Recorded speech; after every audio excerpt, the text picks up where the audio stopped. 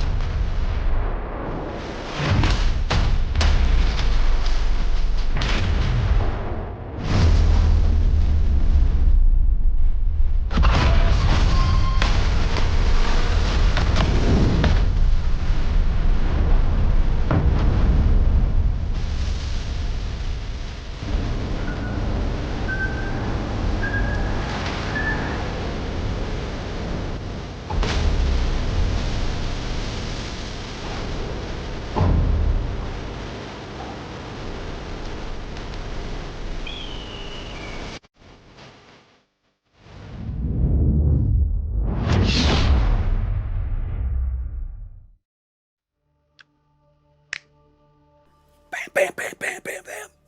And ladies and gentlemen, this is how legends are made. Also, boy, am I pasty white right now. There we go. There the you camera go. has figured it out. That's all right. You're working. You're working off of someone else's equipment, Zath. We're gonna make this work, and we're gonna just roll through it, baby. It's gonna be good. That's right, ladies and gentlemen. Welcome to the internationals for King of the Sea XVIII. It's too early, Zath. It's too early. My brain is revolting at this hour. It is not 6 a.m. The sun is not up, and I am live. Nope. What in the hell is happening? Yeah.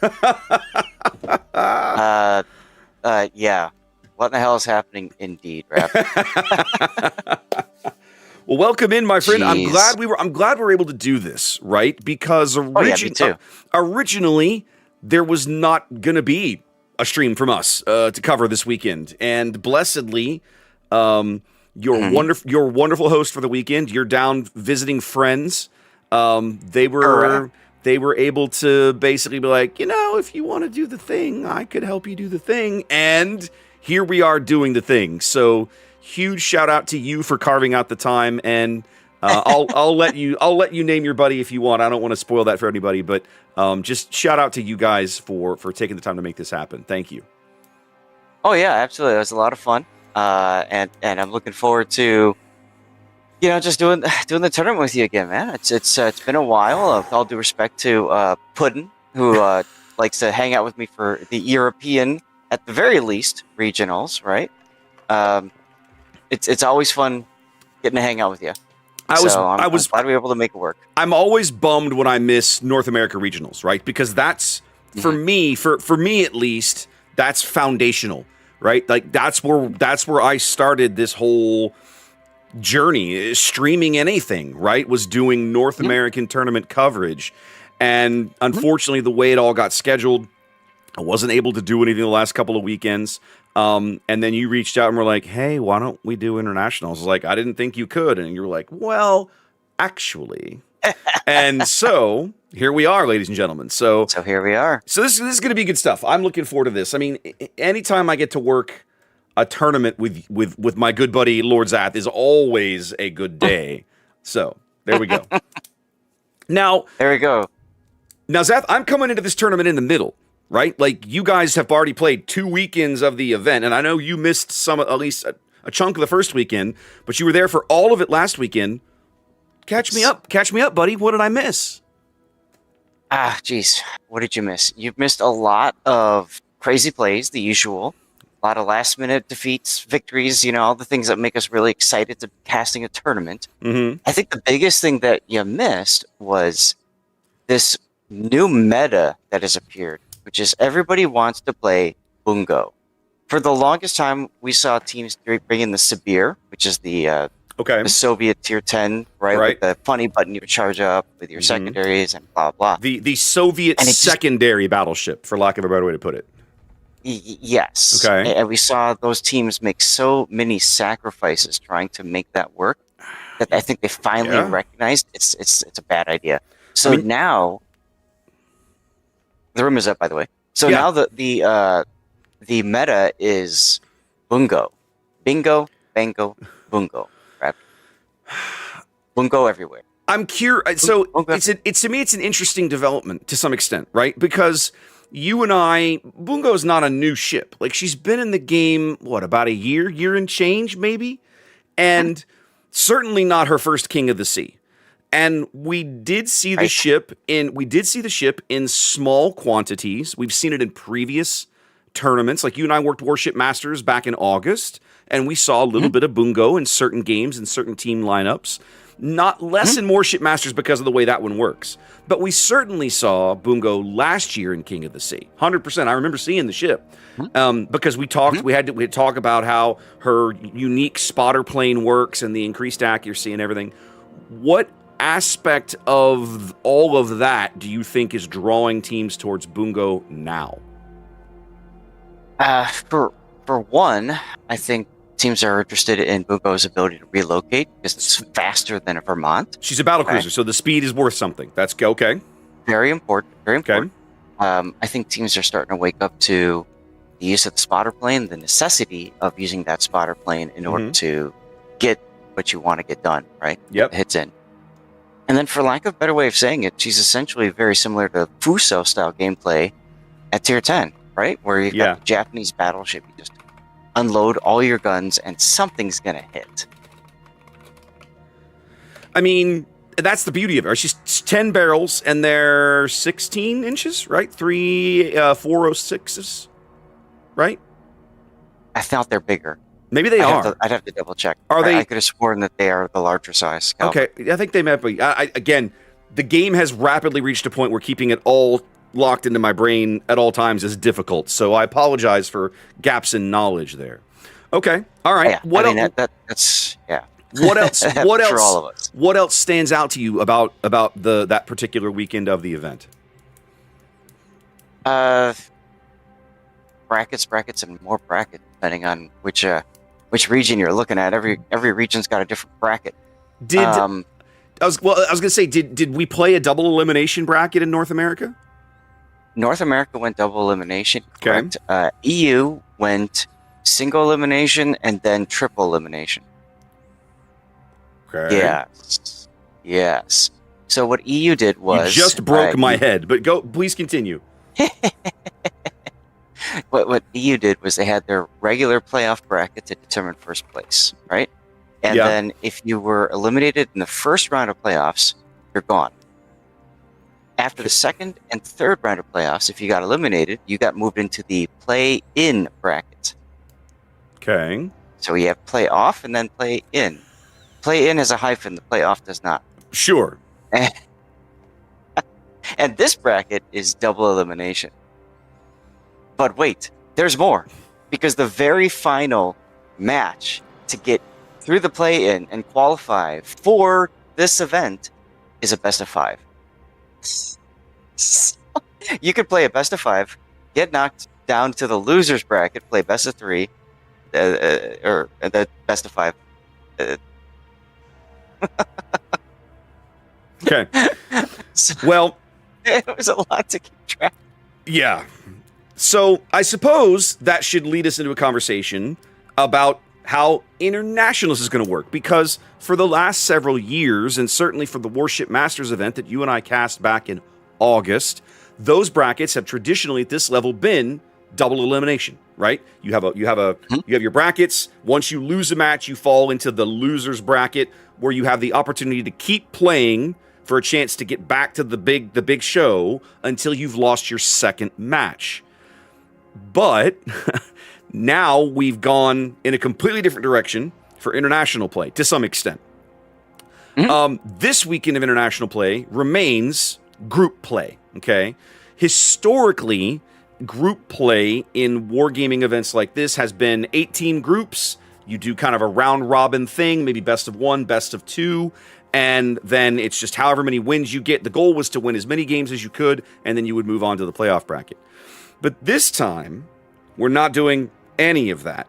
They have grouped all 32 teams here in the international event into two groups, A and B. So 16 teams in a group, and what they're going to do is you're going to play until you win 3 matches. If you can win 3 matches in 5 rounds of play, you will move on.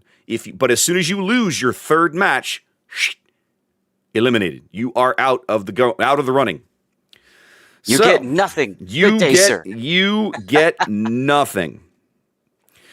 All right.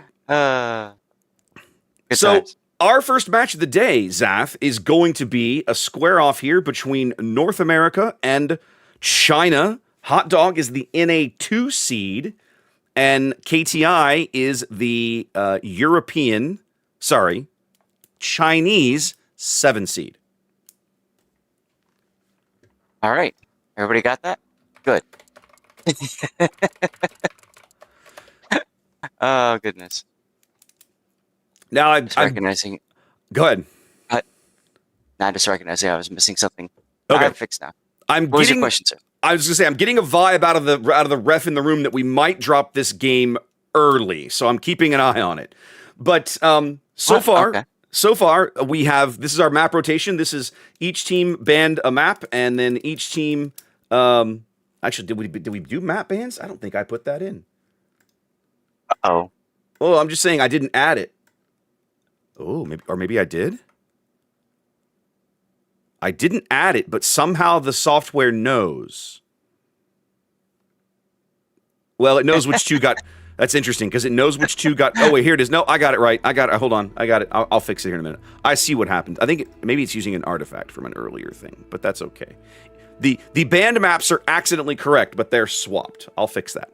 Hotspot and Land of Fire. Yeah. Yes, there we go. So Sleeping Giant North and Northern Waters. I don't think we're going to see anything particularly egregious, although for the Northern Waters spawn is such a weird one now. Because, I'm not Northern Waters, Sleeping Giant. The Sleeping Giant spawn, everybody spawning on the left-hand side of the map is going to make B, C, and D very weird places in this game. You've seen some games on this map, yes? Yes. I can't wait for this shenanigans. It's interesting because what's changed about this is that teams no longer go for the C decaps like they used to. They just skip it entirely? Especially the southern, especially the Bravo team go straight in. Okay. They don't skip, they just put like a couple of assets over there. The big change, in my opinion, for the maps is Northern Waters. Okay. If you've got that graphic up and you can look at it real quick. Battleships. I can pull up the map. I can pull up the entire map pool. That'll give me an idea. Here we go. All right, I'm looking at it. What? That is so weird. The 2 battleships spawn on A side for both sides. Then the cruisers are in the middle. The destroyers are on the far side. And then look at the cap sizes too. So why it's would you almost do like this? wargaming. That's weird. It's almost like they're going back to Islands of Ice. Remember the original OG Islands of Ice? Oh yeah, with the iceberg field. You had a different playground for essentially each different class of ship. You did. Battleships spawned in the middle. You had the destroyer area on the bottom right, and then on the top left was usually the cruiser play area. So it's almost a harkening back to that old setup. I think that's gonna. Okay, that's gonna be awkward to put it lightly. Okay. Mm-hmm. All right. Well, I'm looking. This is definitely some shenanigans. Let's see. Looks over the rest of this. Land of Fire is fairly like we're used to seeing. North is more or less. North is as it was last year with the 5 cap configuration. That was a change last year, but they've kept it. Hotspot last year was changed. They've kept that. Loop is back. I don't feel like we've seen Loop in a little while. Okay. Pharaoh. I don't think we had Pharaoh last year, but I remember when Pharaoh was added to the tournament, it was a chaos gremlin. A lot of teams really struggled with Faroe Islands. We had Faroe Islands last time. Remember, that was my map. That's the one I voiced. Oh, yeah, I remember that. Yeah. Okay. Continuing the long-running tradition of a map I voice is not brought in anymore, but it's still here. So hey, I'm just not voicing it. It always cracks me up how anytime we would do that, you just like took ownership of the thing. Like this is mine. Oh, yeah. But it's not. Like it's just a map, dude. Oh yeah. You took it like super personal, right? Oh yeah, of course. I gain ownership of that. That's important to me. Well, we're about to. You don't like to do the map intro videos, right? So we're just going to go straight to the game? Yeah, I having looked at them, maybe tomorrow I'll look at more of them. I'm certainly not ever playing the Sleeping Giant one because it offends me. We can talk more about that later. But why don't we show the players this game, Zaf? All right, let's take a look at our first game of COT S Internationals. Don't forget to use the reversed spawn. Oh yeah, it's gotta wake up for a minute. There it goes. All right, Zaf. Yeah, see, that's one of the things that I'm used to doing is when I play the intro video, then I can figure out which spawn I'm doing. But I have to do that kind of on the fly now. All right, fair enough. Talk me through very quickly the KTI lineup here in green. All right, so KT is on the north here. We got Marceau, Gdansk, Yu Yang. This is a radar Yu Yang for their destroyers. Cruisers got an Utrecht. We saw a decent amount of that last weekend. Stalingrad with reload. Oh, I missed the gearing that was kind of hiding in the background there. Yep, I see him. COTS build. Yep, standard missing build. a flag, which is kind of interesting. Cerberus. And then finally, oh look, it's a Bungo and a SeaRaptor. It's almost like we were just talking about those two battleships. Indeed. Cerberus. All right. Yeah. Tell us about Hot Dog. All right, Hot Dog to the south, going with a little bit of a Wolfpack style action here.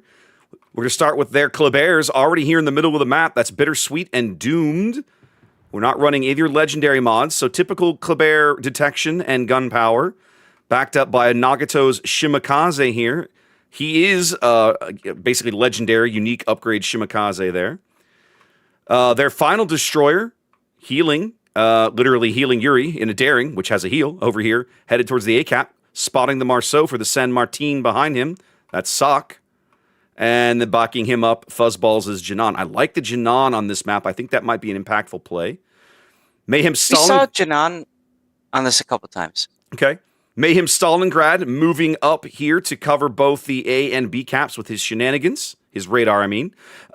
Miami's Kremlin here kind of hanging mid between A and B. Not sure, is he loaded in yet?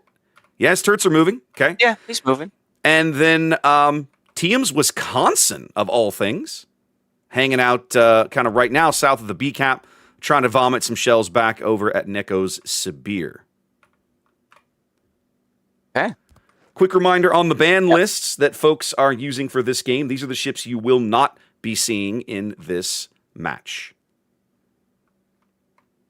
So Janan, we saw last weekend on this map a good amount. Actually, one game was pretty funny. Janan bullied a Conqueror.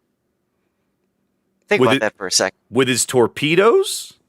No, with his guns. I mean, it tickled him a little bit too with the torpedoes here or there. But basically, a Janan forced a Conqueror to run away from this side of the map. Wow. I couldn't believe it. Wow. Okay. I would have loved to have seen that. I'll have to go look that one up on one of your replays somewhere.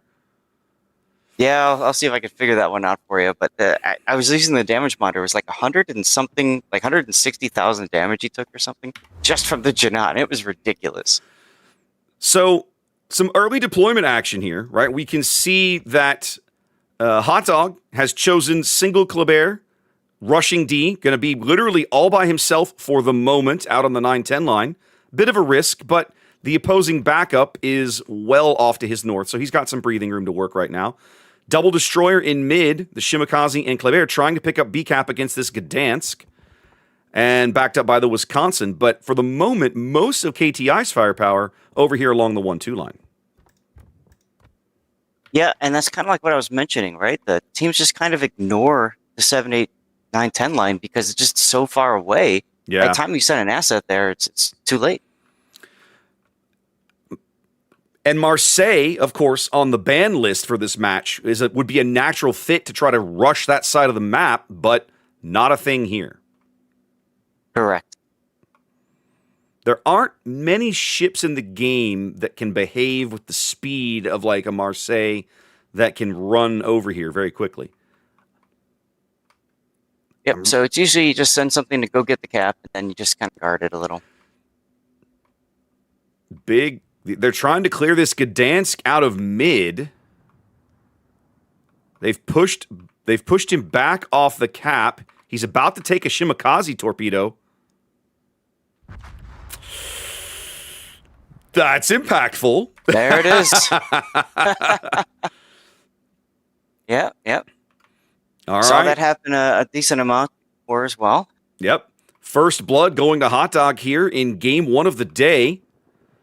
And so now that's going to free them up to grab the B cap. The small lead that KTI has built out of their early cap advantage will begin to disappear here in just a moment. Yeah, there's no way Hot Dog's going to break into the A cap with what they have on this side of the map, but they're sure putting up a hell of a fight with the units they have. Yeah, might as well.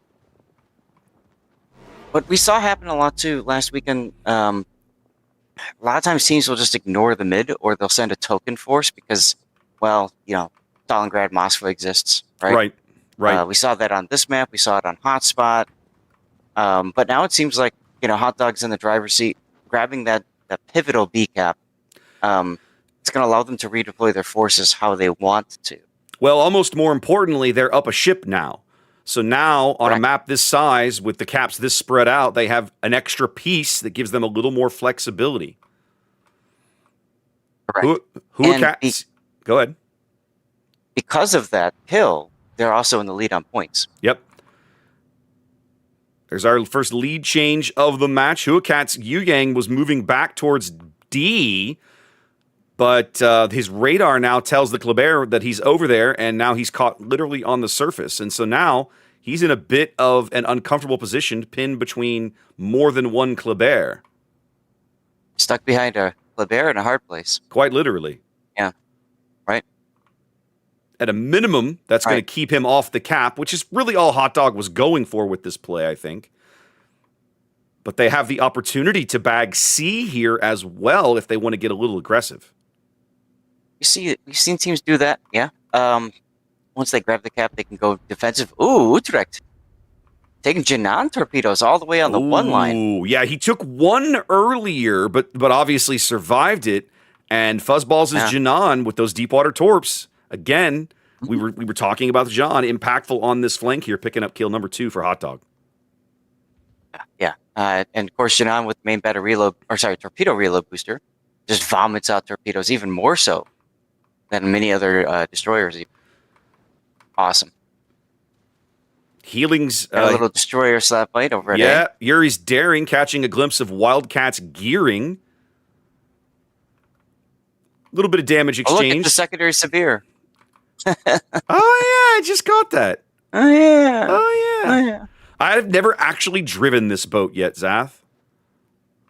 Oh, you're missing out. She's a lot of fun in randoms and ranked and PvE. The key is you got to get into secondary range. You got to get those secondary hits to charge up the funny button. Alternately, you can just take potential damage to charge it up, similar to like Libertad. But the problem with it in competitive is you have to give up a heal. Yeah. Or not a heal, I'm sorry. It's got a timer for heal. It's 100 seconds straight, heal on, heal off. So it's similar to the new American destroyers with the smoke. Interesting. So if you look at it, if you look at your he's running it right now. He's got it going right now, but for 75, and then once it's gone, it's gone. It's gone forever. So ERE, emergency repair expert, you don't get an extra heal. Yeah. And IRR, you don't get an extra heal. Yeah. So you're kind of stuck into running into like this kind of secondary focused build. To me, I would probably go instead for close quarters expert. My secondaries are in range. Bam, my main battery is reloading faster, but hey, whatever. Well, don't look now, Zath. We have our first customer in Thunderdome for the day. Miami's Kremlin has moved up in here to prevent Neko's Sibir from pushing through this portion of the map. Stalingrad's camped out in mid, and everything's status quo here. Both teams taking... You're just talking about that Kremlin. I had to open my mouth, and now as their ship advantage has kind of been whittled down, KTI forced to pull ships off the A cap, and Hot Dog's forces here push the gearing out, and now they're going to pick up this cap, Zath. Yeah, so the cascade is beginning, and you can see the result of that. Hot Dog is already pulling their Kleber Shimakaze off the 789 area. They're like, Yeah. yeah, we got this. We're Yep. going to get the A cap, and then we just need to defend. So Yep. they're already going into that positioning of, okay, we just don't want to throw the game away. Let's just get ready. Well, they already had a nice lead, right? They were on about 100-point lead, but everybody was ticking up the same number of caps, so it was steady. But now they're really putting the pressure on here. KTI down to about 60-ish seconds or so. They got to make a play, or this game's we're headed to game 2. Well, we're headed to game 2 either way, but just you know what I mean. Like we're headed to game 2, like right now is what I'm saying. Like game one be over. I know.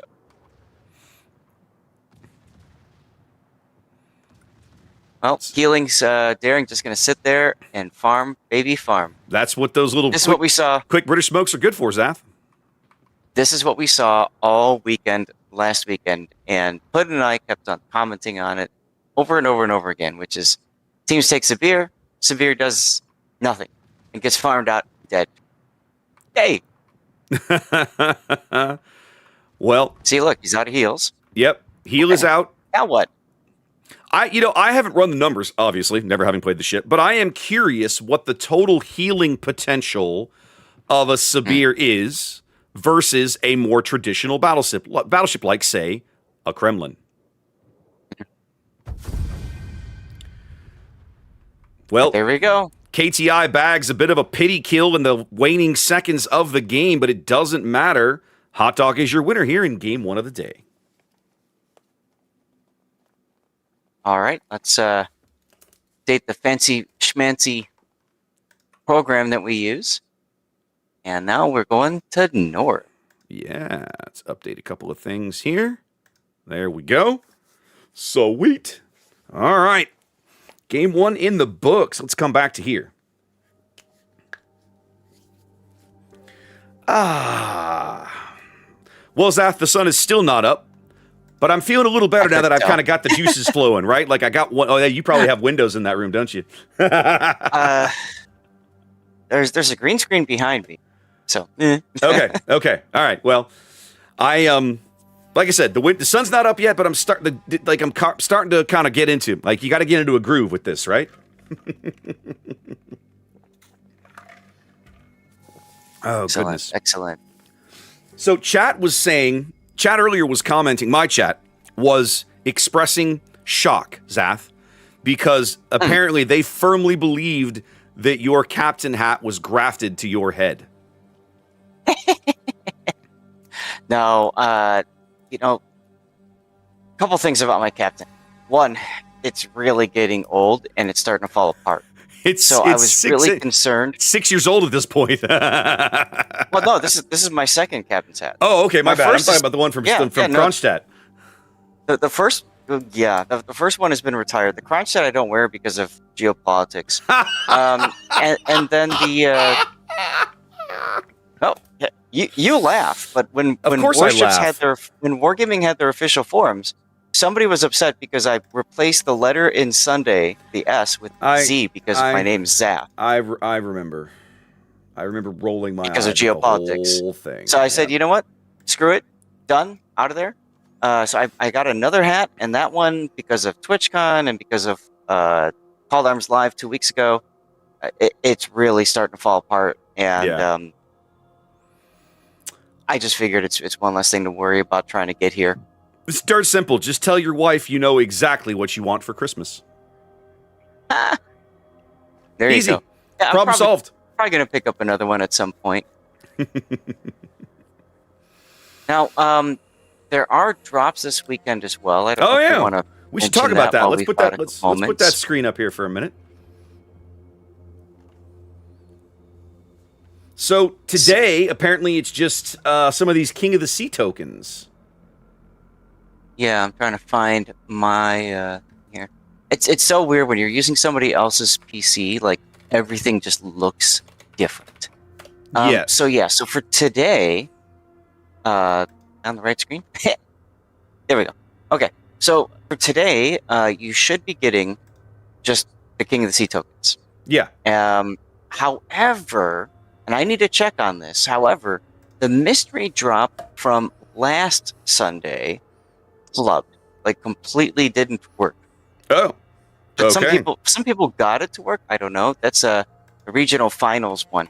So supposedly Wargaming added a drop today where you watch for 15 minutes and you get the mystery drop. So it's kind of like, hey, we screwed up. We're going to try it again. Okay. So yes, now I normally have 3 monitors at home, so I can easily check on that. A little bit more difficult right now, but I think I'm getting progress on my drops. Little more difficult. Okay. One thing I will point out, because I just noticed it myself, if you go to the King of the Sea article on the official website, and I will post it in chat, both chats here. This will show up for those of you here in 5 minutes. You'll hear me talk about it in 5 minutes. There is a simple link to press the button and get 500 tokens from reading the article. So if you're saving up for something as well, you should definitely just click over to the official World of Warships website, read this article, click the button. You have to log in, of course. Click the button, and bam, free tokens. So that's a good gig. No, but that's important. It's a motion. It looks like the mission for the tokens. Yeah. Okay. Is it a mission? So I just Whatever did it it is. myself. Yeah. So it's a mission for the tokens. But what's interesting is I've had people asking me. Yeah, but I had people asking me last weekend, like they're trying to do the math, and the math doesn't work. The math doesn't math out. They're like, how am I going to complete my collection with all the, there's not enough tokens. Right. Here's 500 of them. Okay, so cool. Thanks, nice and simple. Speaking of which, I already got my my mystery drop, the do-over, 15 minutes. I got that drop already. Oh wow! So, look at you. And I am getting progress on the other one. Okay. I brought my old little travel laptop with, so I might take a gander on my main account here and just see what happens. I can't believe. Is it the same one? Is this the same one you've had all these years? Yeah. I wish. No, it's not the one from the CC Summit. That one got old. Okay. But it's similar. I was gonna say, guys, I wish I could take you back 7 years ago to the original, one of the very first like big events that Warships did in North America. Right, was out in Los Angeles.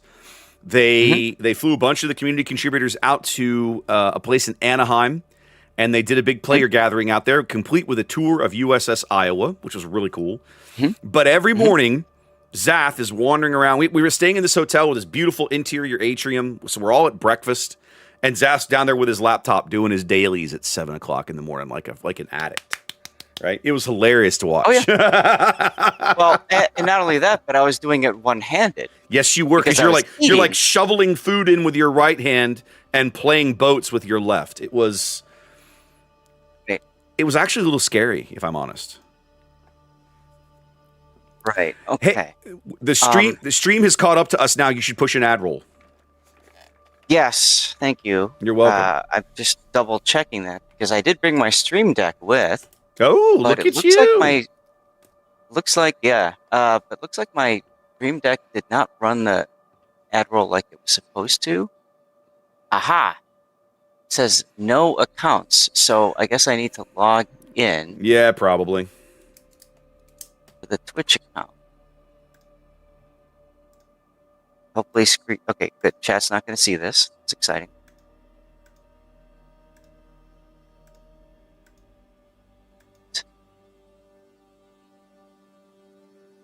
You know what? Now might be a good opportunity to run that map intro video if you want to at least show people they're missing.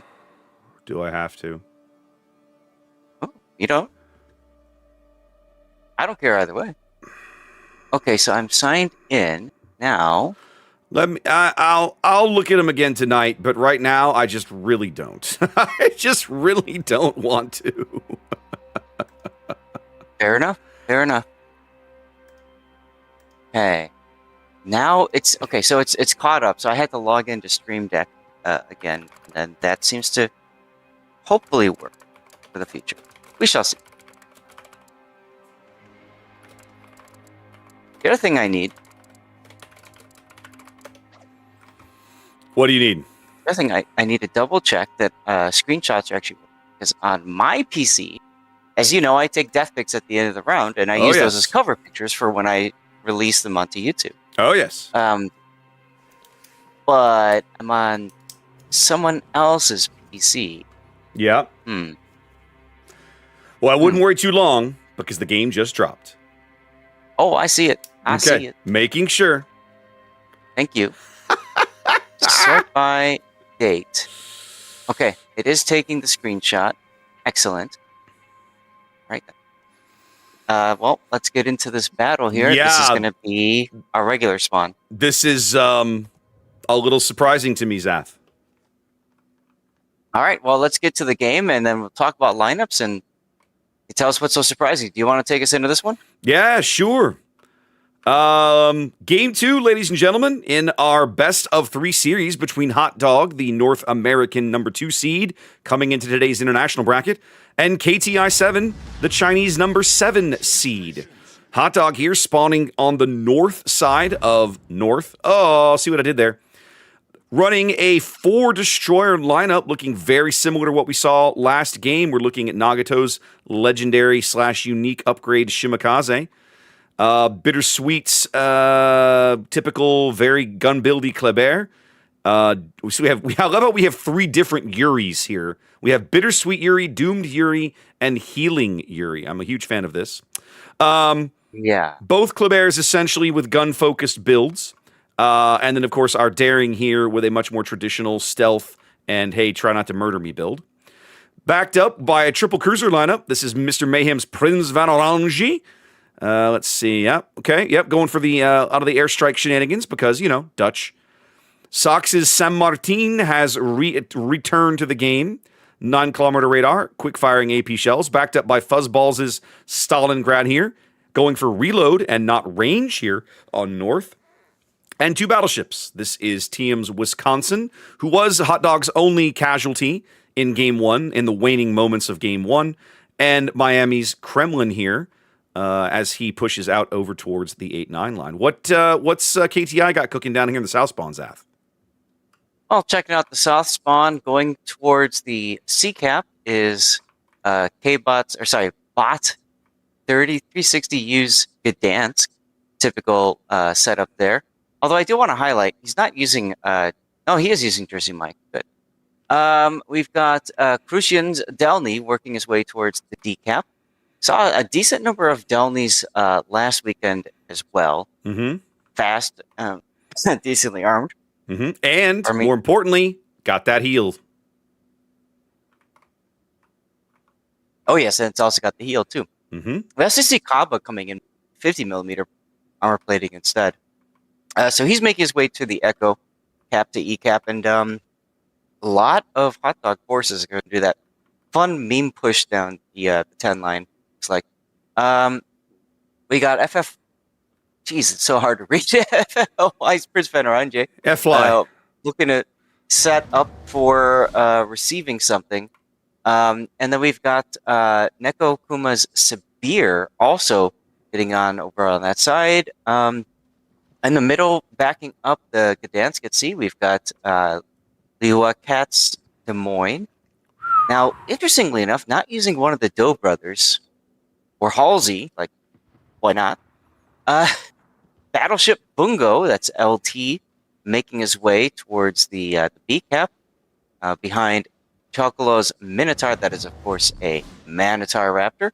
And then in front of them is Wildcat's Gearing, with the typical COTS build. Same thing as last time. Also, still missing a flag. Is what it is. Well, don't look now, but Boss's Delny on the 10 line is in super mega ultra trouble. He's on double fires. His heal is gone. His repair is gone. His repair is up. He managed to put the fires out, but down under 1,000 HP already as he got quadruple teamed. Sorry, I kind of stayed focused on that while you look for the last line. This is a Manitar, you said. Oh, yeah. Oh. All right, let's go. Yep. Yeah, one of the things Puddin and I were doing last weekend is we just kind of quickly talked about the build and moved on. But if you want to continue calling out names and stuff, we can do that. It just takes us a lot longer to get it done. That's all. Yep, no worries. Some maps I expect to start quicker than others. So The other Delny, it's Crucian here at D getting smacked around because the Daring Hydro has him picked up and he can't proxy him through the cap. He needs 2 kilometers and he doesn't have it because the Daring Hydro is 3 kilometers. That's right. It's going to force him out, but he'll be fine. He will probably survive, although they're really trying to put a lot of focus fire down on him right now. They know exactly how badly they wrecked the other Delny on the 10 line, and so now they're trying to do the same to his compatriot here. Manitar radar going up over here at B.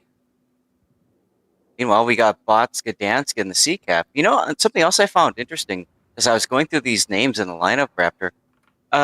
It looks like with K17, is this a Chinese team? Yes, this is Chinese. They don't have 18 at the end of their press conference. I don't know what to tell you, my friend. I just work here. That's gonna totally wreck my OCD. But I got nothing. I got nothing. All right, so a little bit of counter radar now here over at the A cap as Sox's San Martin pushing Wildcats gearing off. The Minotaur now spiraling out of this smoke cloud. Not really any danger there, and the San Martin radar is out of range of the gearing now. A little bit of back and forth, though. I just watched Neko Kuma get dunked on by PVO airstrike. That was... ouch. It's kind of like the one ship you don't want to see when you're in a Sibir, if you're going to play static. Yeah. Well, I mean, if you're going to play static at all. That's the thing about planes in general in World of Warships, whether it's Dutch airstrikes or aircraft carriers, they punish static play. Mm-hmm. It's one of the things that's kept the Dutch relevant in King of the Sea, the Dutch ships, right? Howden Liu and now Prince van Oranje, simply because carriers, of course, not allowed in King of the Sea, but Dutch airstrikes, totally okay. Mm-hmm. Well, it's a 3-1 cap advantage here, 6.5 minutes into game 2, and KTI just really struggling to make inroads here. Hot Dog already about to cross over 700 points under 3 minutes on the game timer here. KTI needs to get into a cap or bag a kill. Yeah, they picked up Boss Mao's Delny. Ooh, I see that. Line. That was kind of inevitable given as low as they got him the first time, but I'm sure they're glad to get those points. Oh, absolutely, yes. Remember, this is a best of 3, everyone, so we'll have to go searching for a game 3 if this does end up being a 2-0 blowout. Well, possibly. Your next round starts in 15 minutes, so we'll see how this goes. Oh, you mean the Group B? The Group B begins at 45 after, so... yeah. 2-0 might also mean, dance a little bit and then move right into Group B, but we'll see how it goes. Hey, I'm happy to do the dance, as you know. Oh, yeah. We will. I'm sure we'll figure it out. 800 points and climbing here for Hot Dog in game 2. KTI down a ship. Under 2 minutes. Yep. KTI down a ship and bleeding HP, not really seeming to have a good way into any of the cap circles. All Hot Dog has to do now is just keep KTI out of these capture zones and not lose a ship, and they seem very, very well positioned to do that right now. Yeah, KTI is trying to put their Des Moines on the sea cap to hold it, but he's a little bit too far forward and not in the middle of the water. So yeah, I mean, watch exactly. There it was. Watch what's about to happen to this Des Moines as Miami's Kremlin just dunks him right through the gap in the island there, and now the timer's even shorter as the DM goes down. 1 minute to go. Plus, KTI does step in on the A cap to at least slow some of the point bleed.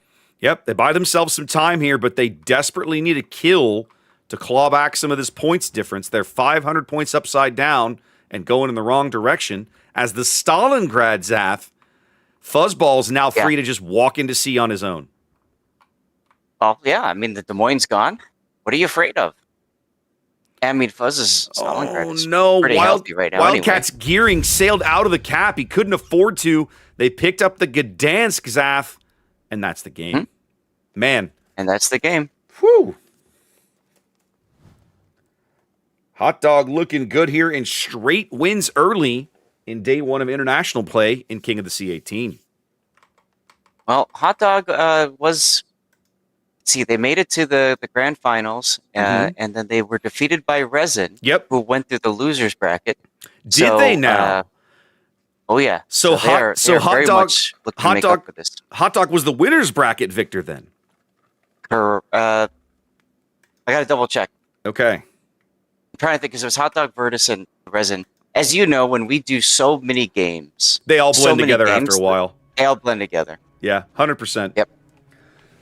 Well, I just noticed Hot Dog's logo, the guy with the Costco hat. That is a riot. The big thing about this icon, Raptor, is that the hot dog is rotated 90 degrees from its original. Just leave it at that. I'll just leave it at that. All right. Well, then, moving on, ladies and gentlemen.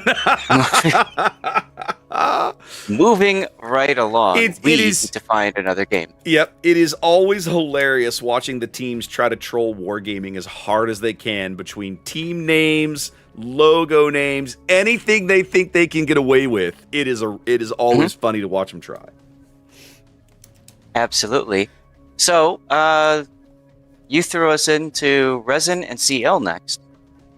Yes, and that match begins in about 10 minutes. You want to just head over there? Yeah, I'm going to press my fancy add button and see if it actually works now. Hey-o. So that'll be fun. Well, remember, I hope you have a 5-minute timer on it. I do. Okay, good. That's why I brought the damn thing, so I didn't have to worry about it anymore. I used to have mine working where I had a timer and then the ad roll, and then for some reason, like, I couldn't make it work for a while, and I quit, and now I'm just doing them manually. I probably need to spend a little time with the deck and get back to that. Yeah, I need to get back to it. What I do is I keep Twitch open over here, and that way I just keep tabs on it, and then when I look over after a game's over and I see myself, right, I'm just like, okay, good, time to run an ad roll. Boop, so. All right, let's have a look here. Raptor, question for you. Yes, sir. I haven't done old dog do tricks. You can change the field of view now in the game. You can. And I think that my friend has it set like way the hell off of standard. Okay. And it's really screwing with me. Oh, it's under camera. Yep. It's under your camera controls. Let me, if you want. So what I have for the traditional camera, if you want something like that, yes? No, I'm fine. I got it. I found it. It's under the camera section. Okay, making sure. And then there's a reset to default button. So thank goodness for that. Yep, yeah. And there you go. Cool. Nailed it. Yeah, because it's like you're ultra zoomed out, and then you're also playing on a laptop, so the screen is smaller and farther away from you. Yes. So like reading names was so freaking difficult that last series. Hopefully we can get that solved for moving forward. Yep. All right, let's see. Resin CL.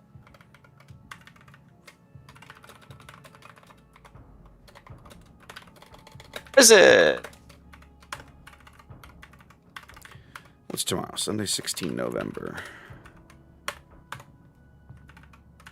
I can't believe I just typed 4 a.m. Pacific and expect people to tune in. What are you talking about now?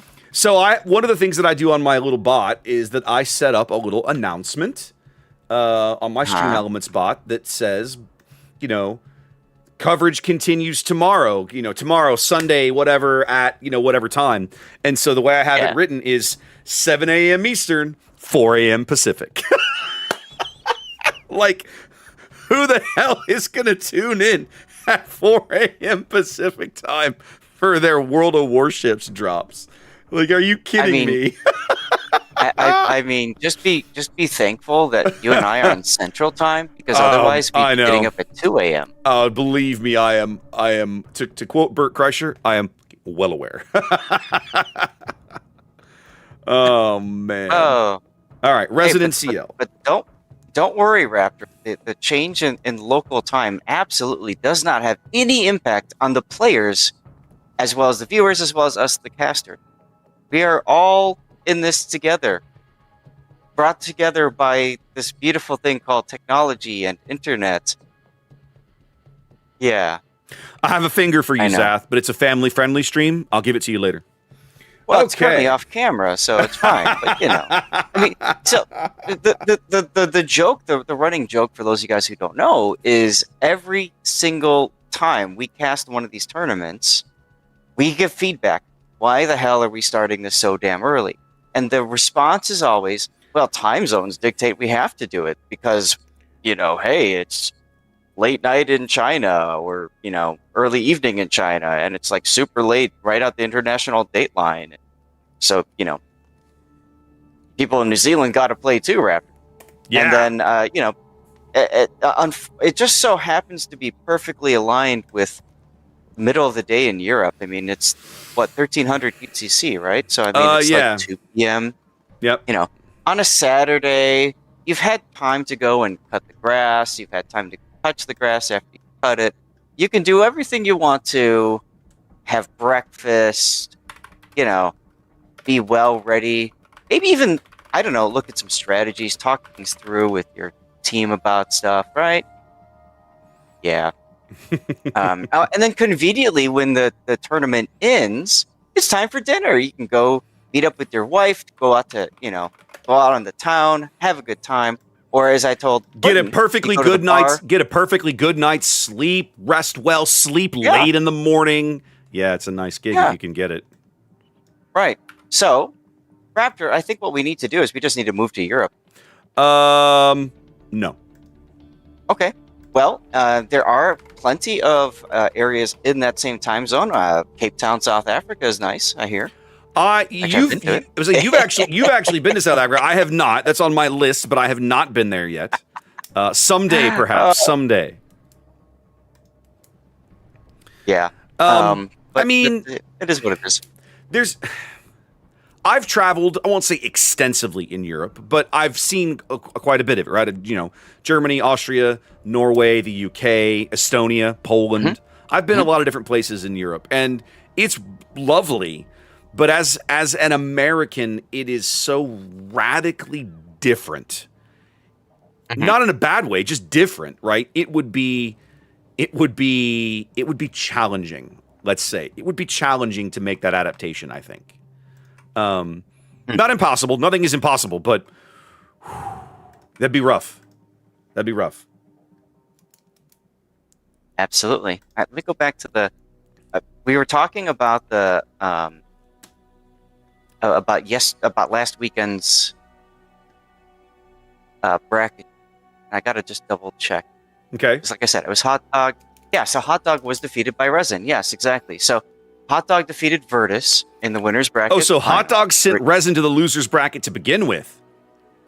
No, Resin was sent to the loser's bracket by Bonks in the first round of the playoffs.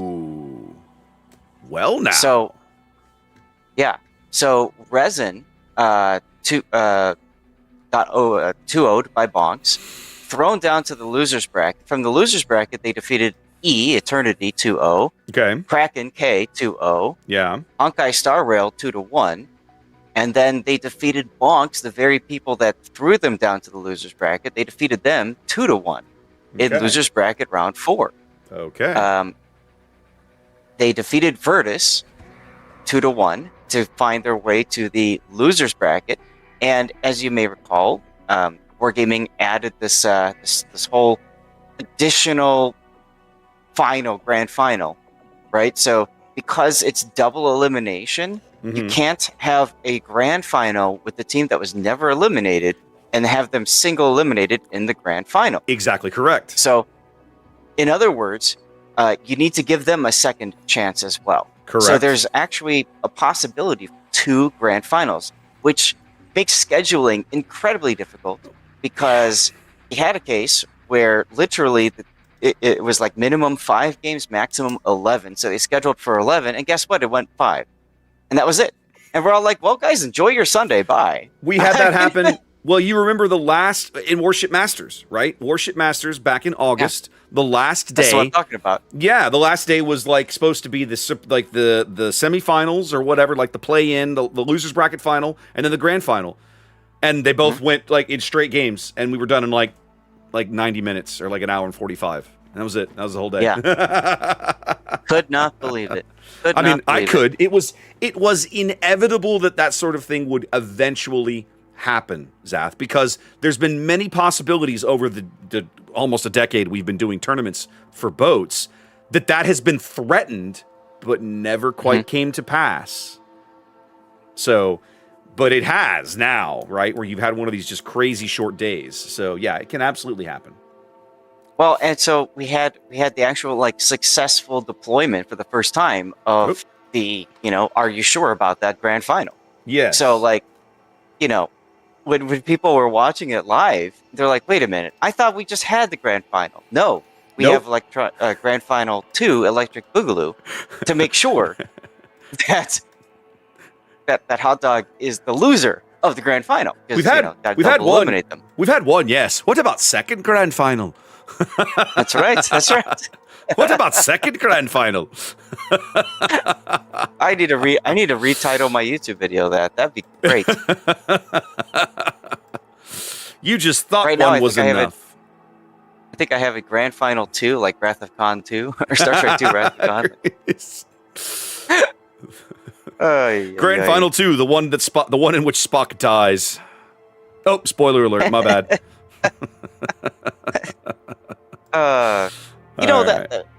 As I go on the elliptical back home, I've been watching all kinds of movies and shows, and I made it a thing. I'm like, you know what?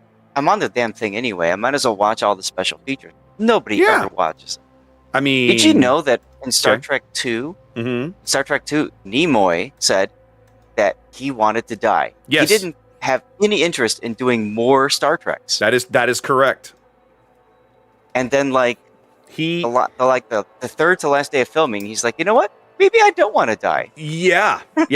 They wrote him out of that film because he specifically asked for it more or less. And then when he got down to it, he's like, actually, you know what, guys? On second thought, might have changed my mind. Right.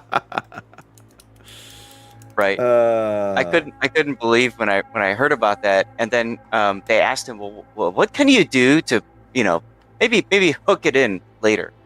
And he's like, well, I'm just going to say remember. Okay. And then it became such a big thing.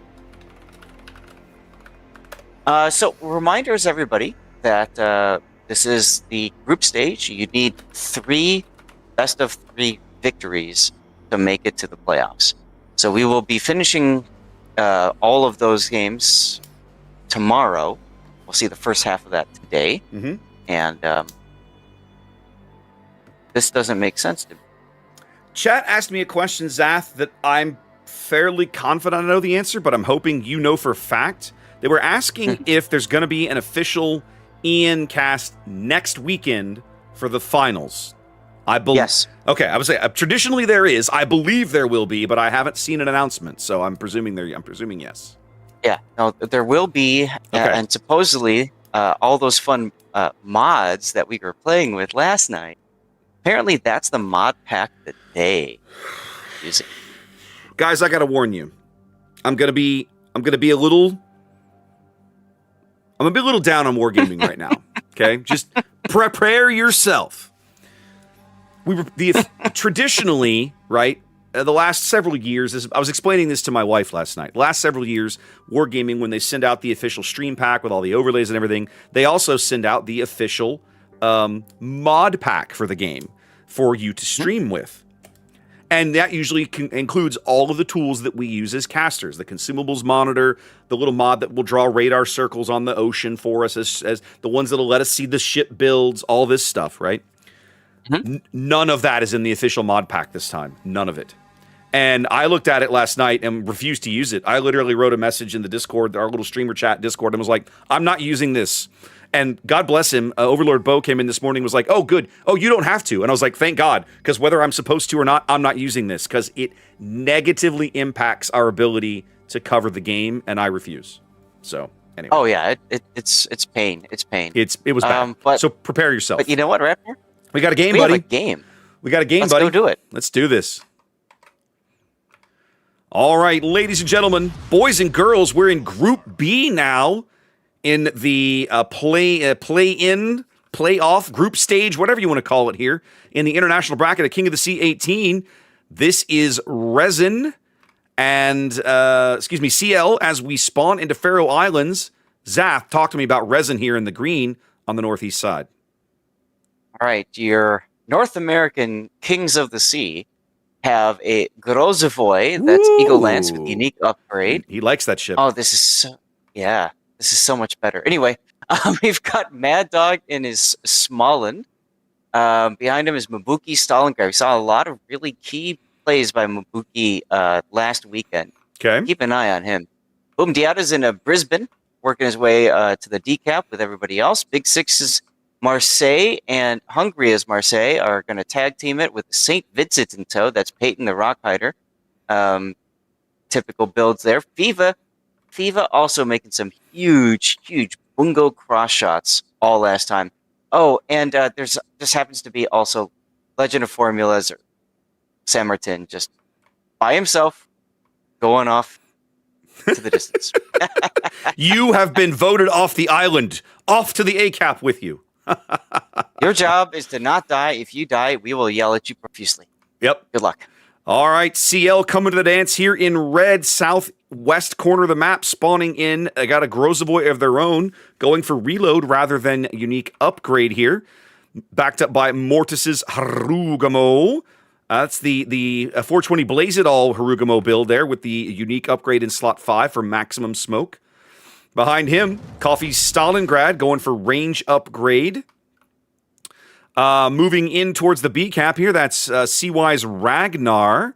Yep, traditional gun build, a little bit of extra gun range, not surprising out of a Ragnar. Maruku's Brisbane right on his heels. Not quite a full torpedo build here, but kind of edging that way with that torpedo reload skill down for 2 points. Work into the south, we're behind the island here off the B cap, Shalomo's Stalingrad. He has also gone range rather than reload on his guns. Eminon's Kremlin backing up, heading north. And then we've got all by himself down here at the bottom. This is poor darling's Svea. We've seen Svea used quite a bit as the lone kiting ship. Mm-hmm. Already, this is shaping up to be, as you like to say, Zath, one of those toilet bowl games. We can already see the predominant amount of resin force swirling here clockwise. The predominant amount of, CL force also doing the same on the other side of the map. I gotta say, this is the first time I've seen resin use this strategy, though. They usually go hard A. Well, we'll see how it works out for them here. It's possible. Yeah, Go ahead. Most of the time, the team that pushes over on the 9-10 area, they stall out, fail. But Resin's put a significant force there, so I don't think they're going to stop. Well, and one of the things that you and I have talked about in previous iterations of the event, but we haven't touched on it this morning so far, is that very commonly these high-end teams will have more than one look at a map because they expect their opponents to go watch the streamed coverage of the map they played in, the earlier stage of the event, and that you don't want them to know what your likely strategy is going to be, and so they come up with a second or sometimes even a second or third strategy for the same map. Absolutely, and especially now that we've got the replays that are posted and the renders and stuff. I mean, any player can pull up, any viewer, you guys can do this too at home. Just go to wows-tournaments.com.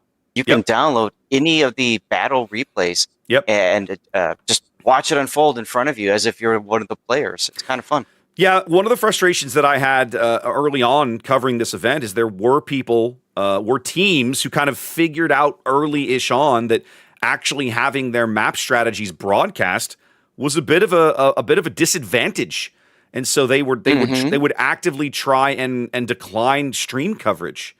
Yep. And the replay system now that Wargaming uses for their big events basically puts paid to all of that. It doesn't matter anymore because if you played in the tournament, anybody can go download the replay of all of your games and study anything they could possibly want to know about the strategies that you've used.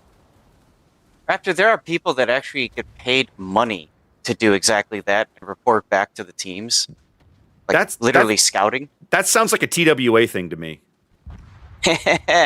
As First Blood goes to CL with their Kremlin, taking down Legend Formula San Martin. Okay, now he's going to get yelled at by his team. I mean, the sacrificial lamb has been sacrificed, but it's working out really well for CL. They've been able, all the radar they've kept around the B cap has kept Mad Dog off of it until this moment. I'm trying to look and see. The only radar that could pick him up that's available right now is CY's Ragnar. But Mad Dog's coughed up a lot of HP here. Yeah, but don't worry. He's got to heal. It'll buff out. Yeah, well, he's buffing it out now as Mabuki puts up one of his radars. And there comes one of the Stalin radars. The question is, will the shells arrive in time? They should. But they get the reset. They do. Yep, they miss, but they still get the reset. He took a little bit of clip damage there. Mad Dog knows he's going to have to just speedy boat away. Yep. Once again, CL defending the B cap efficiently. But now they're able to put lots more pressure on this Ragnar here as finally the St. Vincent, that's Peyton, has turned the corner here down at the bottom of the map. And he's going to be a big player on this B cap now. Right. Darling's Svea continues to back off. And I think the hard thing for Resin is they can't be as aggressive on that Svea, because if they do, they will end up giving too much of a broadside to Shimono's Stalingrad. As Fatsy's Ragnar, again, very low now. He's 53 seconds away from another heal. Yep. The team tag team. Oh, and they got him lit, Zath. Oh, he had to put it right out. Yes, they did. He took a quick fire. Yes, they did. And they know they got that shell off because a radar's got him lit now. 420 HP, 30 seconds from a heal is Fatsy here in the middle of the board, and they're going to get him. Oh, absolutely, yeah. It's a very important kill for Resin. It's going to get them back into this game. Yep, they needed those points. So now the Stalingrad is going to be focused, I would say. Shalmo. I never tell if it's a I or an L. I was wondering if these Marseilles were like, it's Big Six and Hungary were like waiting for their speed boost to come back. They could just aggressively push Shalomo's Stalingrad. Big Six just pushed his, and there goes Hungary also pushing his as well. Yeah, it makes sense. They can focus down the Stalingrad. Of course, Stalingrad's going to burn longer, doesn't have fire prevention, so all they have to do is just keep burning him.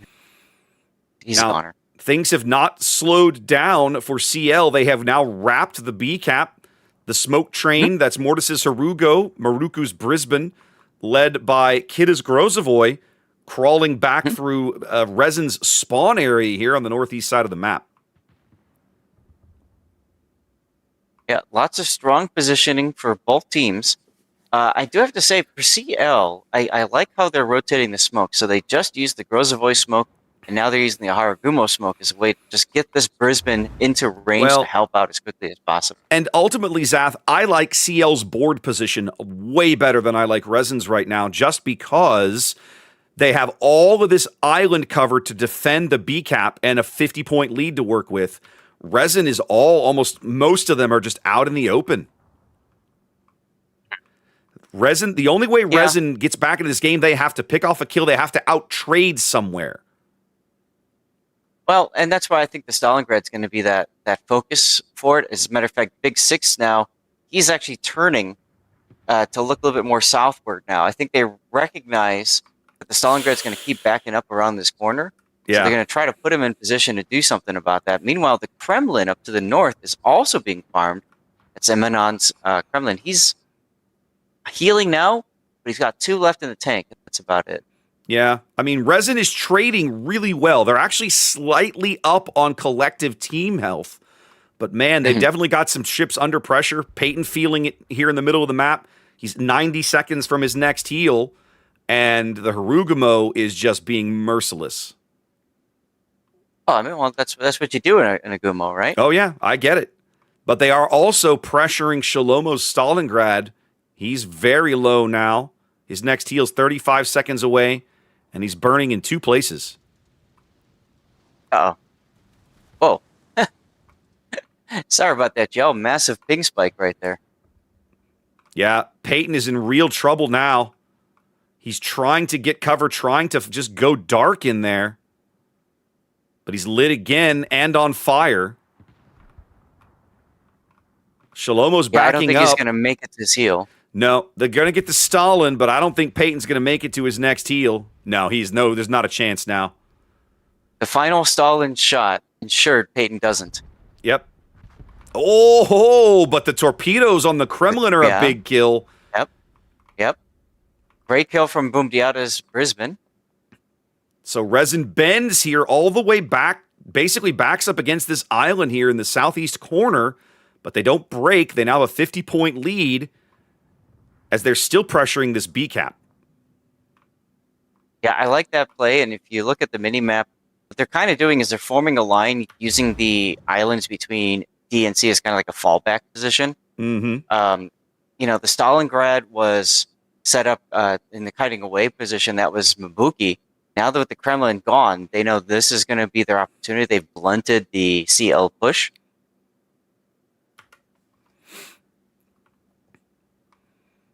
Big question is, how many torpedoes is Mad Dog Smolin going to land on the St. Vincent here? 2 so far. More inbound. He's down. Yeah, more inbound. So he waited on the second rack there. That's for DCP, right? So you figure you're going to trigger DCP and then get a sticky. But in this case, it's going to be the opposite. Well, it just worked out that way.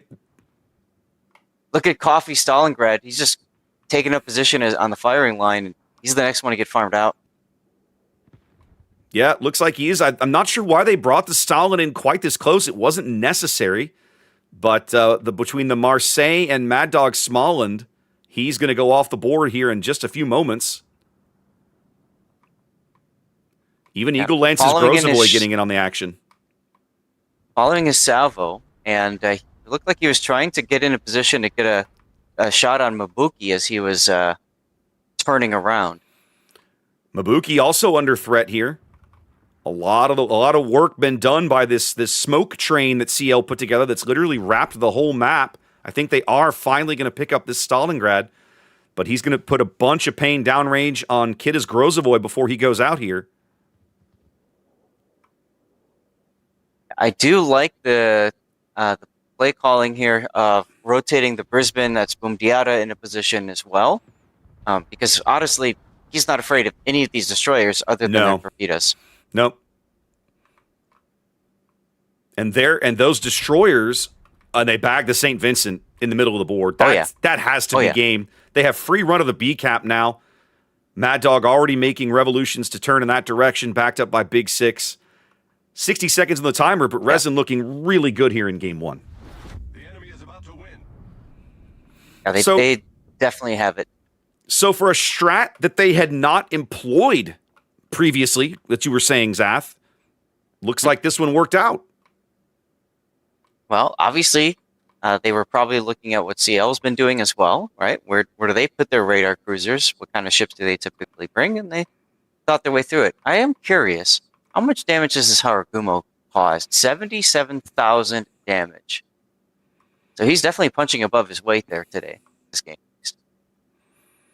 That's right. You've got the mod installed that lets you see that. I didn't. Yeah, sometimes it's fun to just see how much damage certain ships have been taking. Like Viva G's Bungo, for example. Let's take a look at that. He's received 87,000 damage. 55,000 is from the Brisbane alone. So talk about mercilessly being farmed. Mm-hmm. But he's still up and alive because guess what? Most of that is probably HE fire damage. Which you just let it go and heal it all back, baby. Fire and flood damage is 100% healable, as is ramming. That's right. Resin with a nice comeback here, going down early on points, holding true, holding their strategy, out trading CL, coming up with a win.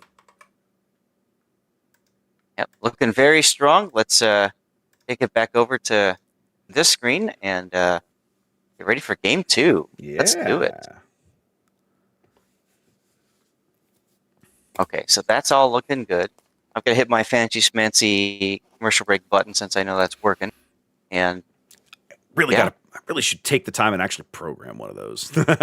You know, what's nice about it is like it does give me the ability, as you know, when you've got a timer going on this, you can press it again to stop it. So That's a good there point. are times where, as you know, with the tournament, there are sometimes both teams are ready. Let's just freaking go. Yeah. Okay. Well, so much for the commercial break. And unlike other, we don't like to hold back teams. We just say, no. Go. Yeah, 100%. And we'll work it out. We'll get it sorted. Yeah. All right. Speaking of getting things sorted, I am very happy to report, as my channel chat was commenting too, I was able to successfully claim my 15-minute mystery drop from last weekend, the do-over, and I got the common 50 COTS tokens out of that. Thank you very much, Morgan, for your generosity. Very, very good, sir. Yes. Now, you said that one of those fancy chart things that I had sent you was off. Is that correct? Fancy what things? Remember I sent you the graphics that I had grabbed from a channel that you don't have access to? Oh, yeah. And okay. So what I think happened, the only explanation that I have... Hang on a minute. The only explanation that I have is that... oh, wait, no, hang on a minute. Hang on. I gotta... Wait.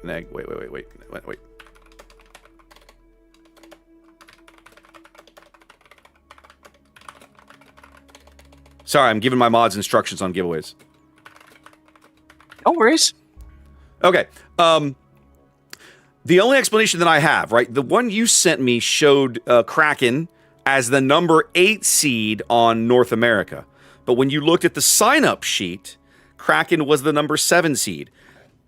The only thing that I think makes sense to me is that one of the NA teams, like, dropped out, right? That's all I could think of. Yeah, maybe. Let me pull that graphic up again. Gotta find it. Yeah, here we go. And we can probably figure out who it is, because the North America teams should have been Resin, Hot Dog, Virtus, Bonks, 3XA, HSR, Inca, and Kraken. But I don't think Bonks is playing. No, Bonks is here. And see, Buenos Noches is playing for North America as the 8 seed. So somebody didn't make it. There's Virtus. We know Hot Dog and Resin are playing. Bonks is playing. There's 3XA is on the list. It has to be HSR. So the North America, the guys who finished 6th in NA, right? Last weekend, declined. Couldn't field a team, who knows what. But they passed. So the 7, 8, and 9 teams on the bracket moved up to be the 6, 7, and 8 teams. That's all. Okay. And then, so who was added? BN, Buenos Noches. That's okay. So that's how. Okay. That's how BN made it. That's how BN made it into the event. Right. It would be nice if us streamers were told this directly, so that we could properly say without all the detective. But hey, it is what it is. How ridiculous! Gonna do something else, and now I forgot. Oh well. That's what I wanted. I wanted to look at the results from the stage so far. So we now have 4 teams that, at least in stage A, have 8 teams reporting in with victories. Mm-hmm. And AI, ironically, couldn't make it today. Raptor, I guess they just couldn't fire up their GPUs or something like that. There is a joke in there, ladies and gentlemen, in case you missed it. so many jokes out of that. Let me tell you. So many. Yeah. Okay, so we have.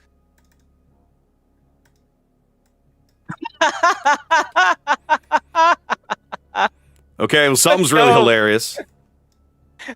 We were talking about waking up at 4 a.m. Yeah. So we can cast this tournament because we really care. We hate time zones. A certain EU streamer has said, "I've just woken up. What have I missed?" Would that be Painzor? Yes, it is. It is indeed Painter. No, that's unthinkable.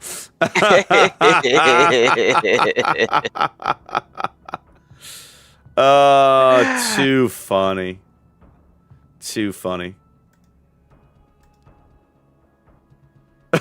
What hasn't dropped? I overslept. Yeah, Painsor, I overslept. Right. Yeah, I'm shocked. This is my shocked face.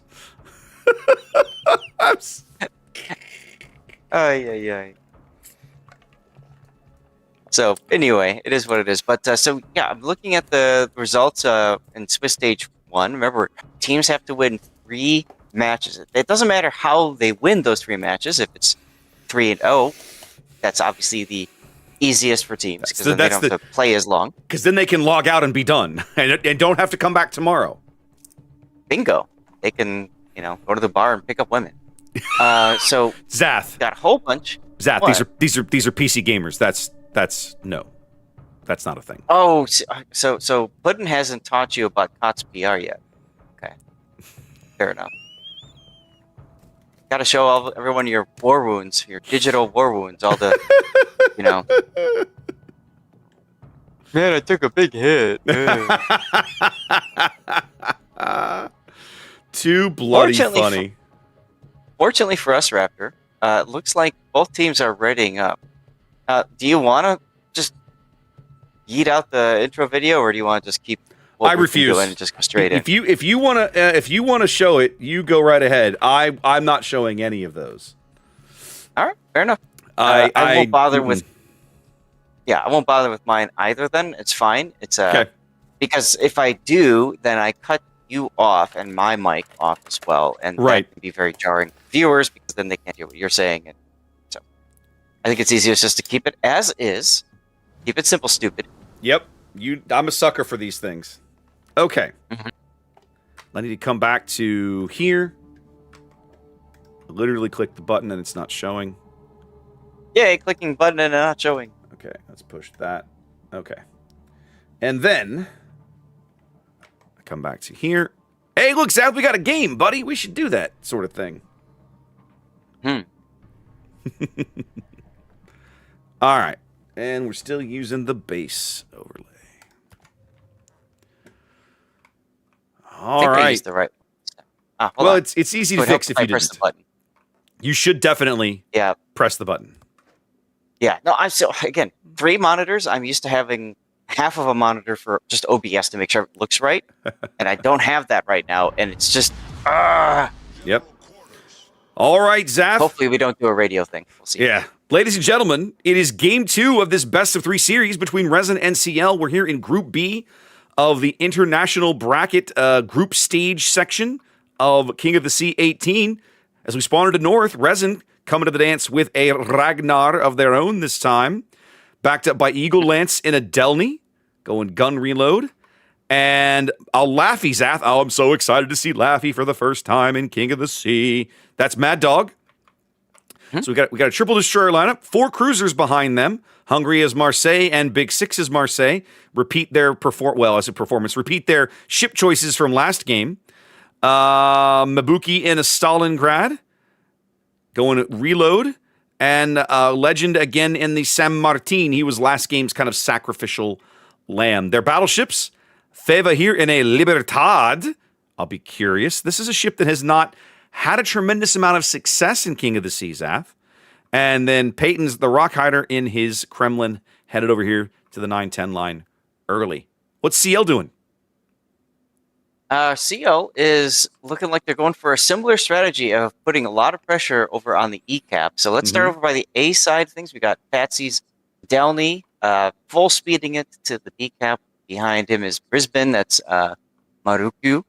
And we've got Shlomo's Princeman Arani at this time. Nothing special with their builds, I'd say. We've got Emanan's St. Vincent now trying to put himself in maybe the Moskva Island position. Yeah, I was wondering about that. Right in front of him. It seems a little odd, but okay. I think he's looking for cross shots through the channel at whatever's north of the E cap they spot. And then continuing their way towards the E cap, we've got Xbox's Kremlin. He's going to provide the anchor.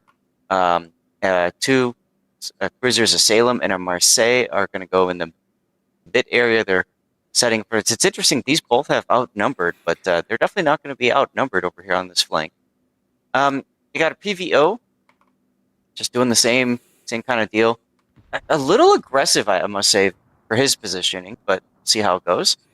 And then Kitakui's Yu Yang with radar and full torpedo, like luck chuck it all. Yep, full torpedo build Yu Yang with the radar there. A little surprising to me. But it's going to be a massive rumble on the 9-10 line, Zath. Let's get your cameras ready, ladies and gentlemen. The action's going to be pretty fast and furious over here for a spell. Eagle Lance's Delny spotted on the surface. Kid as Yu Yang puts his deep waters down range, but Big Six's Hydro is ticking, so those won't go very far. They shouldn't make any massive impact. Yep. Both teams camping the EAP-cap. Yeah, and as you do, most people know that in competitive and randoms and ranked, the best way to approach any engagement is by showing them your stern. Yep. So everybody made contact, and they all turned out, and they're all in kiting position. Can confirm, baby. Prepare to kite. Now, I think what's going to be really interesting, of course, the Laffy grabs D-cap basically unopposed, and Resin has quite a bit of firepower here north of the D-cap. This Stalingrad, this Libertad, I'll be really curious to see how they choose to employ them, but they are outnumbered on the 2-3 line flank over at A and B. So we'll see how CL handles that side of things. Yeah, I could almost see FIFA walking into C, but of course, quick reminder to everybody that the players cannot see their opponents right now like we can see both players. Yes. So keep that in mind. Like, obviously, teams only have their specific view, and we can kind of swap to those for a moment. You guys can see kind of like Resin right now. They can only see a Marseille, and then they can see the Desnail group over on the B-cap. So they know there's 3 ships over there to deal with. So Ragnar San Martin, so they're just going to kite away anyways. So you have to go based off of what information you see. What typically happens if you see the battleship, then that gives you an idea if that's where they're going to put the bulk of their forces, or at least a good amount of their pushing. If you see San Martin or Svea, that's going to be their kite side. Those little things that we take for granted because we can see everything. Zath, CL is doing something that I didn't expect. They seem to be abandoning the 9-10 line. Do you see this? Yeah, well, I think they've looked at the situation. They've recognized that they just don't have overwhelming firepower. Usually, what we find in competitive events is you don't go for an even split. Instead, what you do is you go for a heavy side, that's your push side, and a light side, that's your kite side. Yep. And unfortunately, both teams went heavy on the same side and light on the same side. Yep. So what you're going to see is kind of like the fighting of the kiters going on. And CL, of course, with more assets, you would expect them to win their kite side over on the AB side of the theater. Now, especially with a light cruiser and a heavy cruiser and a destroyer. Like they have firepower and numerical advantage over here on the 2-3 line. So Absolutely. if you're Triarch and Legend, your job is to simply not die and slow these guys down as long as possible until your teammates can show up to help assist you. Right, exactly. Eminon's St. Vincent's been coming under continual fire, and he's about to take a Laffy torpedo here. Never mind. All skill, no luck, ladies and gentlemen.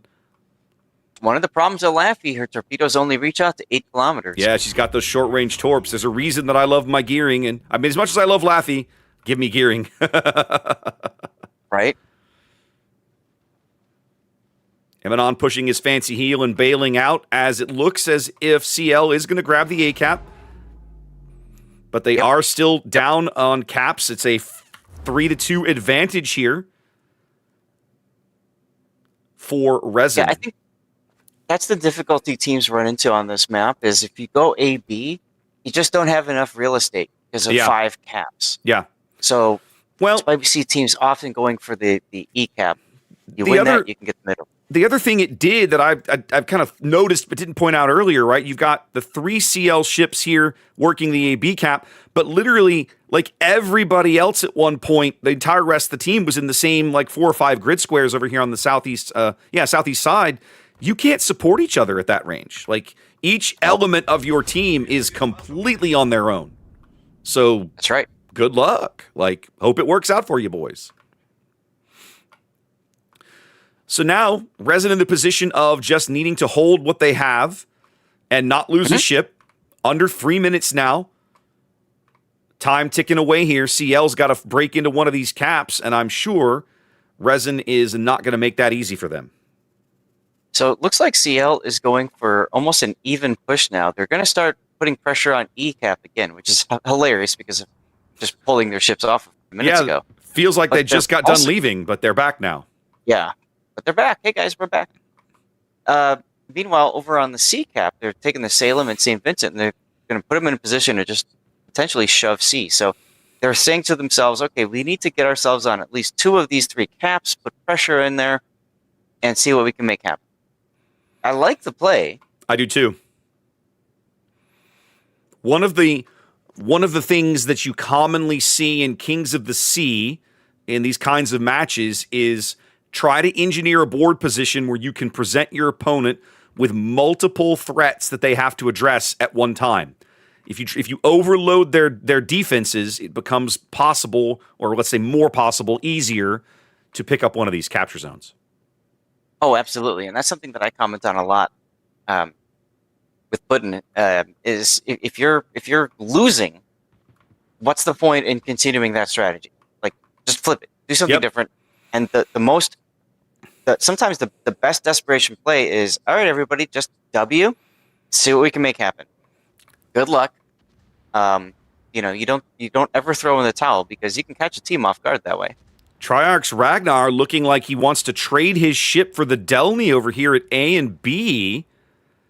Yeah, I don't like that decision. I'm not sure I like this play either, but that seems to be where their head is at as the Delny finally does go dark, but they're going to lose this Ragnar.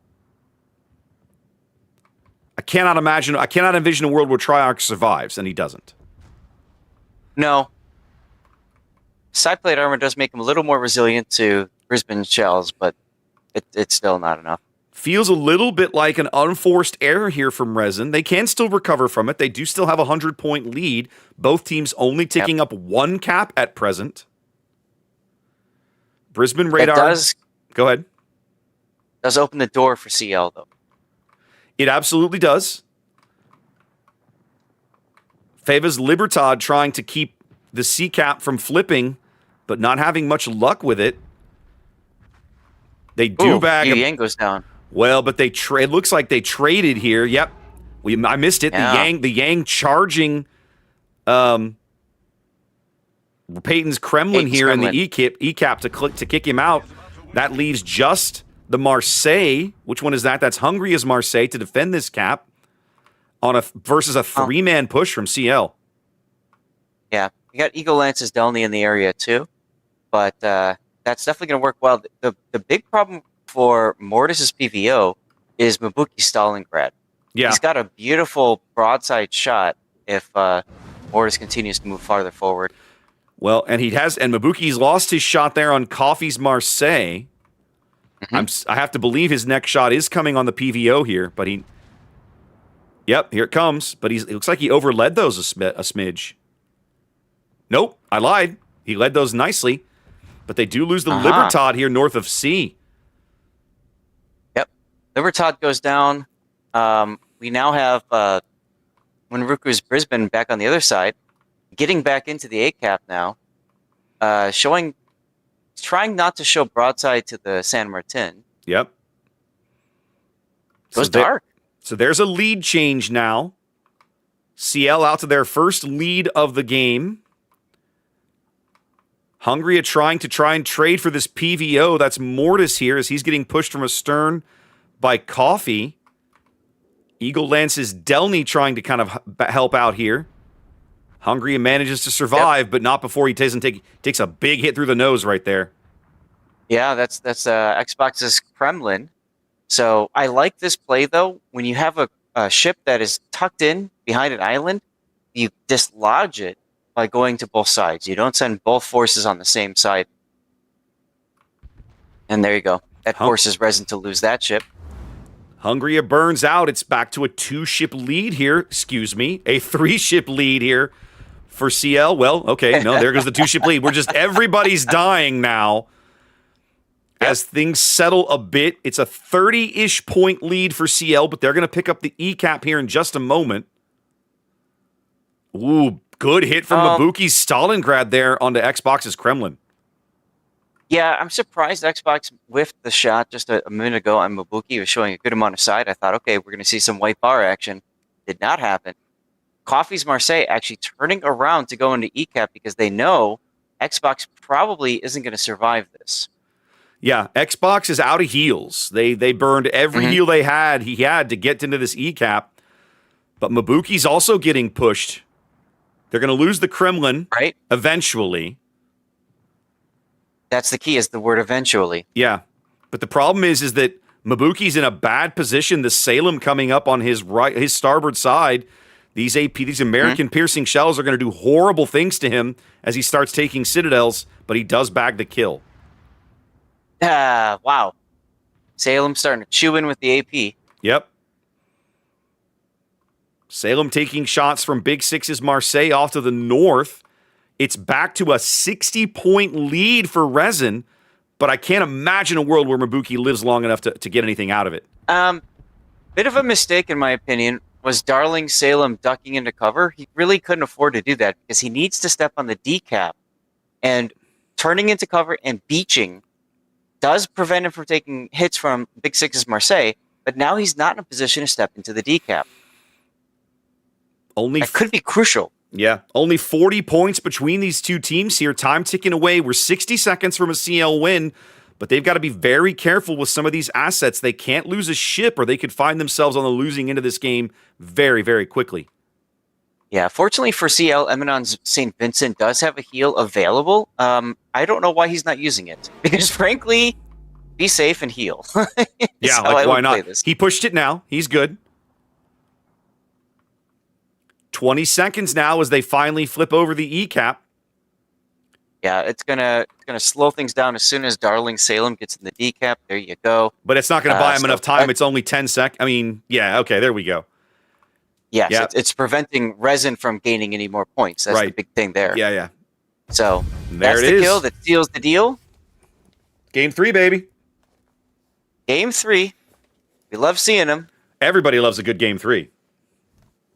I love a good death pick, and I got it there. There you go. A solid showing from CL, looking really good here on North. Again, kind of like Resident Game 1, they bent a little bit early. They redeployed. They shuffled some assets around, walking away with a big win here. Looking for that match victory they want to try and make day 2 of the group stage. Sorry, to make next weekend. Right. Absolutely. Let's go to this screen. Which of these fancy schmancy buttons do I want to press? I know, right? All of them. Pick a button, any button. All right, I'm going to try my goofy timer here. Let's see if it works. Sounds good. Meanwhile, I'm going to restart my little bot program. So you had mentioned giveaways a few moments ago. Mm-hmm. Do you want to talk to people how you're doing your giveaways? Sure. We each do things a little differently, so we can take a moment and hit that. I do my giveaway because I stream to all of these different platforms now. I do all of my giveaways on my Discord. So my mods, I have a bot on my Discord, and a giveaway channel. My mods know how to program it to give away stuff. And so when there is not a game on your screen, chances are there is a giveaway going on in my Discord. When there is a game on the screen, I would much rather be focused on the game, so there is nothing for you to be doing over that place. But when the game ends, usually one of the mods will kick off a giveaway over in Discord on about a 5 or 6 minute timer, and then the thing will end, and we'll give out some codes, and life will go on. So if you want to earn some free loot from Wargaming, this is none of my free stuff. They give us codes to give out, and we pass them on to you. That'll all be happening over on my Discord. Zaf, tell everybody how you do it. Yeah, so I do it a little bit differently. I do also multi-stream. but the vast majority of the party is over on Twitch. So what I do is I just make it simple. You have to be a follower of the Twitch channel and just active in chat. What the bot will do, it's a bot actually that Sleepyhead Painter put together and sent it over to me. Thank you very, very much, Painter, for doing so. I've configured it a little bit differently, and basically viewers have 10 minutes to enter the giveaway by just typing in chat. So with a 5-minute delay, that means I just activated it, so that means y'all have about 4 minutes now to enter. But I like to make it simple too, so you don't have to worry about trying to keep an eye out and claiming your prize and all that kind of. Just say something in chat. So for me, it's simple because what some people will do is like every 10 minutes, 20 minutes, whatever, they'll just type a letter into chat and hit enter. And that's cool. That's perfectly fine. Because hey, we're all busy. I get it. And as you said, I'd rather watch the game than watch chat. No offense to all of you.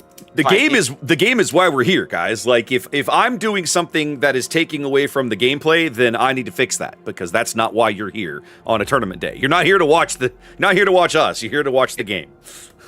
Right. So you and I doing a couple different things, but essentially the same things. At some point, you're going to have to turn away from the game to do the thing to get you in the prize. Right. It's just for me, you have to type in the chat and follow, and for Raptor, you have to join Raptor Discord and then click a button.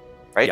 Yeah. In my Discord channel, the bot will post a giveaway, and then all you have to do is react to it. There's a little emoji react. You click the emoji, and congratulations, you're entered. And after a certain amount of time, the bot will draw some winners, and they'll message out the codes to those winners. Now, we are working on an innovation where the bot will feed the codes to the bot, and once we start the giveaway, the rest just all happens. He picks winners, and then he PMs the code, like one code, grab a code, and just whispers it out on Discord. But that is not ready to go yet. So, but I've asked my bot builder to work on that, and so that's in process. Yeah, I mean, it's essentially the same thing as what Painter's bot does on the Twitch thing. On Twitch, exactly. Yeah. And as you said... Go ahead. Go ahead. No, finish your thought. I was going to say, just like you said a moment ago, we get special codes to give away for you guys. We get signals. That's tier 1. There's coal, which is tier 2. And then distant voyages is tier 3. That's the big one with the permacamos and stuff like that. So appreciate you guys tuning in, because without you, we wouldn't have the codes to give away. So absolutely. Tell your friends, get over here. Yep. Appreciate you guys. Appreciate you guys being here. Thanks for tuning in. It's the turnouts we get for these weekends like this, when there's no official Ian stream, always feels really good, right? Because you and I have been doing this a long time, and it's refreshing to know there are people out there who remember. Because after a while, you kind of be like, does anybody actually still care that I do this? You want to talk about people from a long time ago? Oh no! There is a team. Comes. There's a team from North America, that we used to cast in the early Kings of the Sea, and was involved in Supremacy League, and they're back, and that is PSV. Now they did not make it this far, but they were in the NA tournament. They were, and it was so cool being able to hop in there in the training room and see so many familiar names. What a riot. They were all excited to see me, and I was excited to see them, and we're all just fangirling. And meanwhile, the other team in chat's like, what is with you losers? Biased? Yeah, what is with you losers? Yeah. That's wild, man. Yeah, PSV from the old Supremacy League days. That's a throwback. Right.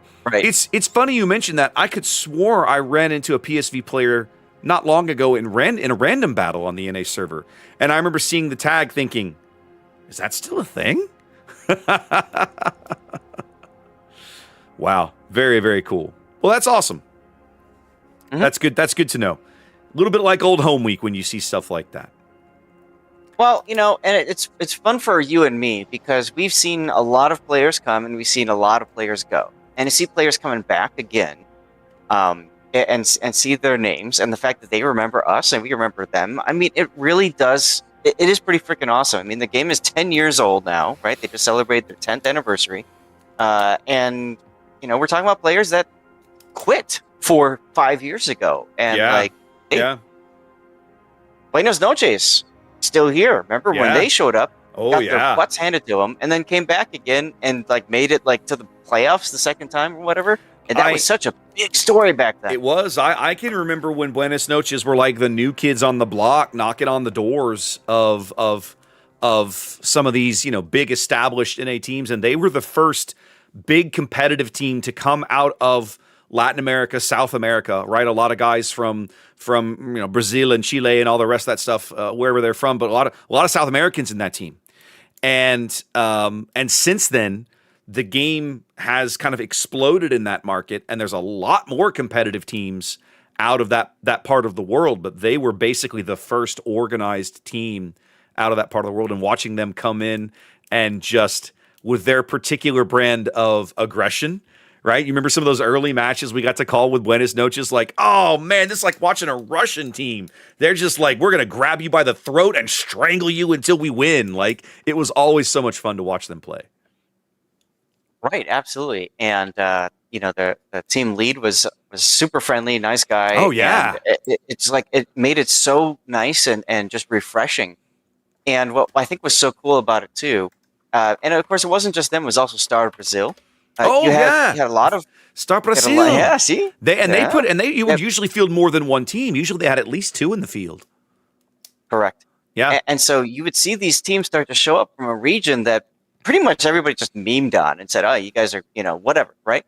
And here they go moving, and then they brought in there's other teams too, like Treta, right? Yeah, and all of these teams just suddenly explode on the competitive scene, and that's one thing that I really do like about these tournaments is that we start seeing players from around the world, and of course now this is COTS International, so we have the Chinese server too. Mm-hmm. Speaking of which, I don't know if you noticed, Raptor, but the Chinese official cast is here and joining us for this Game 3. My suspicion, without looking, is that we're one of a handful of Game 3s that are available right now, if any.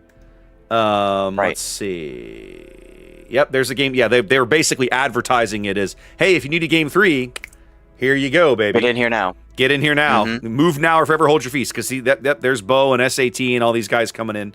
So, yeah, not surprising. Everybody looking for something to do here. Oh, absolutely. Unfortunately, that means that we will most likely have to wait a little bit longer. Now, they said 5 minutes to forfeit timer, so technically they've got 2 more minutes until their mandated start time. Yeah, they gave until 34 after, which is probably about, you know, they've got another 90 seconds. But both teams are here and ready and have been for a minute. So at this point, it's just on the various staffers organizing who it is that's going to be spectating this game, and we're going to be going because the teams have done their part. They've been ready for a while. Yep. So again, this is best of 3. So after this is done, we'll go searching for our next your next training room. But your next start time is still 27 minutes away. The next round of Group A begins at the top of the hour, right? So when we get there, baby. Yeah. Get there when we get there. Awesome. And we're dropping. I'm chuckling at Painzor in streamer chat complaining. Said something about thank you to whoever said we were starting at the same time as last week. I was like, what idiot told you that? We've only been discussing that for how long? All right, remember to use the reverse spawns this game. Oh, no, wait, we were supposed to use the reverse spawns. No, it's regular. They got these teams on the wrong side of the map according to the bot, but we're just going to roll with it. Yeah. I always just take one glance at the lineup and then one glance at which side is left, and then just go off that. If they match up, it's regular. According to the bot. So let's take a look, guys. Yeah, take us in, baby. Let's take a look at Game 3 of our international first group battle for B. This is Resin and CL. Resin NA's number 1 team. CL is China's actually look like number 8. Correct. So let's take a look. Let's take a look at the setup here. We have our first Havrask of the day. That's Triarch in a range rudder build. I like the rudder build. And then we've got it's fun and kind of fixes some of the problems that Wargaming did with the Nerf hammer to it before. Yeah. But anyway, we got Eco Lance's Delny as well as Grozovoy. They're all heading towards the decap here. on Land of Fire. So they're trying to get themselves set up to get that cap quickly and possibly roll into the C cap or the D cap. We got a Svea, that's Legend of Formula. This time he's going with friends instead of alone. Behind them all is Big Six's Stalingrad. That's a reload Stalingrad, and both battleships. That's Peyton the Rockhider's St. Vincent and Fivag's Kremlin. Really like seeing the idea of putting two battleships on one side. It gives you an idea. Resin is going hard for CD push. I like that. To hold the middle, we've got that Formula Svea. We've got Mabuki Stalingrad with reload, and then we've also got Hungary Salem going off by himself. I don't like the idea of a Salem going off by himself, but I don't either. But we'll see how it plays out because as we look over the CL spawn to the south, they're making, frankly, the same kind of decision. They've got a 6-ship element here, fully 2/3 of their team headed over to the islands around the CD cap, led off here by Coffee's Lushun with range on his guns. A little surprising. I wouldn't have expected that. Kid is Delny, a more typical gun reload build there, and Fatsy's Ragnar, backed up by Shalomo's Marseille here. He's running outnumbered. Well, guess what? He ain't going to be outnumbered. Eminon's St. Vincent and Montana's Xbox. All of the firepower from both of these teams, all 4 battleships headed to the 8-9 line, Zath. We're holding Maruku's Lushun in mid, backed up by Mortis's Stalingrad here with a range build.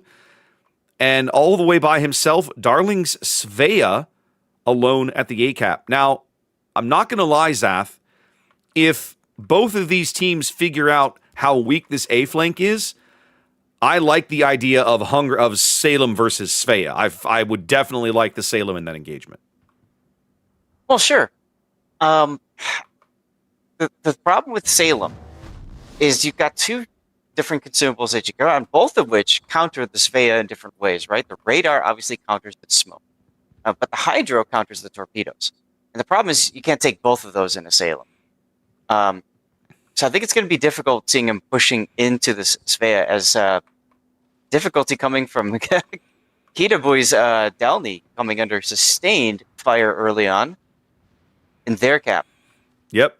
Managing to dodge the torpedoes, but taking a huge chunk of his health, having to burn one of those heals early here.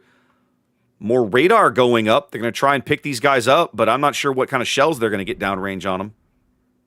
No, but the important thing is that they delayed the cap, right? So Resin was able to grab the C cap, and because of these resets, CL still doesn't have the D cap, and that's going to allow Resin to begin that point generation, and it's going to put a clock, and it's a long clock, but it's still a clock. It's still a timer of 18 minutes. Got to do something. Yep, does allow them to at least move out to a small lead early. Here about 30-ish points or so. But man, look how much firepower is assembled in this right-hand side of the map. Well, and I commented about this last weekend, but we saw the last iteration of King of the Sea. A lot of teams, especially on this map, going hard for the C and D caps because it's a smaller part of the map that they control, and you can use these islands as a way to kind of buffer yourself to defend. So if you can win this side of the map, you have interior lines. It's easier for you to move ships from one part to the other part to defend. Therefore, more difficult for the enemy to push in. Yep, very much so. Big Six's Stalingrad, the early pick target here for CL. They're trying to farm him out as quickly as they can. He's trying to find himself some cover, but he shouldn't back up too far. We'll see how that shakes out. Well, yep. I'm sure that Mortis' Stalingrad is just looking for these shots. Yep, he's looking exactly at the Stalingrad. He knows the potential there if Big Six sticks his stern a little too far out behind that island. Mad Dog's Grozavoy now rotating towards mid as they've pulled Maruku's Lushun off the B cap, and he's headed over to A. They see Hungria now as well. And I'm sure Resin has now sussed out that Darling Svea is over there. Right. I do like how CL manages to get their Marseille all the way up to that fidget spinner island already. Mm-hmm. I Now what? think the biggest problem right, when you shove that boat up there, is you have to have a plan for an exit or whatever. I He's got a mean, good shot from there on Big Six's Stalingrad. That's about it. I'm not going to lie. If I'm Peyton, the possibility of just pushing this guy out of position is a little tempting. Now, he probably doesn't know that Kiddisdelny is over there to prevent exactly that maneuver, but the point remains that Marseille is a bit vulnerable right there to, well, to getting pushed by a battleship in the face. Right. Exactly. Exactly. Now, meanwhile, CL isn't just sitting around. They've also rotated their Lucian. He's kind of playing sweeper between A and B caps, just luck chucking torpedoes as he can. But I don't think that's going to prevent Resin from grabbing the A cap. Hungary is in a very nice position to just walk forward, and they're going to need this cap because Big Six is about to die. Well, he Ooh, was but there. so is Coffee's Lucian. Yeah, Coffee was out there in the open water, like trading shots Yeah. with these guys, maybe being a little too bold. These ladder shots coming in are all missing. They've got him lit again. There comes the radar. Stalingrad radar. That's Radar. Big Six's radar. Big Six was the early pick target, but now they know they have an opportunity to clear Coffee off the board. They're going to try and take it here. They're going to hit him again. He's healing. Yep. Now remember, this is a slow tick, long duration heal. As Peyton goes down. Peyton tried to push, and I think the Delny was there waiting for him, or the Marseille just citadeled the crap out of him, but he doesn't go completely. He does at least get the Delny. Oh. Yeah, so the Delny got 47,500 damage on the St. Vincent torpedoes. So there you go. So the Delny got at least one rack of torps into him. The Delny was there to prevent exactly that play, and it worked. So now Resin down a battleship here as they've brought some smoke in for Big Six. And Mad Dog does successfully grab the B cap. Very interesting to see all this unfold. Part of it is because the Stalingrad position that, for Big Six, it's just such a common position. Yeah. You have to have a plan for how you're going to deal with it, if you're playing from the south spawn on this map, because he's going to be there. Right. All right, the smoke expiring on Big Six. His next repair is 30 seconds away. His next heal is 50 seconds away. Yeah. But he is actually not spotted right now. No, that smoke was exactly what Resin needed to keep Big Six alive. Mad Dog's Grozavoy now making his way over towards the A cap. It feels a little bit like maybe CL is playing a little too passively, Zath. They're giving up all of this board control and allowing these teams allowing Resin to grab these caps. They're not even really making a play for them. Right, and this is the part that can really bite them in the rear. Yeah, if Mad Dog is allowed to grab A and suddenly Resin is ticking up a 2-cap advantage, this can get away from CL very quickly. It's already 6 minutes to victory, so that just really just turns the knife on them. Well, let's see what happens. Mad Dog's onto the A cap now, and so in my mind, if you're CL, man, time's ticking. You need to make a play here. So what's that play going to be? Honestly, you got to shove the Lucian in. He's got his heal available. They're finally pushing up the 10 line, but they're so far. They're still not close to the cap. They're going to pick up Big Six eventually, I think. Mm-hmm. They haven't done it yet. He does get through his next heal. He's still alive in there. That's his last heal. Big Six is no longer able to heal any incoming damage. And there's 2 sticky fires. They may kill him, but he has traded his ship very dearly and lasted a long time in that spot. It's now 3 minutes from a Resin win as they have a 2-cap advantage here because it just feels like CL's being just a little too passive. You know what's interesting? I'm looking at Big Six's Stalingrad right now, 136,000 in ticking damage received. Mm-hmm. There he goes. He's only done 42,000 damage in return. So essentially, he got value just being the tank and everybody shooting there. at him. Yep, just being there. And obviously radar. And so with that kill, right, CL grabs some points, but it only buys them 30 seconds. And when they lose this Marseille, and they're about to lose the Marseille, they just coughed it right back up. Yep. So once again, under 3 minutes and counting here, CL needs to step on a cap. They're trying to bring Maruku's Lushun in, but they know he's there. The Stalingrad has him on radar. Oh, yeah. Hydro is up now. You can see Mabuki saying, I'm Hydroed. Immediately, Mad Dog immediately dives off. away. Yep, Mad Dog giving him space so he doesn't wander into that Hydro himself. As the Ragnar and the Stalingrad are also here at B as well. And now, but also check out Eagle Lance. They've figured out how much has been rotated to mid. He's just going to walk into D. He's just going to walk into D. Basically uncontested. Emanon can't do anything about it. And Coffee would be suicidal to take that gunfight. Yeah, but you know what? He's going to have to. He's going to get it because now they can see Eagle Lance on the surface. And soon, in just a moment, that is going to be returned. I can't imagine a world where Coffee's able to completely dodge this. He's not. And here we go. Yeah, and you can see the value in radio location right there. Eagle Lance knew exactly where to point his guns. So as soon as Coffee showed up, bam, he fired. Yep. Really, really heads-up play there from Eagle. Realizing he had a free run at the decap because of how much crap CL had shoved into the middle of the map, because they were realizing what you and I kept talking about. They had to get on one of these caps. Yep. 2.5 minutes to go. Time ticking away for CL. Triarch's Habarovsk now in a position to deny this St. Vincent push as he's continuing to try to move up the 10 line. Emanon's look at quick. Look at the Lucian. Maruku's trying a desperation play here with his Pitas. Maruku trying. Coming out in front of the Mukuki, though. He's got him into the water.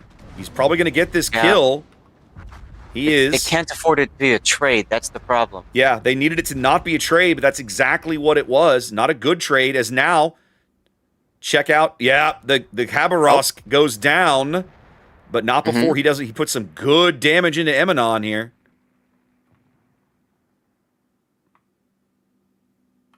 CL still down. Again. Go ahead. Resin up with the extra 2 caps, although Fatsy's Ragnar trying to get to A desperately.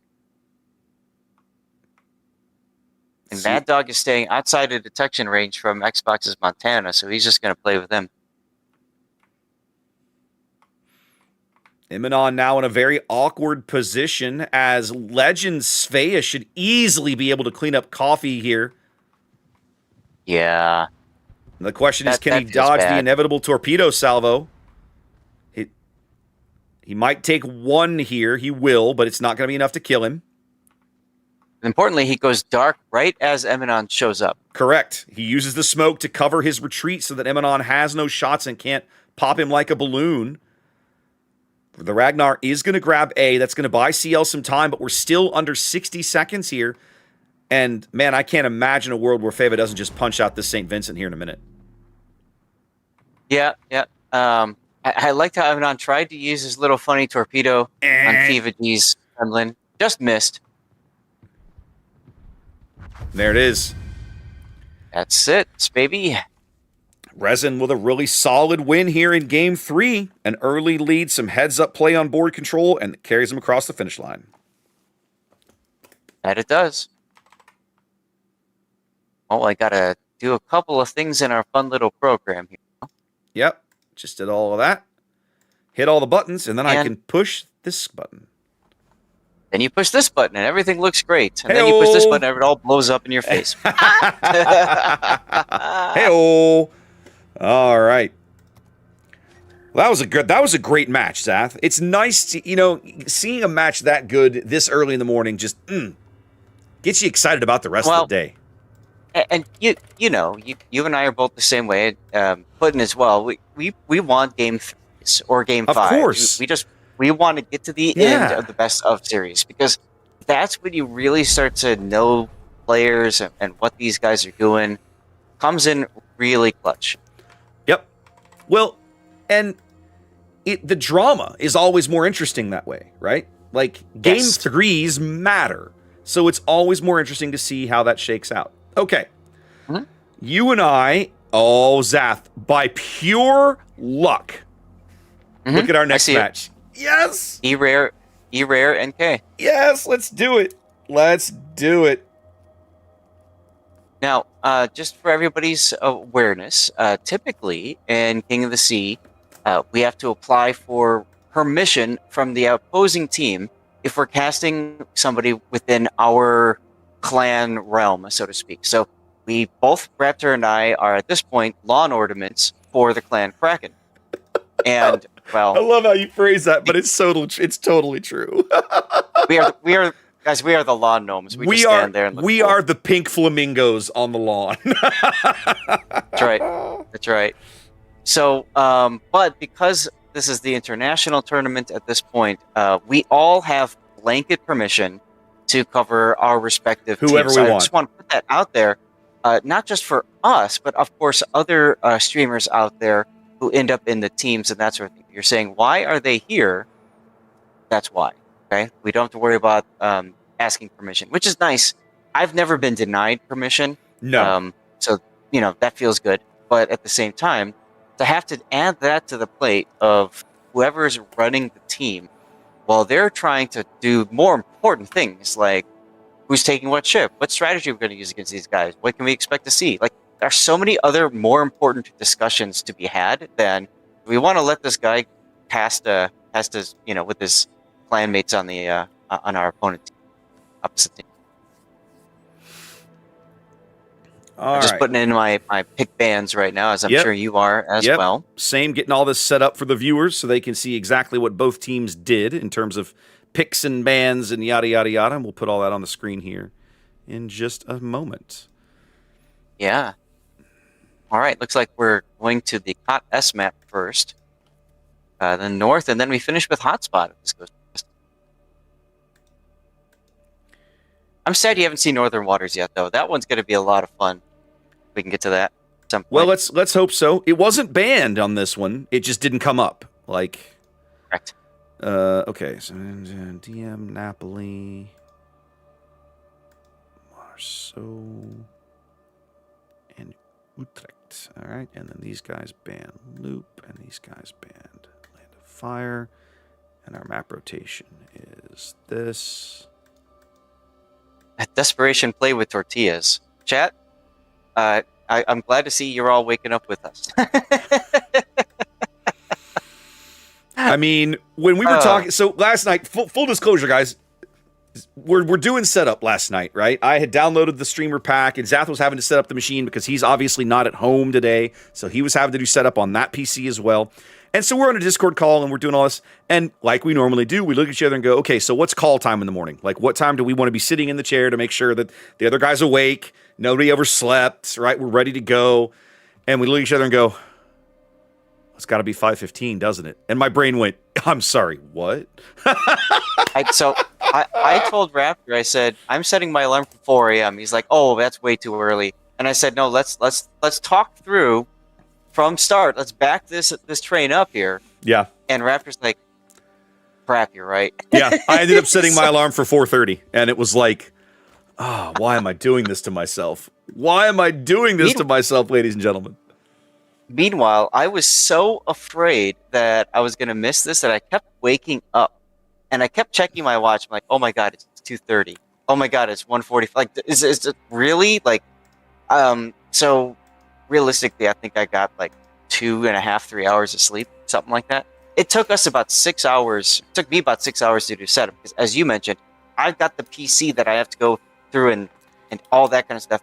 And of course, my friend also plays World of Warships, Yeah. so then I have to go and sort out like all of his settings as well. So it was just You had a lot more work to do than I did. For me, it was, the beauty, and we've talked about this before. Regular viewers know when we talk about doing the setup. Once you're used to how Wargaming structures their overlay pack that they hand you to cast these events, it's super easy to come in and make little modifications to set it up for what you're doing. It's very, very simple.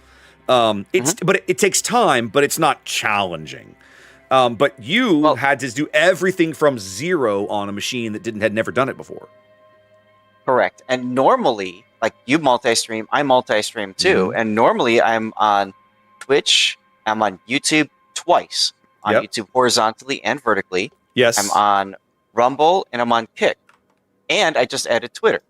So I've got like all of these things, and I tested upload. I'm like, yeah, I can't do that. So what I'm actually doing, Raptor, you're going to get a kick out of this. I'm streaming to Restream.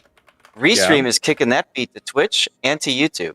Okay. And then I'm streaming separately to Kick. So essentially, I'm getting 3 for the price of 2. And that's the best I can do right now. And I'm not even bothering with vertical. Normally, vertical is a whole nother can of worms, because every time I get one of these setup things, I have to build the vertical stream scenes as well, which blows.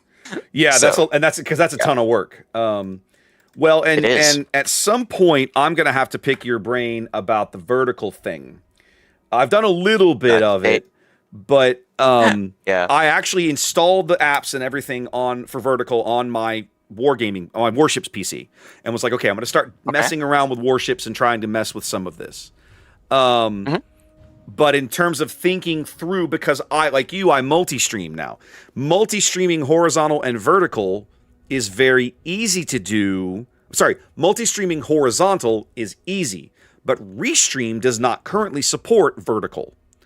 So if I'm going to stream vertical, I'm going to have to set up like Restream handles all the horizontal feeds, and then the vertical feeds come in. I want to talk to you and see if I can figure that out, because it's going to be weird trying to wrap my brain around how all that's got to come together until Restream can do it all for me.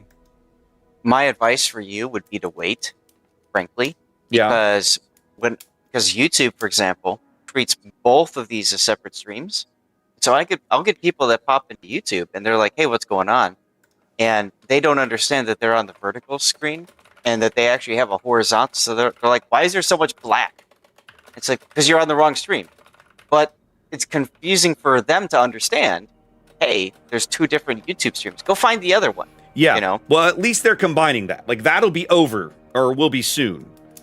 And once they combine it, I think that's the perfect time to get in on it. But before then, it's been nothing but pain. Well, nothing but pain. And what I'm trying to do is make sure I've got the tech worked out of how I'm going to do it, but I don't intend to start doing it on the regular until it is all linked together, right?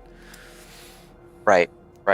Plus, it's also something else for your graphics card to have to somehow render and push out too. Yeah. I loaded up my 3080 Ti so much. I actually had to slap my 3070 in on my secondary PCIe slot, and I have my stream monitors hooked into that. Yeah. And I've got like all my other side programs rendered by that graphics card just to free up space for my 3080 Ti. It's crazy. At some point, I'm probably going to have to start looking into like a better video card or a secondary one or something.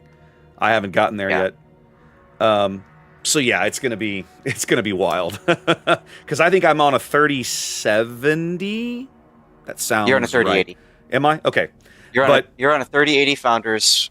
Yeah. Okay. The original 10 gig. Yeah, it's been a hot minute since I actually looked at I can actually look it up right now. Hold on.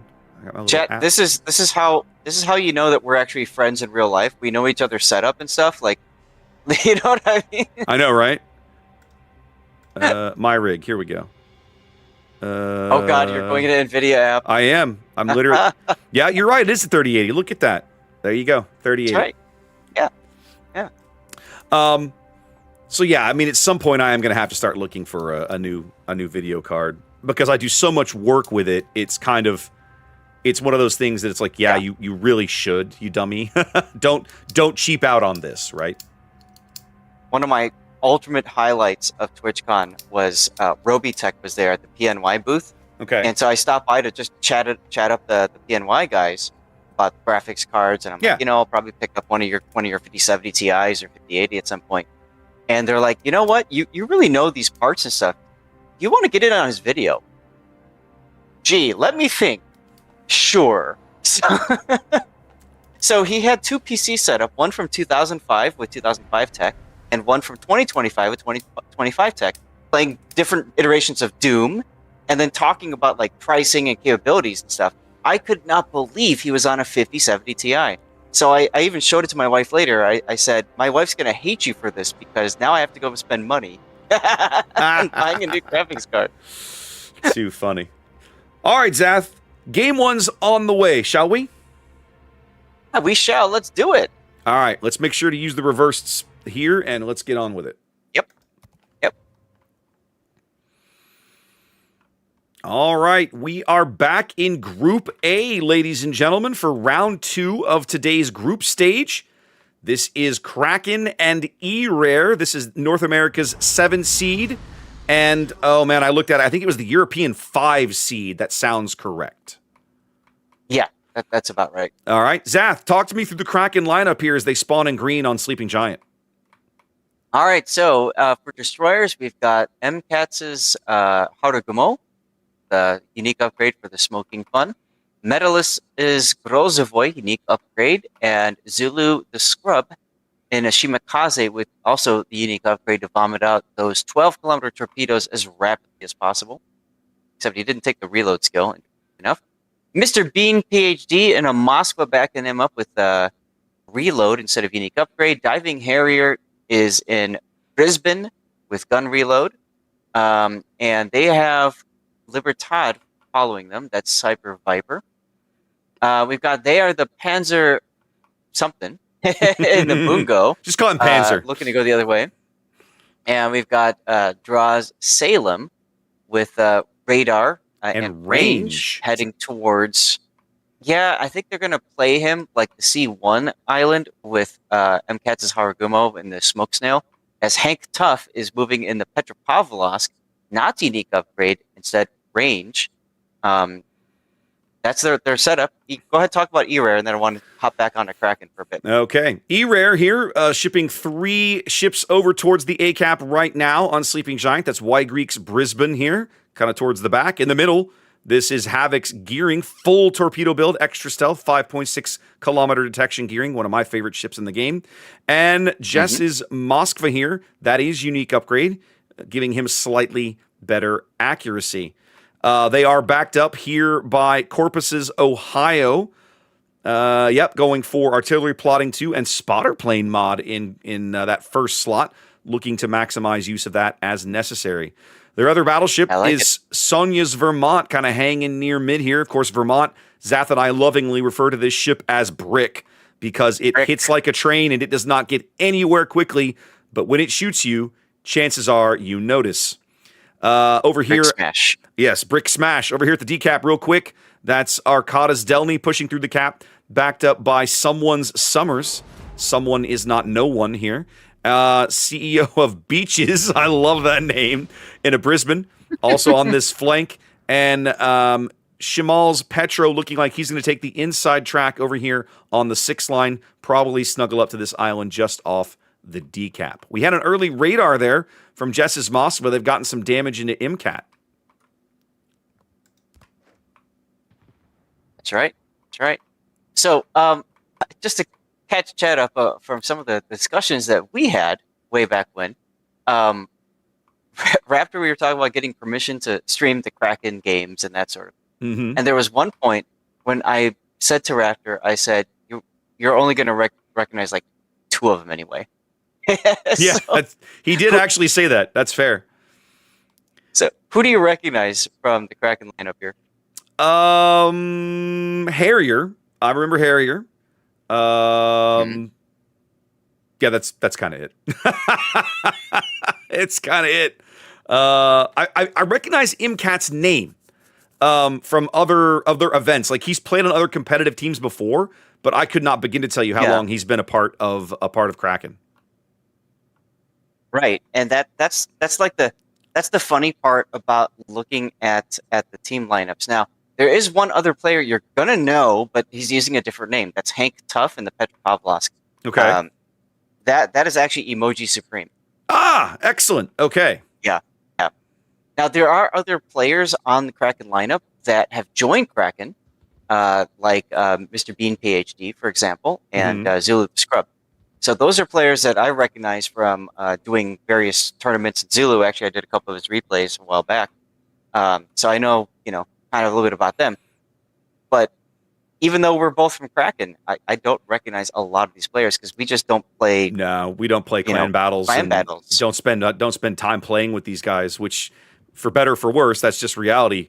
Y Greek's Bisbin taking a big hit there from the Bungo.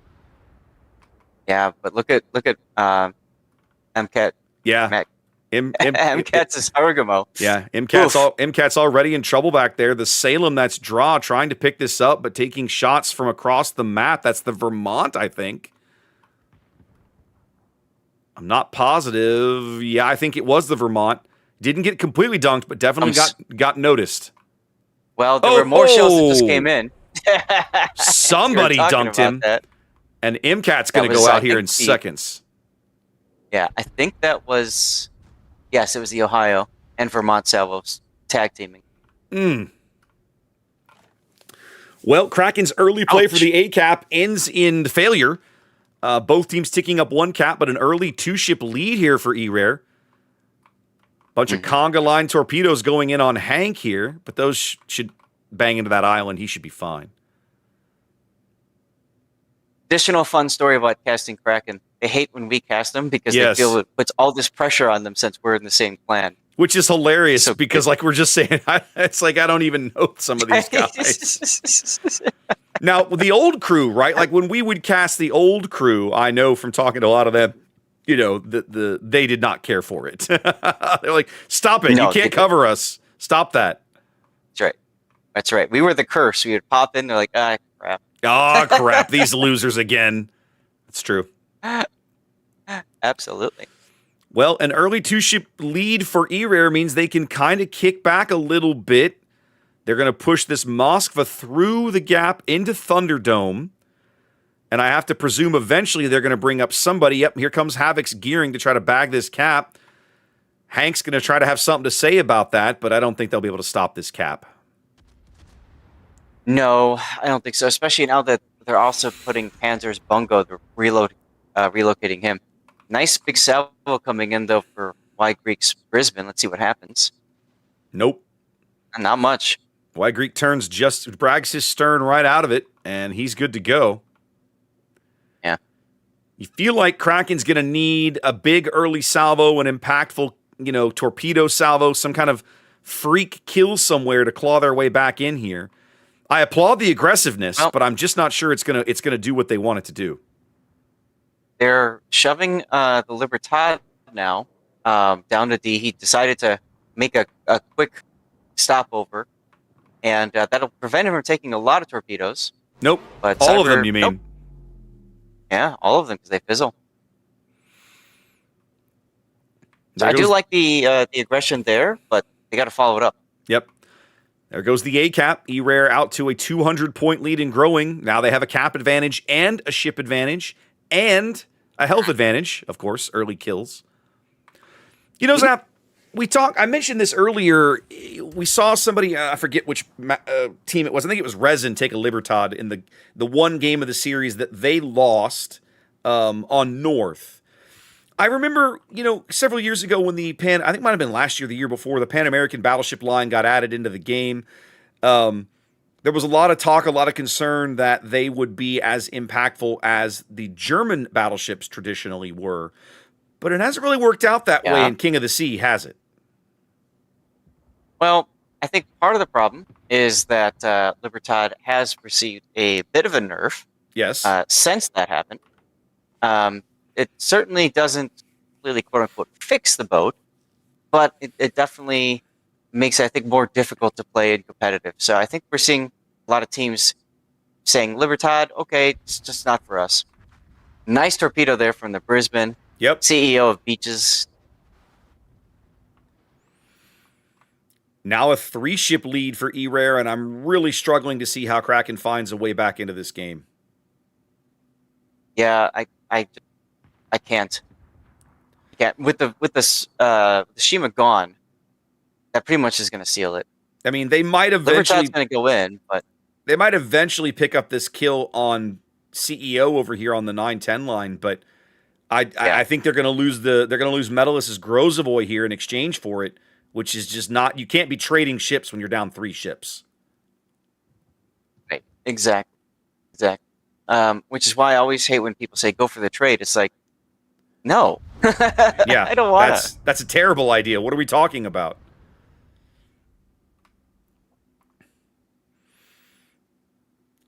Mr. Bean's Moskva does step on D to help kind of try and slow the bleeding a bit, but down 4 ships here in game 1, I just don't see a way for Kraken to get back into this. Oh, absolutely. Oh, here comes Brick Smash on the Brisbane. Let's see it. Would have taken him 18 minutes to turn his turrets around. Yeah. One thing about our Quadas Delny here, he's just showing this Brisbane the bow and hitting him with AP. That's a really, really smart play. Mm-hmm. Petro secondaries taking out the Moskva. That's Mr. Bean. Well, it was his primaries, too. Yeah. Kraken going to pick up a kill here. Well, here comes. Sudden will be satisfied. It is no some longer more an Vermont official shells. Wargaming blowout. There it is. Brick speaks. Smash. Brick smash, and Brisbane dies. All over but the crying here. This is in an MMORPG. This is at the point where the raid leader just says, "Call the wipe," and let's get on to the next attempt. Absolutely. A solid win here from E-Rare in game 1, but there's a part of me that wonders if some of it is at least attributable to, I don't know that I would even call it early aggressiveness. Would you call those 2 early kills over at the ACAP, would you call them misplays, Zath, or just bad fortune? I think a big part of it's bad fortune. Because those were torpedo hits on the Gumo, if I remember right. Yep. And that really hampered their capabilities over there. I also feel like it was a bit of a unfortunate incident with team cohesion, because, or maybe they were just told, "Hey, shove the Salem to the spot," because I feel like splitting up the Gumo and the Salem is just never a good thing. Right. All right. Well, on to game 2 here in just a moment. Let's see how this goes. That's right. I'm watching this stinger and realizing I need to make a change. What's better? So the way the stinger is set up, the transition point is fine, but like the no, why is this not happening? No, that's weird. Okay. While you're sorting through that, I'm going to run a commercial break. I'm also running a giveaway over my chat for those of you listening. I got 5 minutes. Yeah, I got to push the ad roll button here again as well. Okay. Might as well. I'm just glad that my goofy little quick and dirty timer is working. Woohoo! Let's go. Yeah. It's so nice having these little things, guys. You have no idea. Well, because for years it didn't work, right? But now it's working again. So good, perfect, wonderful, love it. Well, that was E-Rare's map pick, and they showed up and played very well, Zath. Let's see how things go as we head to North, which is going to be Kraken's map pick here. Right. Now, E-Rare was extremely competitive during the brackets, so I'm going to pull up... where is it? Let's see. So, first of all, I'm going to pull up the bracket from the NA side of things. And Kraken themselves... defeated Buenos Noches in the losers bracket. Where was it? They started in the losers bracket because they didn't have enough points. Okay. If I remember right, I was told that they were forced to forfeit a game because they brought a golden version of one of the ships that was allowed. I think it was Prince Van Oranje. The boat itself hadn't been banned, but the golden edition was. So because of that, the game that they had won was taken away from them, forfeit, which is interesting. This was Buenos Noches, or Kraken did this? This is Kraken that this happened, and this was I believe the first weekend. So I didn't. hear about anything until. Aren't the golden boats just straight clones? Yeah. Then why does it effing matter? That's so bizarre. That's such a weird rule. You're just baiting people with stuff like that. It's in the rules. Yay? Whatever. That doesn't make it smart. Right. So they started in the losers bracket, defeating Buenos Noches 2-1, and then they got 2-0'd from Resin pretty much right away. So they didn't have a lot of high-tier, competitive, playoff gameplay. And the reason I want to highlight that is because that's experience that is really necessary to get you through internationals. Yeah, it's important. Yeah. Now, as far as... Gotta find my doohickey here. I want to look up the other bracket, European bracket. We can take a look at how E-Rare got here. Okay, I can. Now that bracket's going to revolve a lot more clicking. Yeah. Do you want the link for it? I have it up. No, I can dig it up. Okay. It'll take a moment, but I can dig it up and follow along with you. All right. Well, let me know when you're ready. Got it. All right. So starting off with the playoff bracket. Now remember, y'all, this was a best of threes, and it was single elimination at the very start. So at the very beginning, E-Rare 2-0's reach, and then once they get to round 2, now they have the essentially triple elimination, because if they get eliminated here, they go to the play-in bracket, and then it's double elimination. So they defeated Ortis, and then they got 3-0'd by TWA. Who was your eventual victor of the bracket? I know everyone who knows anything about King of the Sea is shocked by that. We're all completely shocked and appalled. Okay, now go to the play-ins bracket, and then you can see that E-Rare got seeded because of how far they had advanced. So they defeated Throw 2-1, and that forced Throw into the losers bracket. And then they defeated GPM in a best-of-5 qualification rounds. Okay. So the point I'm trying to make is they've got a lot more experience in this tournament. Yeah, they've got more games under their belt with this map pool, right, and all that, and these cap configurations and so on. So no, you're right. That does matter. Like, that makes a difference. You know, the other streaming kind of thing that I do these days, of course, is I stream a lot of card gaming events, and I always tell people, you know, because many of these card games you can play them digitally, but I always tell people there's no substitute for playing on the table across from a live human, where you have to learn to have good table mechanics and manipulate your cards correctly and play things in the right order and sequence things properly. The analogy is just as apt here, right? There's no substitute for actual tournament experience, actually playing the game in a live environment with an opponent that you're not just scrimmaging, you know, and so on and so forth. And so it's a good point. I'm glad you noticed that, because it's not something that I would have keyed on to, not having participated in the previous weekends of the event.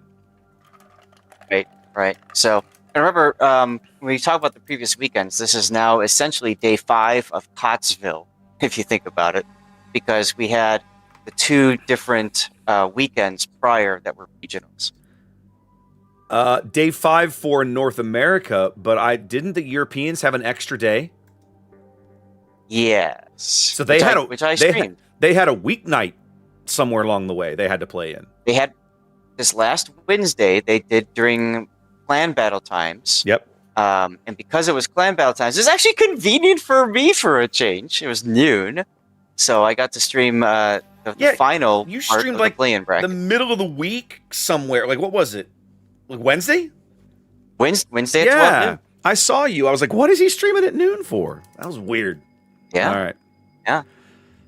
All right, ladies and gentlemen, let's go. Good to go, huh? Let's go have a look at game number 2. As we head to North here, E-Rare up a game, spawning on the north side of North. Zath, have a look at their lineup. Let's see what they're doing. Yeah, E-Rare's on North. We've got Aquatica with a Delny, your typical kind of Delny setup there. Havoc is in a gearing. We like to call this the COTS build gearing. And then we've got someone in a Z42. Our first look at the Z42 this tournament. I love how they're all blowing their horns. That's a lot of fun. Cute. we've got Just GT in a Salem. Looks like he drew the short of the stick and is forced to go all the way to the other side of the spawn. So congratulations there on failing the RNG. We got Y Greek in the Brisbane. Same thing we saw him using last game. We got Shimmelin CT Spawn and a unique upgrade Petro. And finally, rightfully in the Prince Van Oranje. And they are backed up by a Sibir, that's Sonia. And look, it's a Corpus Aurea and a Libertad. So you were saying, hey, we'll see you, your Libertad, and we'll call you on it. I'll be curious to see. I note as I look across the map, Kraken has decided to forego the Libertad this particular lineup. Yeah. Their 2 battleships, Panzer's Vermont, again bringing a brick of their own, headed towards mid. A good place for Vermont on this map. And then taking their Kremlin, that's Cyber Viper, headed over towards the 8-9 line at the moment. Now, he's got a bunch of buddies with him fronting that group. That's Metallis's Grozovoy, same build we saw last game. And a triple cruiser lineup. We have a Howden Liu, that's Hank. That is unique upgrade, Howden Liu.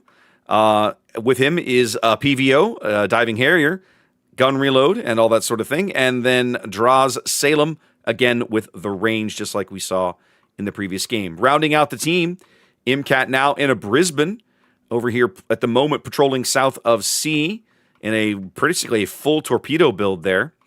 And then Zulu's Summers headed all the way to the B cap, presumably with the Brisbane going with him. Yeah. You know who would be so excited to see the Summers is available in the sea, but Raptor. I just almost called you, but sorry about that. That's okay. Crap. No, I want to. It's right on the tip of my tongue, but I'm not coming up with it. Who is it?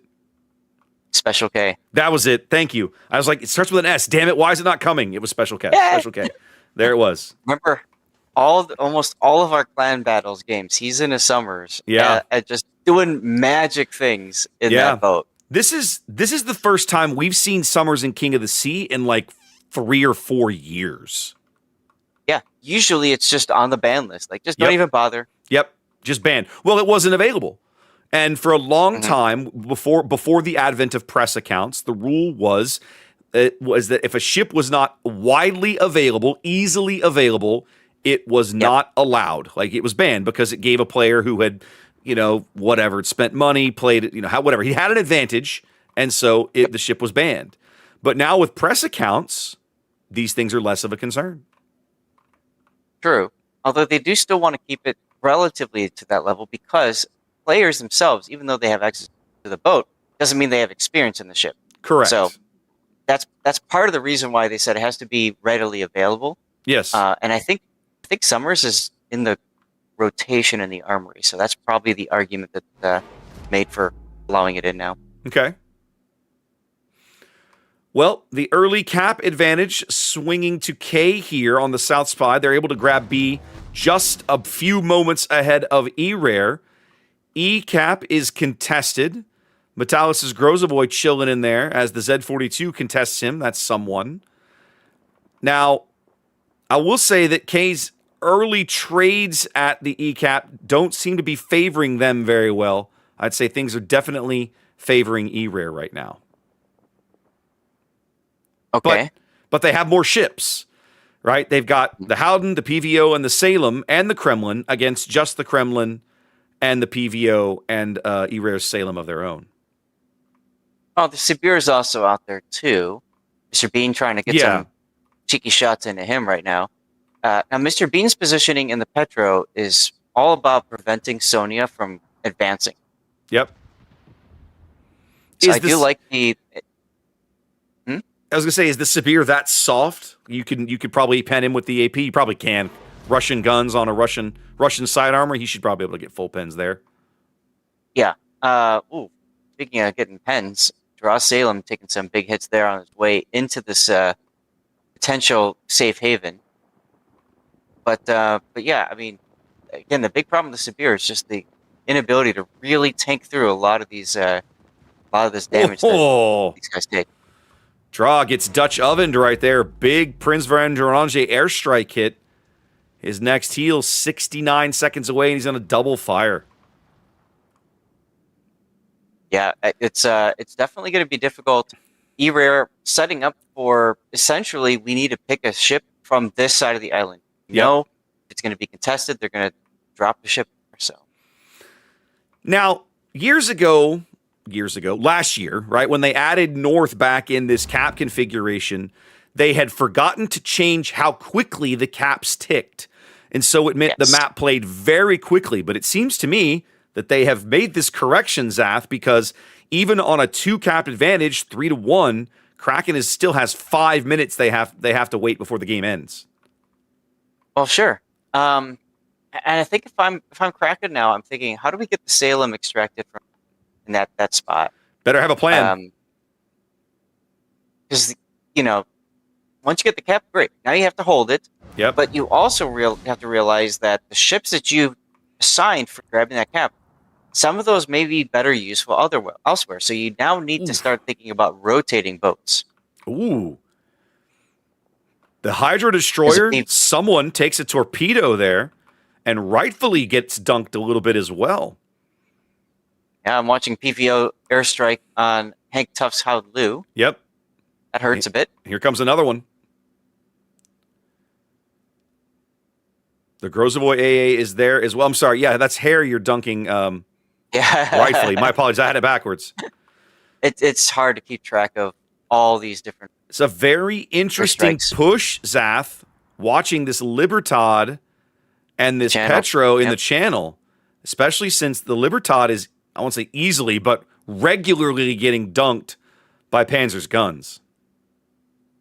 Well, sure.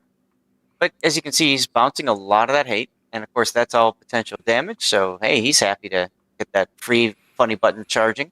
I got to say, Zath, I really like this play from Arcata. He's pushed through the C cap now. He's flanking the B cap from the east. The Brisbane the Brisbane's spotted. Immediately radars. Now they know where to look for him. So now that play has been kind of sussed out a little bit. But I like that it draws the eye line of MCAT somewhere else and gives them something else to worry about. This is true. We did just see a torpedo hit Havoc's gearing over on that one line as they set up for their next death snail position. The enemy is about to win. Panzer's Vermont has been just pushed way back. Tons of pressure there. Oh, absolutely. But that's fine. You can give some ground. It's not a problem. I think the big thing is, how is Kraken going to rotate their ships around to deal with the Libertad Pavlovsk threat? Yeah, they've got to hang on for another 2.5 minutes here. They are ticking up points nicely now. E-Rare moved these ships into the channel and then just stopped for some reason. Wada's going to get into the B cap in a moment, and that's going to stem the bleeding. Give them a little bit more time. Yeah, I think those guys have stopped because they want to force Kraken to respond to their positioning. Yeah, and they're going to wait, and it's almost like a demonstration, right? You get yourself spotted on purpose to get them to look at you. Right. Like you mentioned the eye, drawing the eyes. Mm-hmm. So there could be a feint play to try to get Kraken forces off of E, so they can get set up to just do a hard push into cap. Could be. Panzer still trading shots with this Libertad. Solid hits That's there. A good connection. Ooh, he bounced almost that entire salvo. Good trade there. Metallis' Grozovoy racing west, trying to involve himself in this drama at the B cap. The Summers is going to be in Zulu pushing back north. I'm not sure I like this play. He's spotted now. That's going to allow him to come under fire from both destroyers as he has to dodge a torpedo salvo. Ooh, he's got that dodged. He needs to get back into smoke here as best he can. But the Brisbane radar is offline. It's going to allow the friendly Brisbane to get some damage into these guys. Yeah. We're still 2 minutes at 7,000. We're still 2 minutes and 20 seconds from a Kraken win here in Game 2. They controlled 3 caps long enough. They've built a lead that cannot be surpassed without a kill or stepping onto another cap to deny them some points for a spell. Which is the hardest part of any competitive right now. You're being told, whatever you do, don't die. Yep. Losing a ship becomes a catastrophic problem in these situations. Oh, Sonia, Severe, continuing to be farmed out. 4,000 hit points, no more heals in the tank. Yeah, they're going to get this kill, I think. It's coming soon. Next salvo or two here. There it is. The enemy is about to win. All right, a big kill for Kraken. 60 seconds from a win here in Game 2. The Grozavoy now able to put pressure on Arcada's Delny. If they can pick up this Delny kill, that cuts the timer even closer.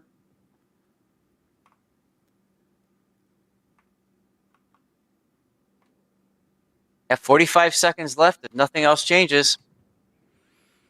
Metalis deciding to smoke now. Alive.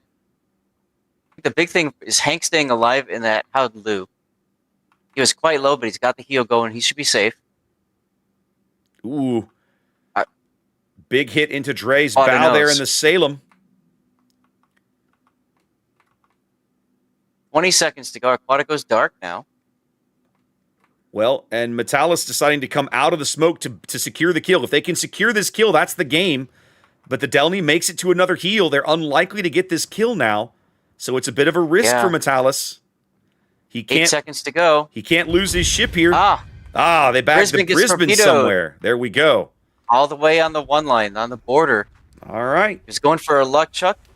Didn't quite get it off. Kraken forces Game 3 with a good showing here on North in Game 2. Game 3. So now, Zath, we are presented with a dilemma. Do we stay with this match, or do we go to the next one we're supposed to start? We're staying, baby. I'm with you. I had to offer the choice.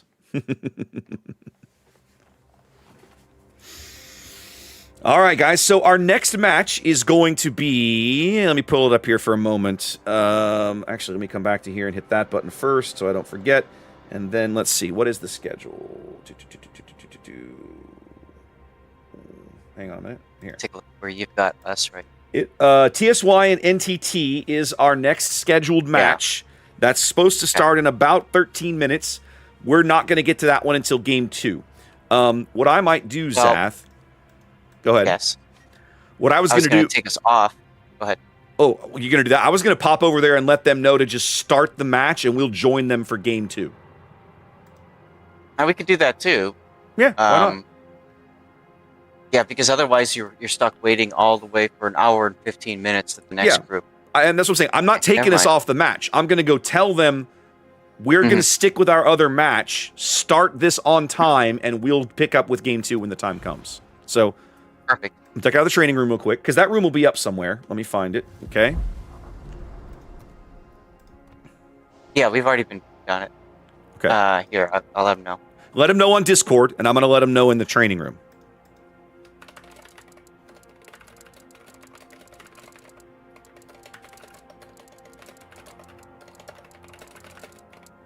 All right. So, let him know. We get him in both ways. Yep, so exactly. Cool. Okay, that's done. I will leave the room now. Done. Okay, perfect. Come back over here. And there's that. Awesome. All right. They got to swap everything around. Yeah, it's going to take a few moments. I hit my fancy schmancy button. And that'll do the thing. Yep, that'll do the thing.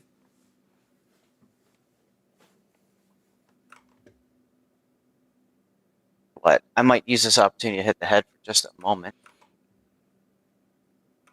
Yeah, I might as well. I will be right back. All right. Sounds good. Ladies and gentlemen, the sun is rising. It's 8:30 here in U.S. Central Time. We've been up for 4 hours. Oh, my goodness gracious. Thanks for joining us early on your weekend morning. Hope you're enjoying it with a cup of coffee, your feet up somewhere, working on your drops, whatever you're working on. Thanks for joining us. We love doing this, and I'm glad we were able to pull it off. I had people coming in a couple of weeks ago to my regular stream going like, why aren't you, like, are you going to be able to stream the event? I was like, I can't stream anything for North America. I've got stuff going on both weekends. And at the time, it didn't look good for internationals. But blessedly, Zath tagged me middle of last week, I think, and reached out and said, hey, I think I'm going to be able to do internationals. Do you want to? And I was like, yeah, we probably should. I've had enough people asking. We probably should. So here we are, guys. Thanks for tuning in. Appreciate you being here. When Zath gets back, I'm probably going to step away myself. Breakfast was about 3.5 hours ago, and I could use a little snack, to put it lightly. Yeah. Answer a quick question in chat here.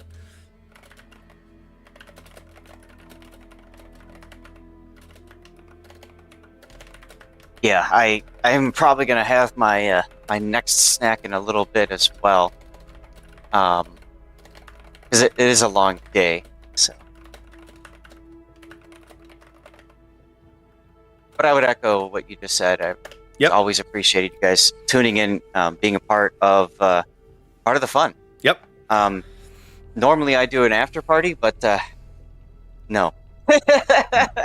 No, just don't. Just don't today. No. Maybe next weekend when you're home, but not today. Exactly. That's a totally different situation there. As I just noticed that my friend has not returned yet still. Okay. Wow. There you go. There you go. All right, I'm gonna step away myself and take a bio break and grab a munchie, and I'll be back shortly. Sounds good. That means y'all are all stuck with moi and Raptor's chair. It's a fun chair, for sure. Looks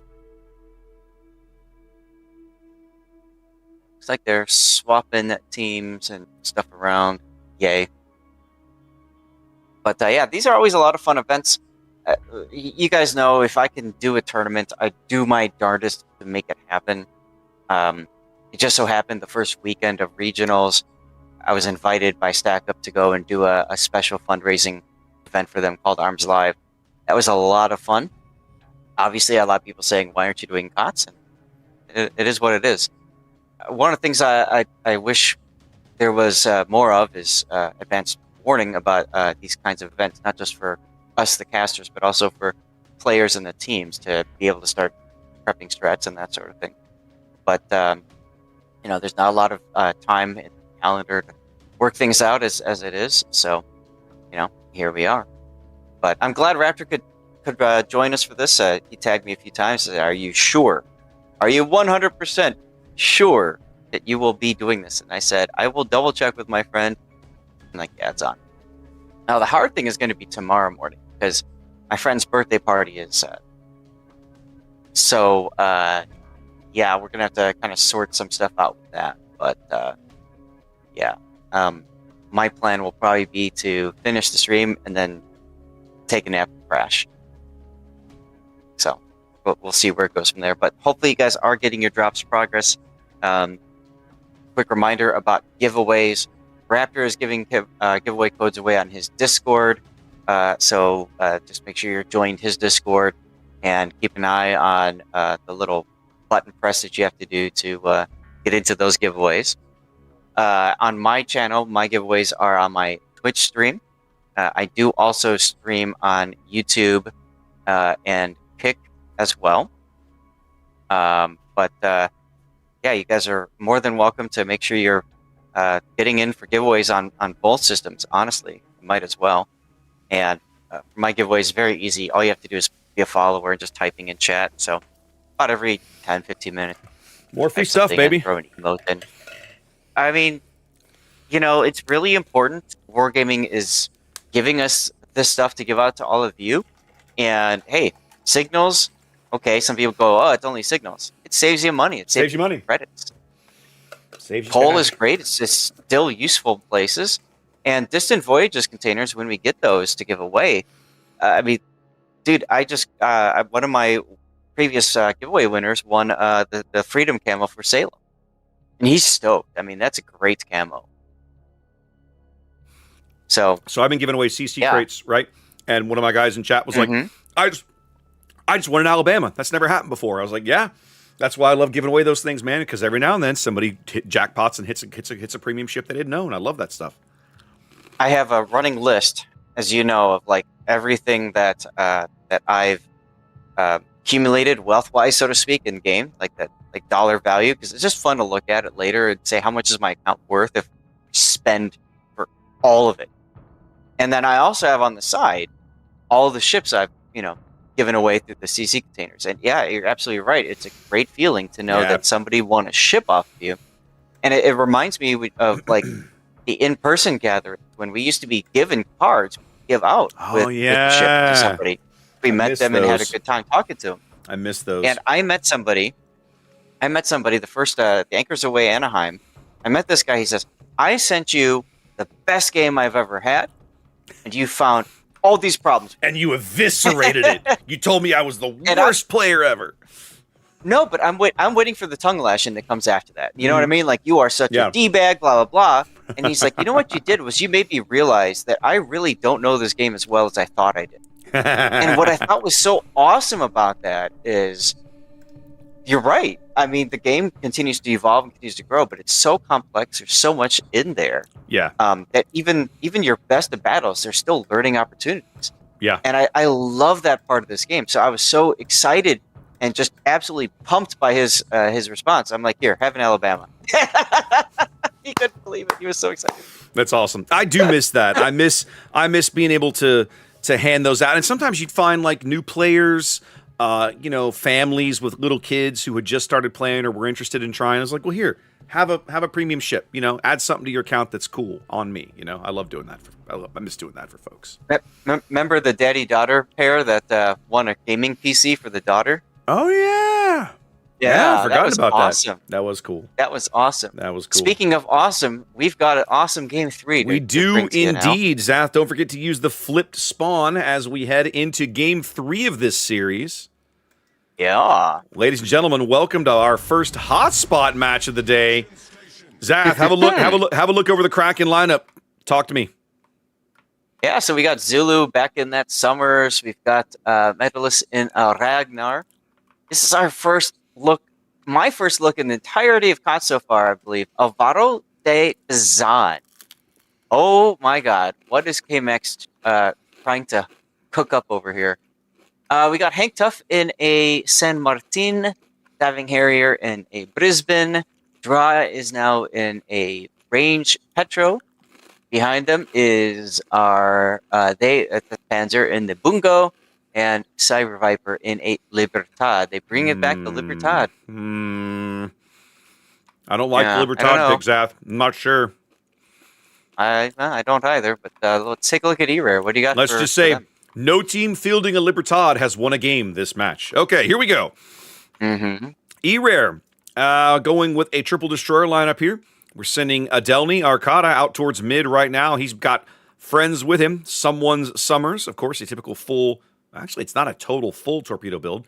He's got smoke mod in slot 3, which is interesting. Obviously, some plans there. CEO in a Minotaur has to be Manitar. Yes, sir. Everybody's favorite. Shima's Petropavlos. That's not confusing at all. That is unique upgrade Petropavlos with the improved AP characteristics. Rightfully in a Cecilia. Corpus back in an Ohio this game. And then the rightward element, let's say, over here on the eastern flank, this is Jess in a Petro. That's a range Petro. I'm not sure how he's going to position that ship in such a way that that's going to matter. Havoc in a full typical stealth and torpedo build gearing, and Y Greeks Brisbane. So Cecilia's an interesting pick. It's got the SAP secondaries, and it's got the ability to exhaust smoke its way someplace. But I'm not feeling it either. So we'll have to see. Well, Cecilia speaks for the first time this game. Let's see what kind of salvo we get out of it. Survey says a whole lot of nothing. A whole lot of nothing. Now, remember that Colombo is in this tournament, but unique upgrade specifically has been banned. I did not know that. That's actually interesting.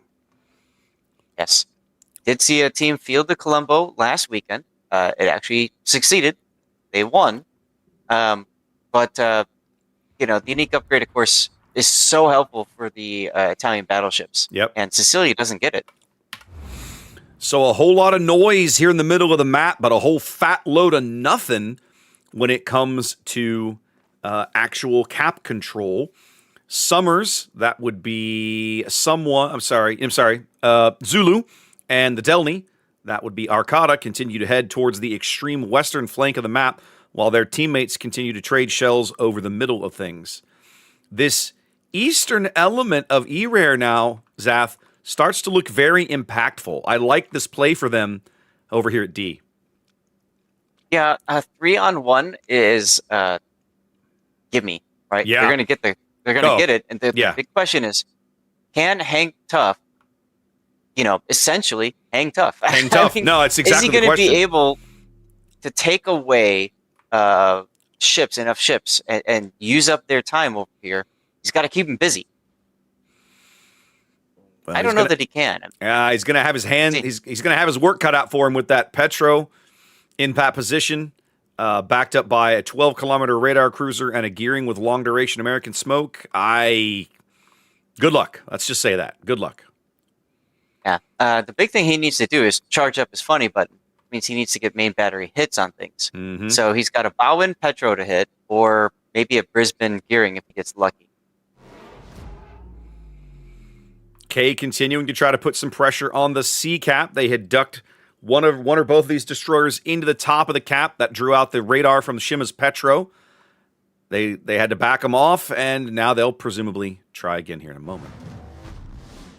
Yeah, C turns out to be a bit of a no man's land once teams have initially set up. So you see a lot of teams go extremely hard for C on this map to win it at the start, because oftentimes if you don't win it right away, nobody's got it for the duration of the battle. Well, it felt like Kraken tried that and just came up short. Yep. Now Cyber's Libertad kind of caught Bow in here, reversing with a Petro on his flank. That cannot feel good. Extinguishes the double fires there. Yep. Meanwhile, we got some radars out catching CEO of beaches. Comes the bungo shells. They miss. Kraken not trading health very well here early, upside down on HP. It does look like they might finally pick up C here.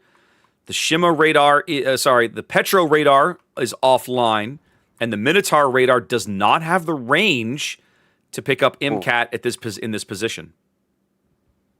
It's like Cyber Viper's Libertad takes some hits. There's the bungo. There's the bungo being impactful. That's a big kill for Kraken, an early ship advantage. Takes the radar out of the middle, and they'll easily bag C now. Yeah, that's ouch. But I was about to point out Cyber's health pool when the Ohio pointed it out for me. So, yeah, just like that, the Libertad is dead, and we are back to even on ships 8v8 here as we progress through Game 3. Yeah, I really feel like if they had brought almost any other battleship, they would have still have that battleship alive right now. It is what it is. I mean, there's no way to know that, but so far, the Libertad has just not delivered anything but misery to either team that's fielded it. So we'll see if Kraken can overcome it here in Game 3, but not looking good so far. I do like, though, that kill at C does give them the C cap handily. It's just a question of now what can Kraken do on the other side as Arquada's Delny coming under attack now. Yeah, I was just pointing out here that between the Brisbane and the Summers, they're in a really good position to possibly bag this Delny kill. They're bringing the Cecilia over, I think, to try to provide some cover for him. I'm wondering if Harrier knows that guy is there. Yeah, rightfully was just spotted. Well, no, rightfully was just spotted. So he definitely knows that he's in that position. Yeah, the hard thing is I was talking about this in Game 1. The Summers and Brisbane have split. They are coming back together, though. Yeah, they have an opportunity here to finish Arcata. He keeps ducking in and out. There we go. The Brisbane radar's got him lit now, and now that he's on the map border, he's going to struggle. He's got very few places to run. He's going to play the map border slide game here. Comes the Cecilia Salvo. Well, and here comes Summers' smoke. Right. Arcata survives the radar, not before he takes a little more chip damage here. Yeah, but the important thing is he survives. He's got to heal in 10 seconds. He does survive. Zulu ducks out of the way of this torpedo salvo and does begin to flip the A-cap. You mean the B-cap? Sorry, it is the B-cap. My apologies. It's so easy to mess those two up. So Kraken behind about 90 points, but making a good play here. Take a look at Metallis's Ragnar. They're shoving him through as well. I really like that play. So do I. They're going to need it, although Havoc's gearing takes a San Martin torp.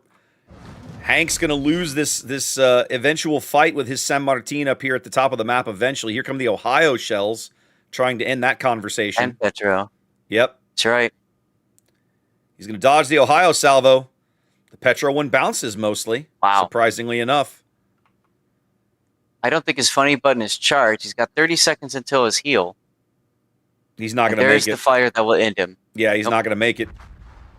Nope. So back to a one-ship lead for E-Rare, but they are down a cap here for the moment.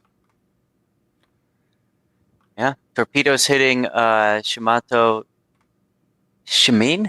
I'm just gonna call him Shima. I think it's Shima in C. And Shima in center spawn or something like that, I think is how it's meant to be read. But I'm just gonna call him Shima. Because it's, all right, confusing. Why wouldn't it be? Yep. Well, despite the Ragnar coming down, Kraken has chosen not to pursue, which I find very interesting. I think maybe they just want to zone out the Delny and just get the pick on him, and that's it? Well, we'll see, because right now, if I'm Kraken, what I'm trying to do right now is get things set to defend the middle of the board. Because what has been a north-south fight is about to become an east-west fight, as E-Rare is 100% going to try to figure out how can I pressure and eventually work my way in to the C-cap. Well, they only have 3 minutes to do that. They're going to have to get on the ball here.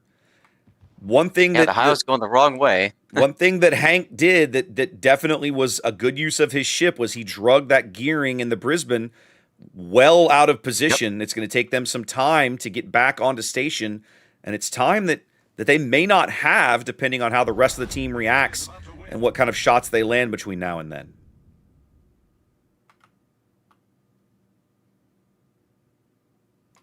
Really like to see a little bit more aggression coming from this group over on the B side. Take advantage of the situation. You know the Delny is low. I think you know that is. I think they're trying to chase these guys on the assumption or hope that they're lurking near this cap circle, but I think E-Rare's made the exact correct call.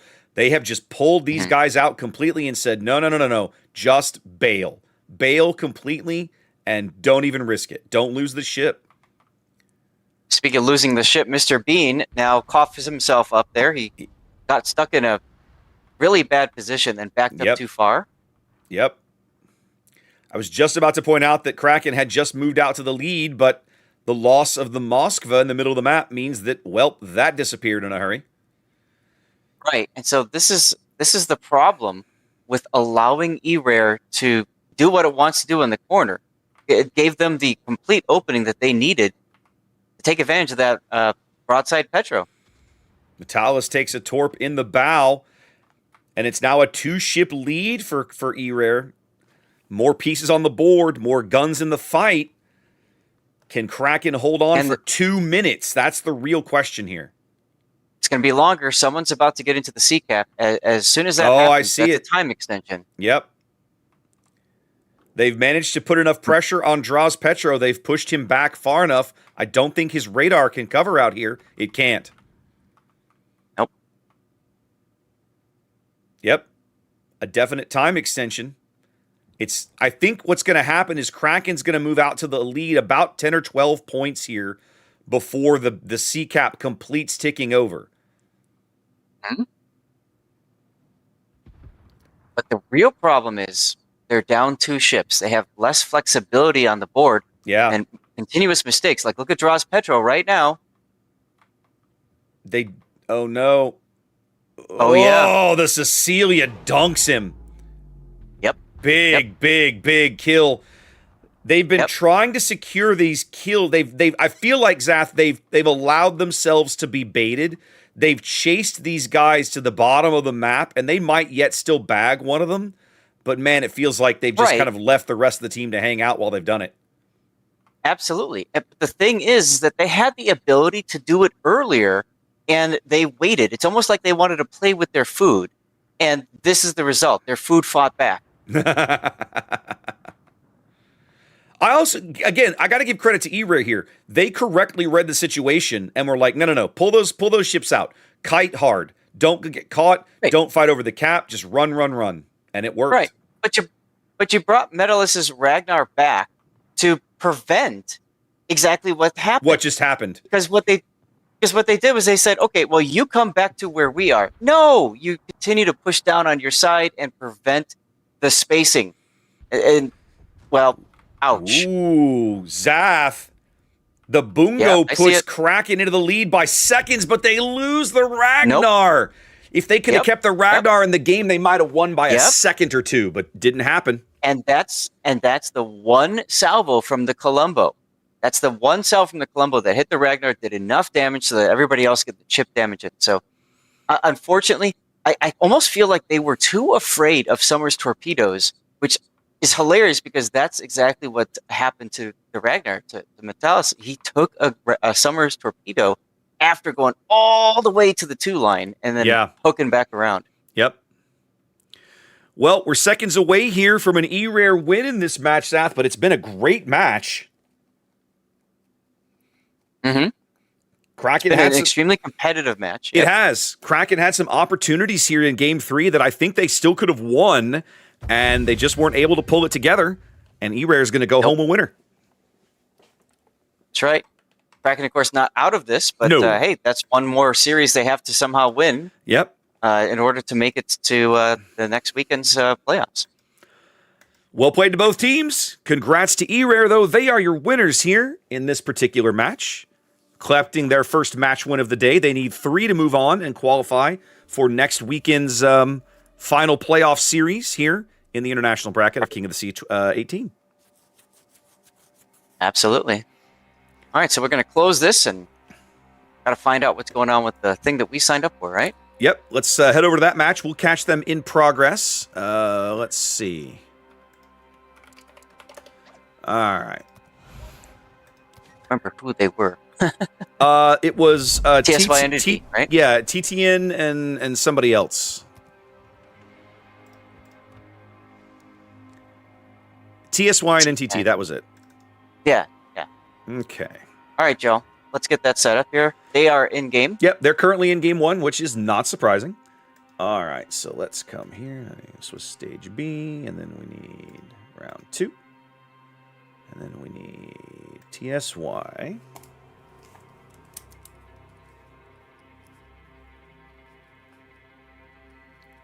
NTT? Is that the name of this team? NTT. Oh, Entity. Yep. Entity. I get it now. Now you got it. The light bulb. All right, here we go. Okay, so we're missing Sleeping Giant. We're going to go right back to Hotspot.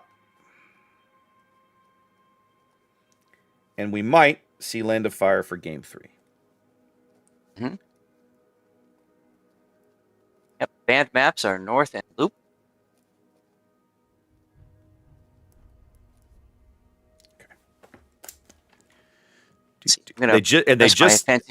They just finished game 1 while we're sitting here, so our timing is almost impeccable, Zath. Great.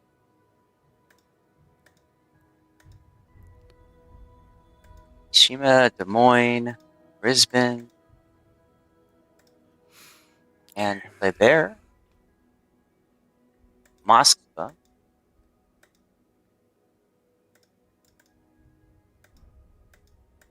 Metro. Basically, away with these 12-kilometer radar shenanigans. Can you blame them? Wow. No. Hard to blame them, my friend. Look, if you can use your radar, but we're going to make you actually put your ship in danger to do it. I feel like that's pretty reasonable myself. First time we've seen a double ban. Bans are done blindly. Both teams in this match banning Brisbane. And then our map rotation is Sleeping Giant, Hot Spot. Right. Entity and- 1 game 1. Okay, good to know. Yeah. Yeah. There we go. So if I push this button,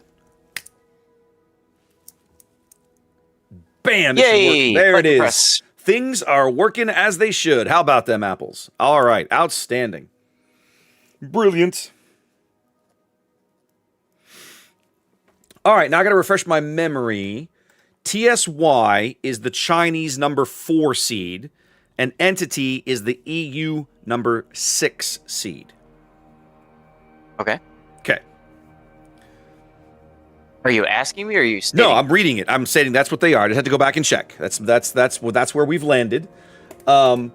And then they both are 0-1 coming into this match. So they both need a win here to, keep hope alive. Get those looking for 3 match wins between today and tomorrow. That's the goal.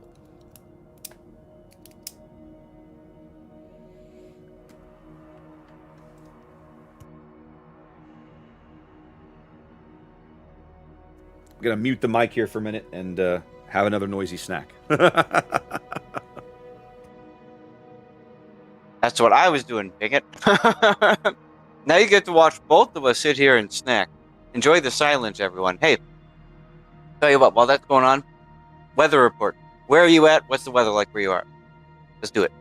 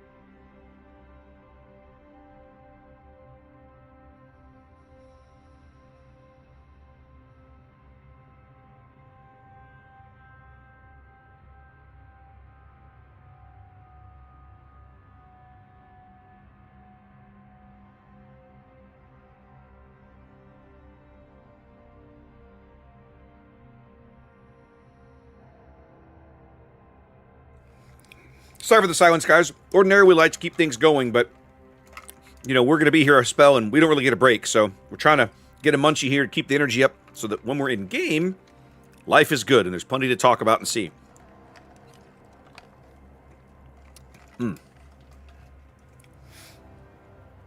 But as Zath said, I'm curious. We're always curious to know where folks are, and this time of year, you can get all kinds of crazy weather. Always fun to hear what everybody's dealing with on any given day, right? I know a lot of folks like I have family that lives in the Midwest here in the U.S., and they were complaining about snow flurries and freezing temperatures today, and I was like, I'm in shorts. I don't know what your problem is.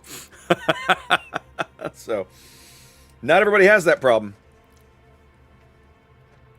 Fall weather is very weird.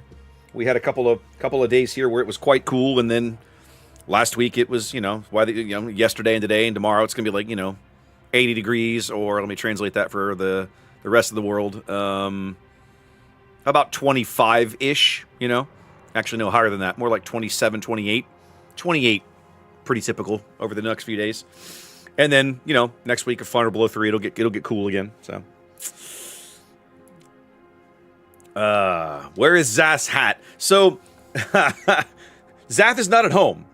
And because he's traveling, he doesn't have all of his traditional accoutrement. So, yeah.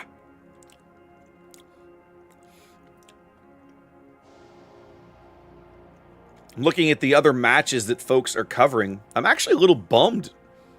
Nobody's covering... Wow. Okay, interesting. We'll see where that goes.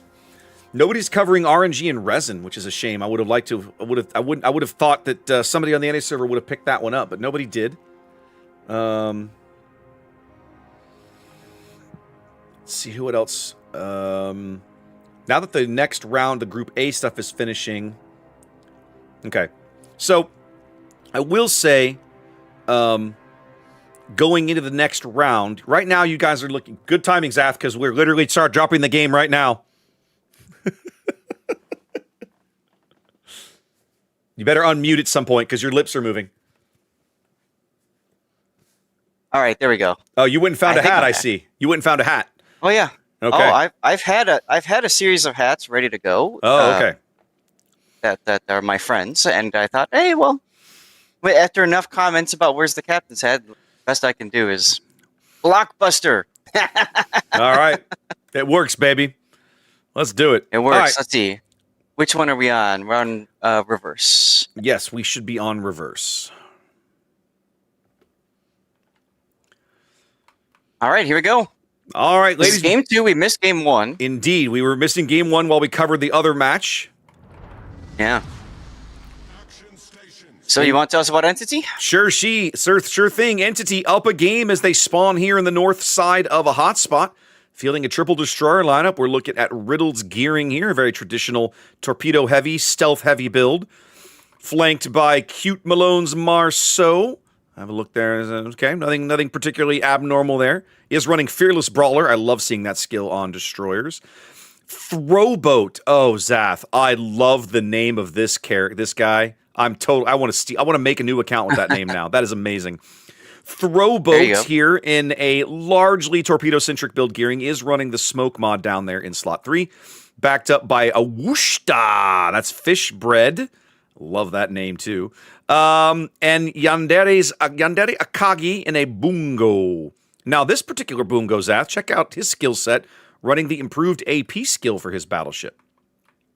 It's a good choice for a Bungo because you're really never going to shoot AP. Rounding out the cruisers. Sorry, never going to shoot HE. Yep. Rounding out the cruisers, we have Strategic Faults Napoli. Again, it's a secondary style build. The Dying Dutchman. Man, these names are so clever. Also the same kind of build. Mm-hmm. And then Heavy Klutza. Heavy Klutza. Minotaur. That is a Minotaur, I presume. It is indeed. And their final battleship, Ritter Burns Libertad. Yeah, we saw Dying Dutchman live up to his name quite a bit last weekend. Okay. So, opposing to the south, wearing red is TSY with Gumo heading his way towards the CCAP. He's got the unique up. Actually, he's full 420 Blazed build, including slot 3 extended smoke mod. We got Ooze Gdansk, followed up by Zhao Wuya's Minotaur. That's a radar Minotaur, of course. Yugo is heading towards the BCAP with his Yu Yang. I'm surprised to see him not supporting the team up at B just to luck chuck some torps and stuff. Mm-hmm. Montana's Utrecht. That's going to be fun to see. It's going to heading his way. It looks like he's going to try to take advantage of the smoke screen, but he's still pretty far back. We got Filaments Bungo with a bit of a different build there with some ability to change AP and HE. We have LY460's San Martin working his way to the decap with the Q18 or the Q, I don't know, Delny, over at the decap there with Keo build Delny. That was a mouthful, but there we go. We got there in the end, baby. A mountain of torpedoes. There in the end as, yeah. Go ahead. I was going to say, as the death snails have been drawn on the map. Yep. A wall of torpedoes coming in here to the south, obviously spotted by this Minotaur Hydro, and it doesn't like all of them have the range. Both teams laying giant smoke screens up near the CCAP, but nobody going in there just yet. Both teams leaving a destroyer and a radar cruiser behind as they continue to push to the west. Now the Marceau, with an easy speed advantage, gets there first for Entity. That's going to be the first cap of the game as they begin to tick up points.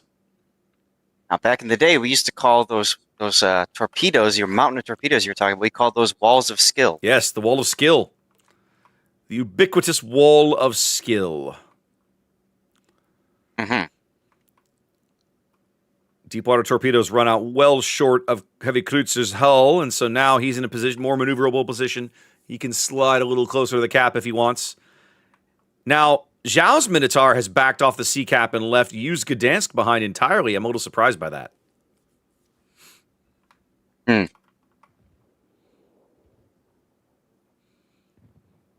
use Gdansk radar here, picking up Riddled's gearing. A little bit of early chip damage. Actually, hasn't actually hit him yet. My apologies. And just pushing him off the cap mostly.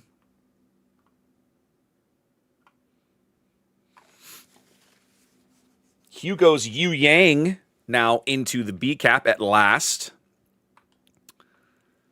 This is a much different game from what we saw last game, right? Both teams shoving a decent amount of force straight into the western side of the map.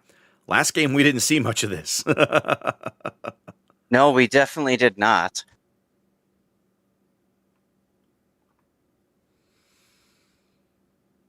Actually going to see some combat over here in the D cap as well. Throwboat's gearing getting spotted briefly on the San Martin radar.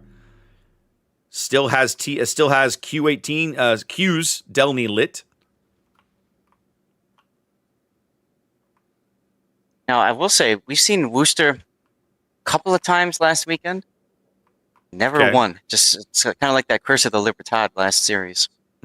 Well, Libertad and Worcester on the same team this time now, Zath. So we'll have to see how that shakes out. Could be the double curse. Yeah, double cursed. All right. Both teams contesting D here. A destroyer from each team sitting in there. The battle for C continues as entities push to the 1-2 line now begins to turn southward. Let's see how TSY sets up to receive.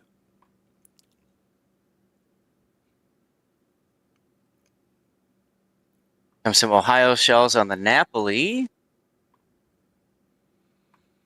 Napoli's just a little too close to the land.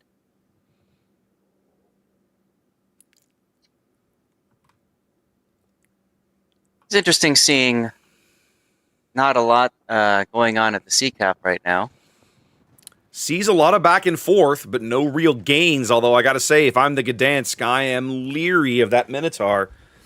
Minotaur is just not a ship I ever want to see when I play a destroyer, especially not a well-played radar minnow. Some deepwater torps coming in on shells. The strategic, and he takes one, and another one's going to go into Ritter's Libertad here.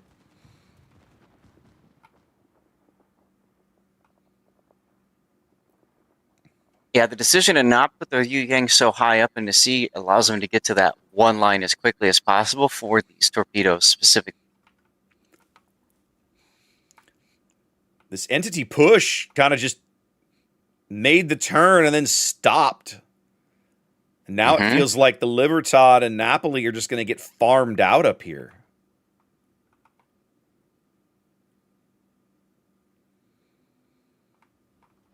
One thing I like about how Hugo's Yu Yang is working, see how he's staggering his torpedo launches?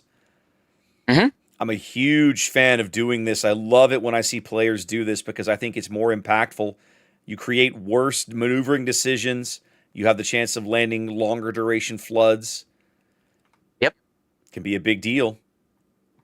Yep. You also keep them guessing as far as when the next torpedoes are coming. Yep. And it looks like Ritter will take 2 more deep water torpedoes, one in the bow, one in the stern. Oof, that's double flood for another 20 seconds. You and say his that, engines are out. and his engines are out. And guess what, Zath? More torpedoes inbound. Yep. Wait, there's more. That one that snuck past the island is almost guaranteed to hit him up forward here. Unless the Napoli does a Mr. President. He does. Get down, Mr. President. Let's go. Napoli plays Get Down, Mr. President, and steps in front of the Deepwater torpedo that would have 100% ended Ritter's game. Yeah, awesome play there. Ritter's getting the heel up.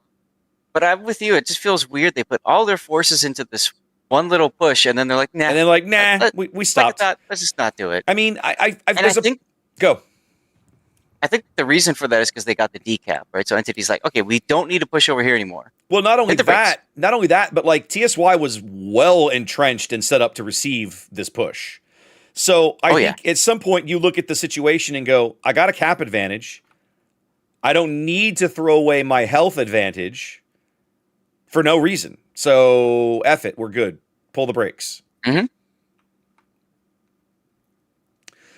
It's a 150-point lead and growing here for Entity. TSY pushed out of everything but the B cap.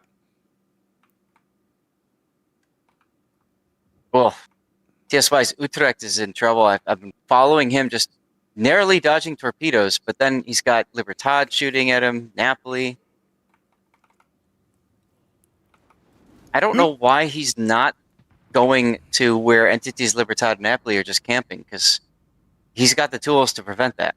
Well, and he did Or at least dunk punish him for it. he did dunk the Libertad pretty good a little minute ago with one of the airstrikes, right? Took Yeah. probably 10, 12,000 HP away. As the San Martin just gets dunked from TSY. Must have been a torpedo. Yep. Or the boom. Oh, I think the Bungo hit him, actually, now that I think about it. He got Bungo smashed for 40K. Yeah. Get bungoed, as the kids like to say. Mm-hmm. Well, by picking up the decap, they cough up a huge chunk of San Martin health, but it's going to pay off. It cuts the timer. It buys them more time. TSY now with 4. We're still over 4 minutes to an entity win here, so they'll see if they can salvage something out of it. Yeah. Meanwhile, on the other side, TSY actually starting to push up now. Yep. One line. I like this. So do I. TSY now playing the aggressor over here in an area of the map where they were clearly on the back foot, but times have changed.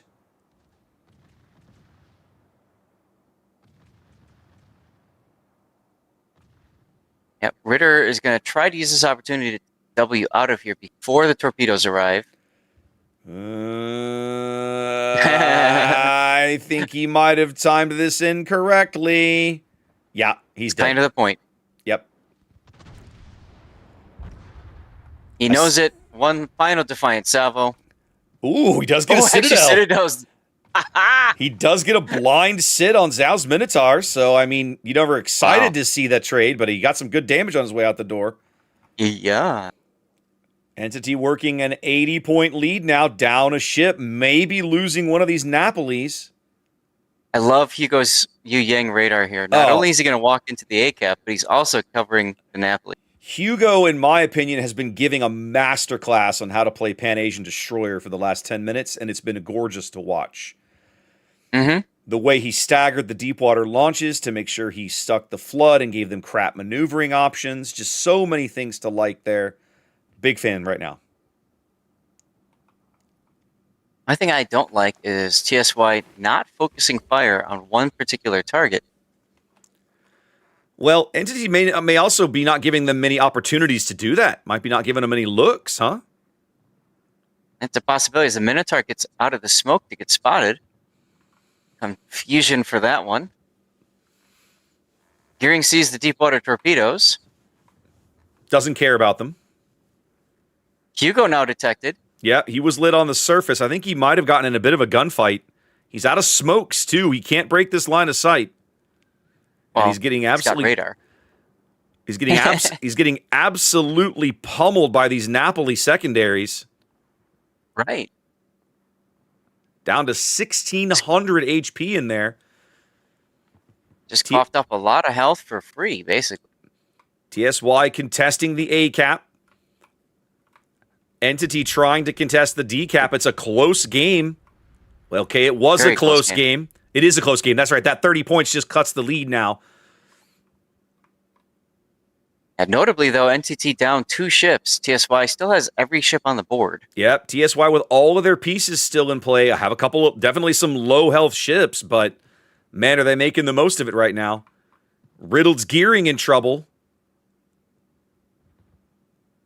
He's going to go down here, I think. I think surely the Minotaur or the Harugumo is going to back There's him. the radar.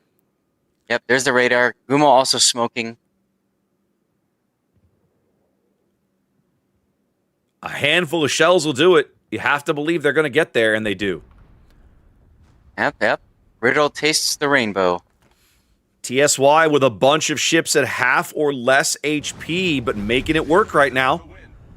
Poor Gdansk in Ohio. Look at this. This is catastrophic for TSY. Oh, a beautiful torpedo salvo.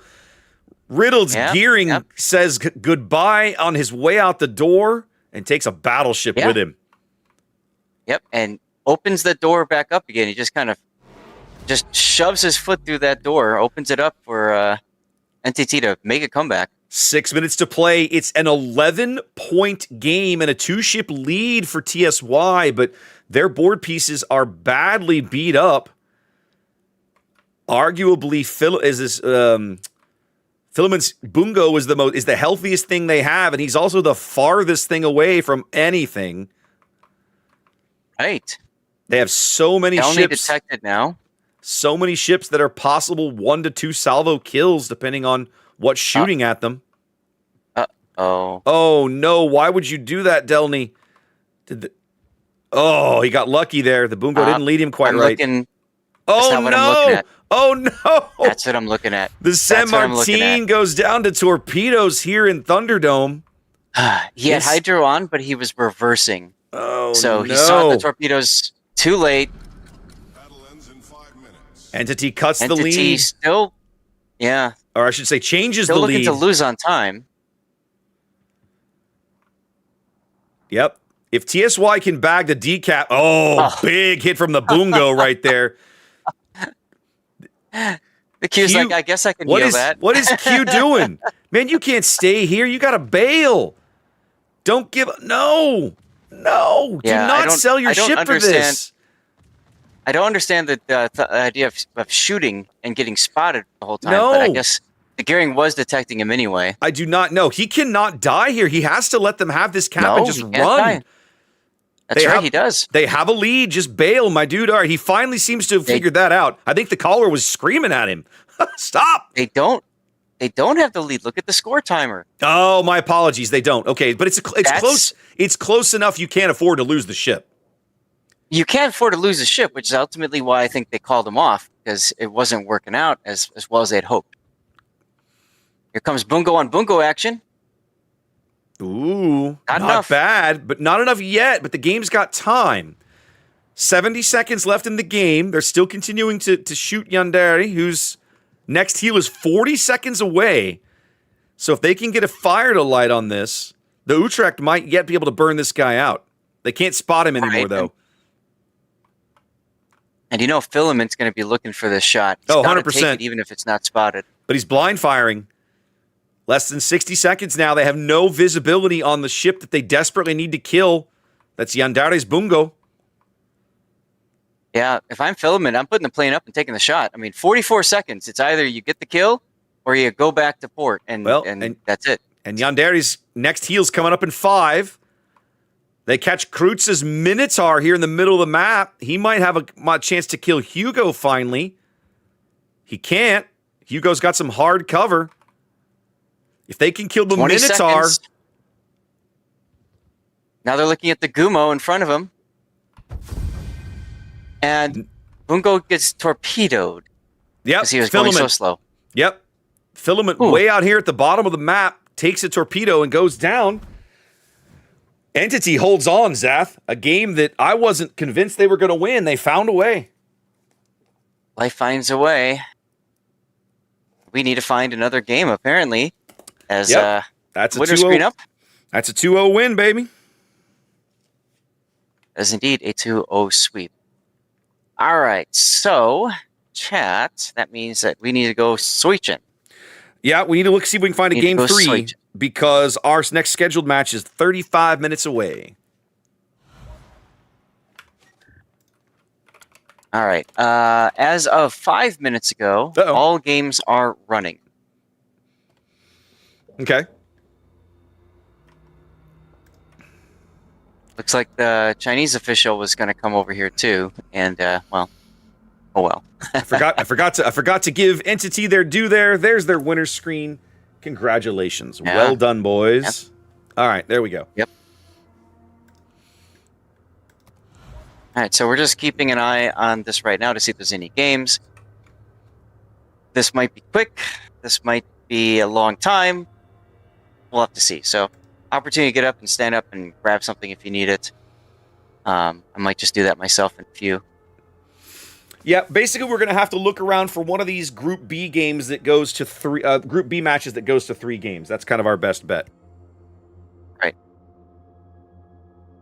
Right. So, we shall see what happens. Yeah, and Yes, chat is apparently people that are in my Discord don't read my announcements. I'm away from home, guys. What gave you that thought? Was it the mic or was it the picture? Was it the lack of the captain's hat? I mean, what gave it away? I'm just curious. I'm just glad I can be here still and do this. All right, so there's only 2 games running right now. Tell you what, why don't you hop into one? I'll hop in the other. I'll take Bonks and JC. They just finished game 2. Oh no, Ortis and NFG just finished game 2. I'll hop in over there. Okay. I don't know if they're going to a game 3. Let's go find out. People are not leaving this room, and all the other streamers are here, so I have to bet that this is going to game 3. The other one is done at 2-0 as well, so everyone's going to come to you. This is it. This is the only game. Perfect. This is the only thing in town right now.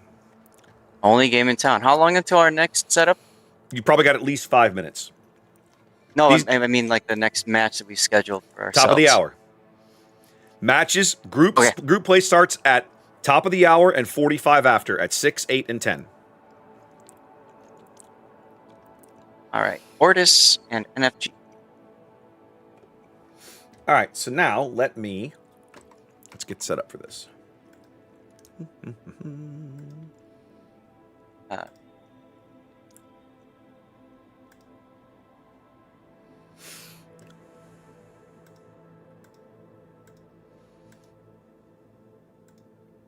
Now we get to do all the programming work. One more time. Ortis won game 1, it looks like, and NFG won game 2. Game 2 was hella close. 1,000 to 936. That's a pretty good game, kids. And we're going to Faroe Islands in game 3. The Faroe Islands. Whatever. No, I say it because when I recorded the first voiceover way back when, I didn't do the Faroe Islands. It wasn't in the script, and you may recall I had to re-record because I didn't have the. Yet, in the map intro video that they are using with this pack that we are choosing not to use, they don't have the either. So, I am simply shocked, Zath, that there would be double standards on these things.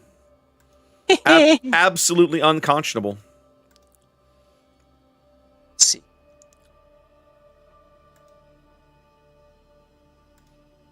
Luke? Sleeping Giant Band. There we go. All right, so when I come to here, I hit this button. Bam. There we go. That is our current match status, ladies and gentlemen. 1 game apiece, headed to game 3. Love game 3s.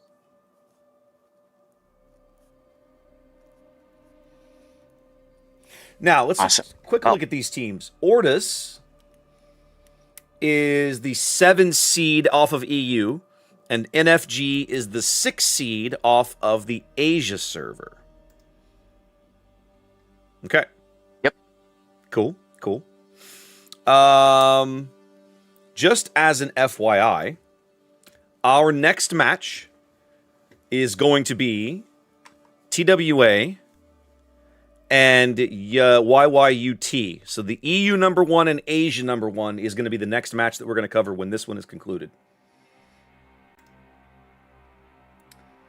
I'll go update my schedule.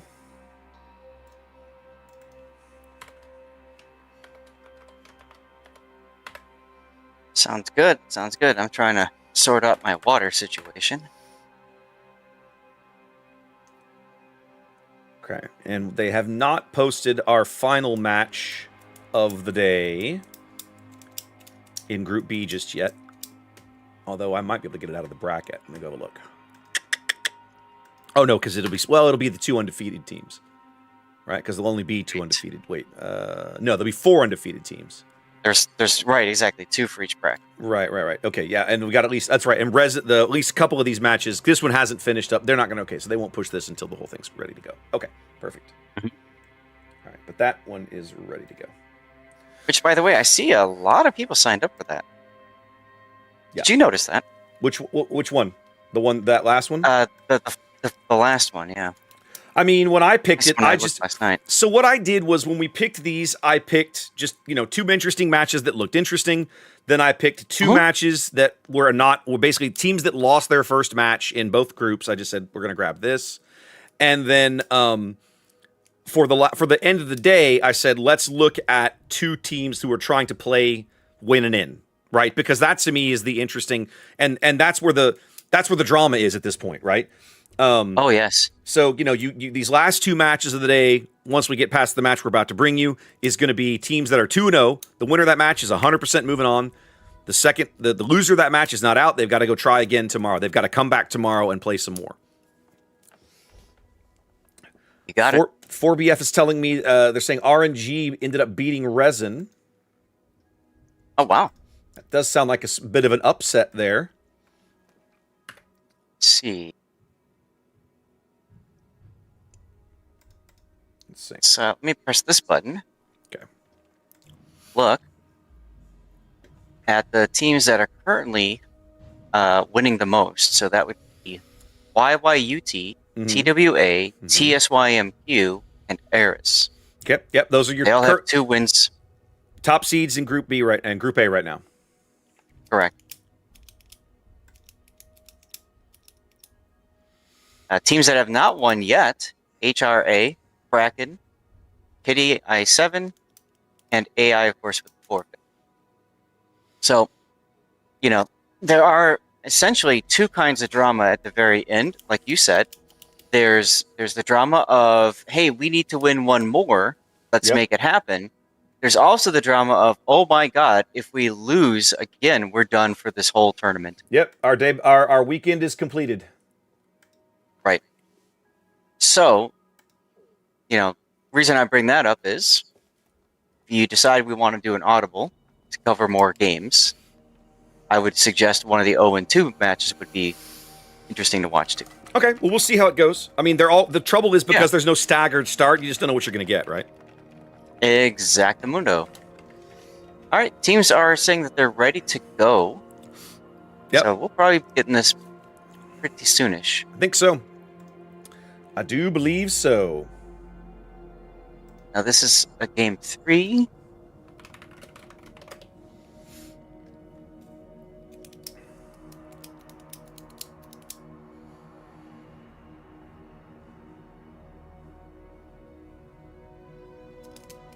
In Group B, we only have 2 teams so far that have won 2 of their matches. That's Moyai and Rain.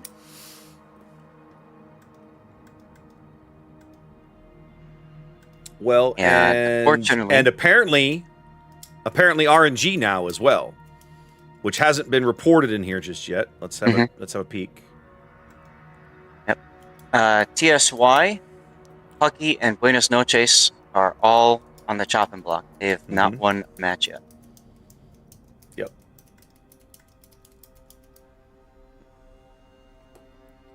Back matches.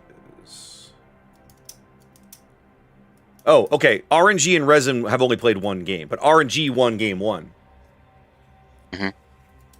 Was it a... Oh, it wasn't that close. I was like, was it a close game? No, it wasn't that close. It was like 1,000 to 511. It wasn't that close.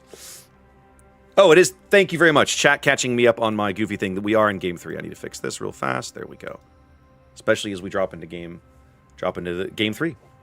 All right, Zath, you ready for this? And indeed, we hit the regular setup here. You got it. Regular button. Off we go. All right, well, here's our pivotal game 3 between Ortis and NFG on my map, the Faro Islands. Why don't you tell us about Ortis, Mr. Rep? All right, spawning here on the northeast side, Ortis in green, bringing a triple destroyer lineup. We've got a Smoland here. That's Kiminsian.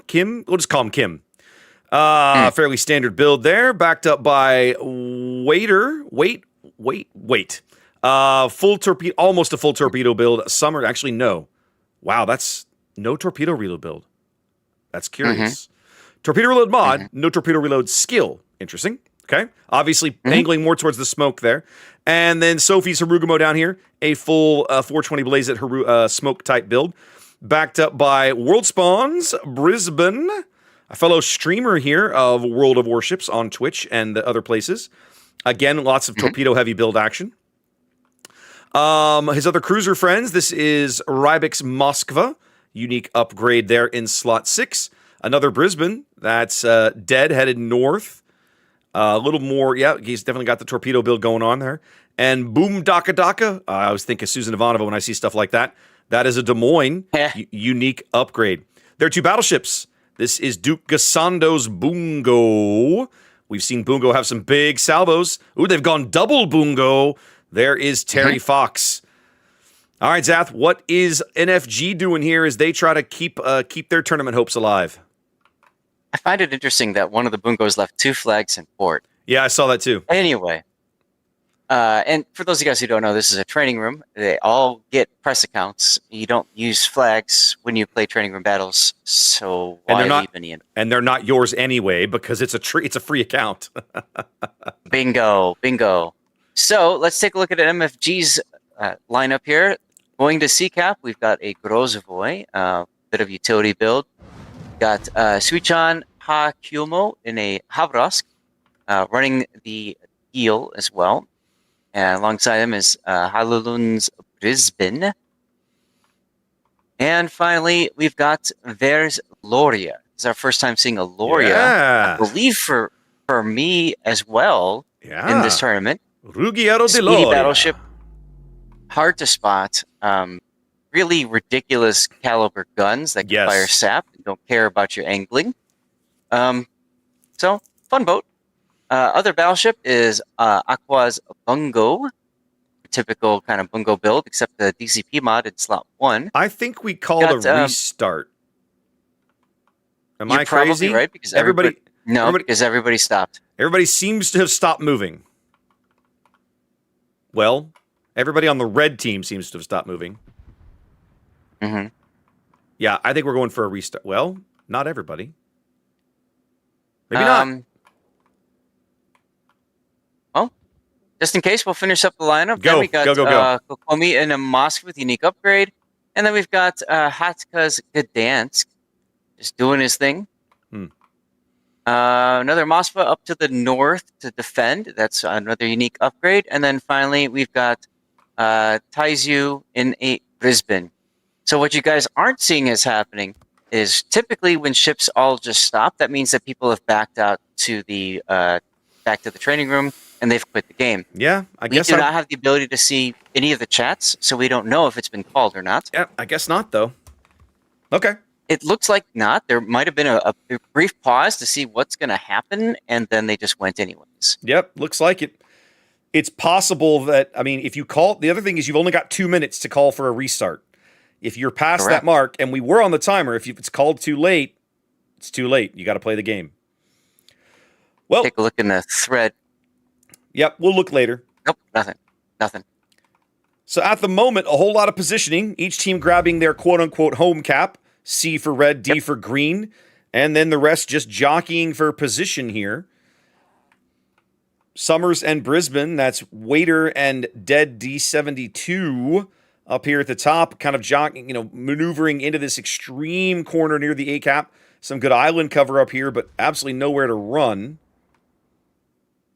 Of course, he's got backup here. Boomdaka's Des Moines. Seems like there's just going to be a bunch of waiting around B for a while. I have a hard time envisioning a world where anybody touches the B cap right now.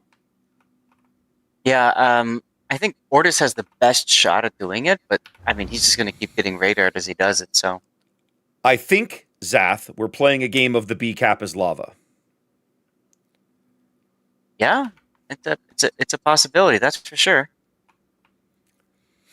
Now, the giant NFG push that looked like it was coming in the bottom of the map seems to have dissolved a little bit. The Ruggiero de Loria is just kind of crawling down here. The Habarovsk is reversing so that he doesn't get caught trying to make a turn. But he may reverse into one of these torpedoes. And he actually is going to definitely do that now that he popped his engine boost. He absolutely is now. Little too late.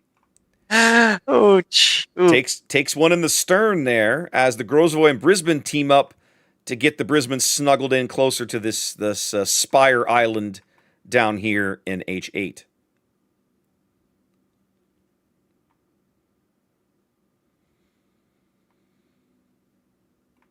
.6 minutes gone. Neither team really having scored big points or made any particularly impactful plays. Feels like both sides are just waiting for the other one to do something right now, Zath. Unfortunately, a lot of times at high-tier competitive play, it comes down to who makes the mistake first and who can capitalize on that mistake. So neither team wants to be the one to make the mistake. And that's what you're seeing here is that both teams have lined up, they've sized up the enemy, and they're just waiting for the shoe to fall. And here goes possibly the shoe as Crimson backs up in the small end into a very tight position. I thought Duke's Bungo Sabo there had a good shot, but Hotka's Gdansk, just yeeted right out of the way there, so missed it completely. Yep. So a lot of damage being coughed up by Ortis' small end for a bit there. Here comes another Bungo Sabo. And you can see the impact of the dispersion without having the lock. Shells all over the place.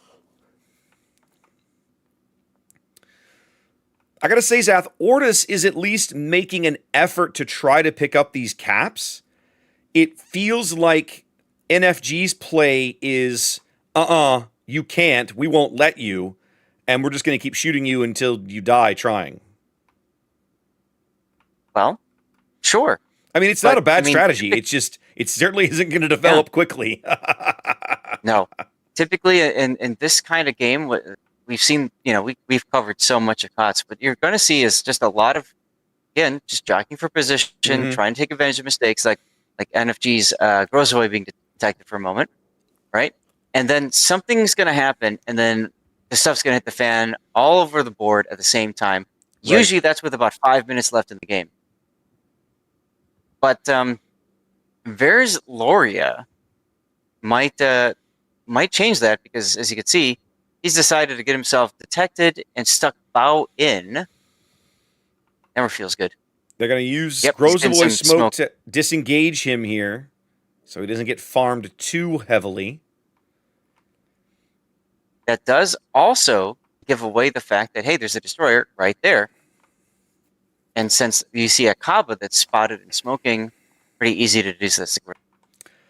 Well, with 8.5 minutes gone here in this critical game 3, one of these teams needs to win, but right now, neither team seems to have a good, clear idea of how they intend to win. They seem both right now, they're just playing not to lose. Yes, exactly. Now, NFG's going to dip into the B cap now. They've sussed out that the small end isn't nearby to help, as Rybeck is now the only thing that can radar for a bit. Hotka detected. Bungo salvos on Rybeck's Moskva. Nothing. All right, Kim's Smallland opens up here to get the resets on Hotka's Gdansk. Doesn't want to let him get the cap. Barely manages to get the resets in with a split second left to go. Hotka also coming under fire from somebody off to the north. Is that the Des Moines? No, it's the Brisbane, I think. Yeah, I think it was Dead's Brisbane, maybe. Oh! But the Bungo salvo from Duke really makes a big impact there. Hotka takes about half his remaining HP. Importantly, though, he's not dead. He did take a torpedo, and he is starting to cap again. Yep. I don't think there's anything that can radar him at this point. Kim's Smallland could, but has backed off to where he's not in range anymore. Right. Hey, Vers managed to use the smoke to get himself turned around. Shooting at Terry's Bungo.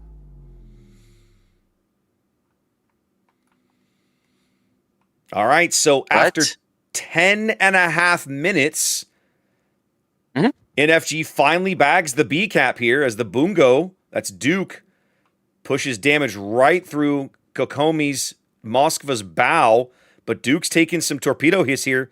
He takes a total of 4 Oh yeah, Grozavoy torpedoes for his trouble. Or excuse me, Gdansk torpedoes. Gdansk. Yep, yep.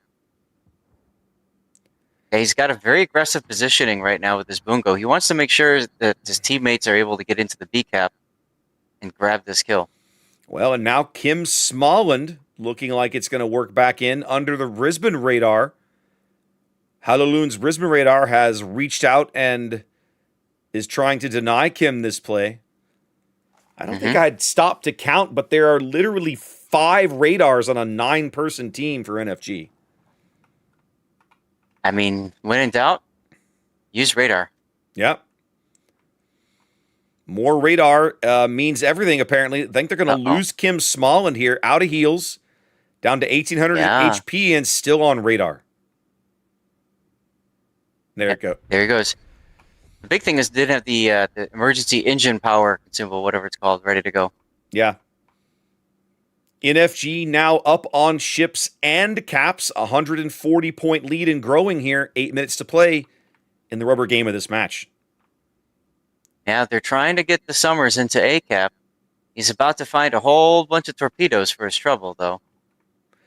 This Summers and Brisbane duo have been working for over 10 minutes to get to this cap. He doesn't. He finally eats Takes one. it up the aft. Flooding, Unfortunate for him. flooding in the after engine room, ladies and gentlemen, as my good buddy Lord Zath would say. Summers, You just got to push. Got to push at A, got to push at B. I honestly push down at think D. I honestly think if they were to take this Des Moines and shove it into this cap, I don't think there's much that these guys could do about it. But Boomdaka has now reoriented. He's pointing south. Another wave of Gdansk torpedoes coming in for Duke's Bungo. He's reversing. He's going to take at least 2 of these in the bow as he... Oh, didn't have the range. Okay. All skill, no luck. All skill, no luck, ladies and gentlemen.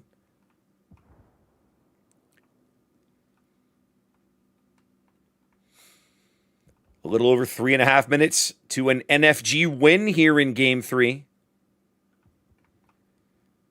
Oh, another big hit there on the Summers. Got detected for a moment. Oh, wait. Oh, No. to see all these shells coming in.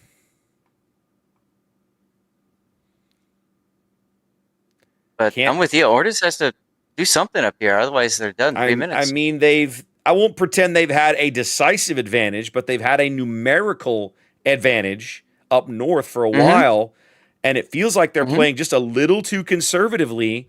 They haven't been able to do anything with it. They haven't been able to capitalize on it. To the point where now you've coughed up so much health off the Summers, you can't risk it. You can't put him in the cap anymore. As soon as he gets 12-kilometer radar, he is a dead man. So I think they're going to instead try to put him in a position where he can at least smoke the Brisbane, and the Brisbane can, fire without being spotted. But that puts him at risk, too, of taking a random shell. All right, Zath. Ordis is finally making a push here. Terry's Bungo now driving into the B cap, and they got some good Moskva citadels on Halaloon's Brisbane just a moment ago. Yeah, I saw the little white bar move on the team panel. Yep. Now, Terry is probably not going to cap this, but I will say he is likely to, he obviously is at least keeping those points from moving forward. Yeah, Rybik takes a torpedo. That's oof. Here comes some Loria shells for Terry's Bungo. Yeah. Big SAP hits. And here comes the other 2 guns. Not enough, but it's all adding up. Not as good, but despite all of that, Terry down under 10k HP. Next heal 20 seconds away. Don't think he's going to make it. He does get the Gdansk. Yeah. But trading finally. a battleship for a destroyer is going to feel really terrible here. And once again, you're not standing in the cap. So they're continuing to tick up points. Whoa. World Spoon taking a big hit in the Brisbane. They got to take some risks here if they're going to make this happen. That's right.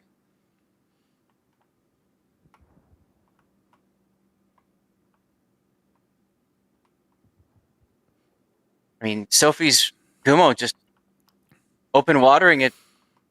No other choice. A little more than 90 seconds left on the timer here to an NFG win in Game 3. Ortis trying to find a way, shoving the other Bungo now. That's Duke into the B cap.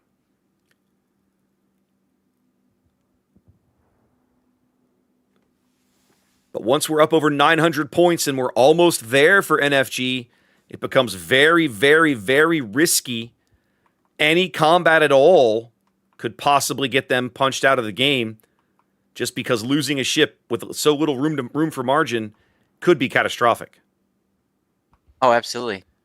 Absolutely. They might bag Kokomi's Moskva here, Zath. That would be a big kill. I've been watching these shells arcing in from like near max range. That's World Spoon's Brisbane. Yep. Loria gets flooded out. Oh, that's a big kill. 2 big kills for Two Ortis. big kills right now. Now they got to try and keep Boom on the board, but I don't think it's going to happen. He's on triple fires trying to heal through it. His DCP is 15 seconds away. He's going to burn out.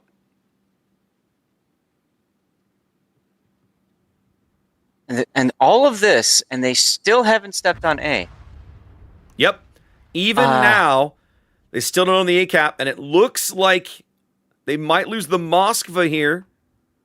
See what happens. Duke's got a salvo going down range. He could pop. He does. He pops the Brisbane like a balloon. They're going to lose the Moskva. And just like that, it's back to a 120-point game with Ortis in the cap advantage. Only 2 minutes left in the game timer. Remember when I said the last 5 minutes is chaos? Well, yeah, y'all are witnessing it now. Here we are. Oh, big hits. Another big one, yeah. Duke knew exactly where to place that salvo in Aqua's hull, and all of it full pins through the bow for like 40K. And now it's Aqua's turn. Aqua's in this. Not as much. No, but now here comes the return salvo. Here's the salvo catching him in the turn. Big hits. And a torpedo. Aqua does take a torpedo. Yeah. Goodness gracious, trying to heal through it now. World Spoon just selling the Brisbane, telling everybody, go buy this now. 80 seconds left on the game timer. They have got to bag a kill. They will not overtake on caps alone. They need to kill this Bungo, and I don't think it's going to happen, Zath. Yeah. They can't even see him. Well, they can't see him now. Hold on. He's turning. Yeah, they can see him. He is burning. Ooh, the fire. Yes. The fires might burn him out. The fire is going to burn him out. World Spoon trying to get anything on there. He's out. The fire's going to burn him out. As He's dead. Know, in competitive, yes, but in competitive play, you don't stop shooting until they actually die. Oh, there it is. The lead change, ladies and gentlemen. 40 seconds left on the game timer. The lead change, yep. So now Ortis cannot lose a ship. They've got to get Sophie stopped in smoke. They cannot lose this Harugamo right here. 20 if I'm seconds. Spoon, I'm opening. Yep, exactly. If I'm Spoon, I'm opening up. I don't care if they spot me or not. They got to take the attention off of his teammate. Yep, 100%. I love the Gumo trying desperately to crawl forward. It's going to work, Zath. Here comes 3, comes the timer. 2, 1, and Ortis is going to pull this out, Zath, at the, wow. Oh. Wow. Wow, wow, wow. Wow. All right. I gotta update my my thing here. We gotta set the winner and go to that screen.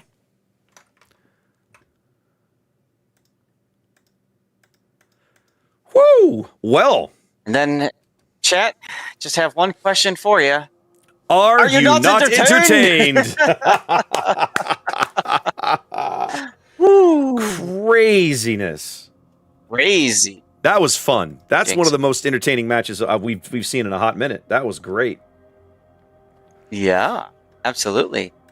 Let's see. So where are we going next? We've got RNG and JC. Asia 2 versus Asia 3. Oh, did they move us? No, No, that's sir. where we were set on the schedule. No, sir. You are going to TWA and YYUT.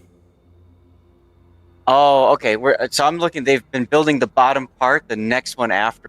Correct. That's what I was looking at. That's where you're going later. Okay. So are we going to stick around to watch EU's #1 face off against Asia's #1 team? That's literally our next match. Why would we not go to our scheduled match? I'm just double checking that that's where we want to go. Yeah, that's all. why not? Let's do it. Yeah, why not? I'm with you. I'm with you. All right. So chat, you're gonna have to give us some time while we get things set up for that one. Okay. Oh no.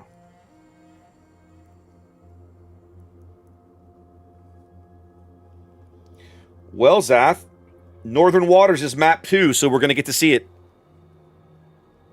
Good. You're gonna love it. It is so fun. It sounds like total frigging chaos. It can be. I'm trying to think of which team it was we saw do a full meme push of like 2 secondary battleships just straight through A. And they failed. But it was fun to watch anyway. All right, I'm going to go join the training battle real quick.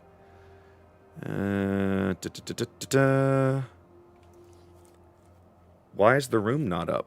Oh, there it is. I was like, for a game that's supposed to start in 5 minutes, why is the room not up? It is. All right, let's reset all of this. Reset all of this. I was gonna say I could have sworn I just saw them. Yeah, I fritzed on it and didn't see it at first, but we're good now. Okay. Ship bans. Oh, TWA forfeited the rest of the ban. So they only did. banned Clay Barrett. That's it. How interesting. Now there is no forfeit option because why would you have a forfeit option? So I'm just gonna set that they banned Clay Barrett 4 times. Because that looks like a meme anyway. Okay, that works. Otherwise, I have there's to go, no forfeit option. Yeah, I have to go manual. There should be an option for blank, and there's not. So That's what I mean. Yeah. Now, There back used home, to be. I've got a graphic that I use where it's just the ship with the question mark and it just says forfeit on it. Yeah. But not home. So whatever. Yep. Whatevs. All right, Des Moines. I'm sorry. Hang on here. Des Moines, Minnow. Bam. Minotaur banned? What is this shenanigans? Right? And Haruka. What is this world coming to? What is this ridiculousness? Sleeping Giant, Northern Waters, and Land of Fire. There we go. All right, ladies and gentlemen. There is our next match. And as Zath was pointing out, this is the EU #1 seed and the Asia 1 seed. That's right. That'll be fun. I certainly hope so. I didn't get all dressed up for nothing. You're dressed up? No, I'm not. That's the joke, Zav. You need more coffee, I guess, over there or something. I don't know what's going on. You know, once upon a time, we wore a shirt and tie for these things. I used to wear shirt and ties for like finals. Now I'm okay with a polo. I know. It was more fun when... I'm not sure how to phrase that. It was more fun when I could use it to poke the eyes of the EU casters a little bit. And the official casters too. Well, they're all wearing t-shirts. That was the thing. Like we also used to do it as a part of the official cast, right? Which was fun. Mm-hmm. Mm-hmm. I miss those days.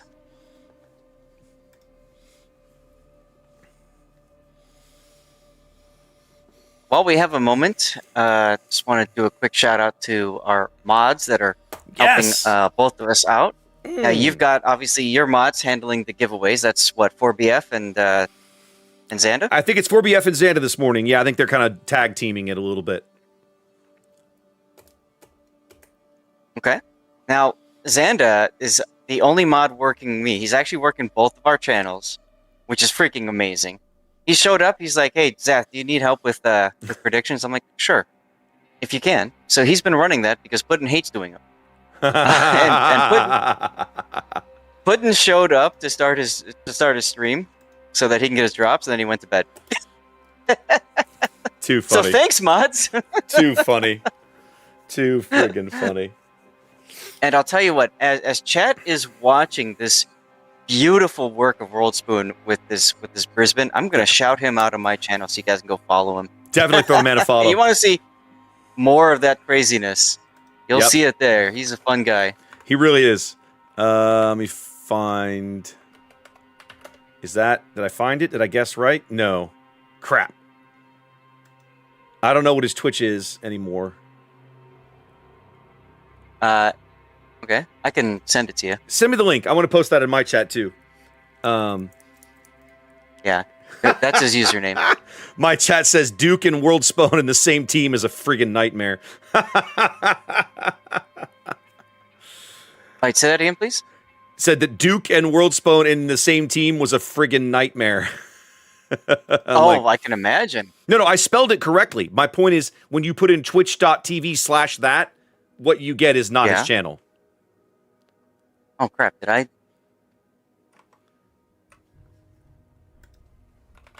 Okay. I go to the wrong one? The one I got has four. Well, okay. A minute ago it had 4 followers. Now it has 6. But it has never streamed a day in its life.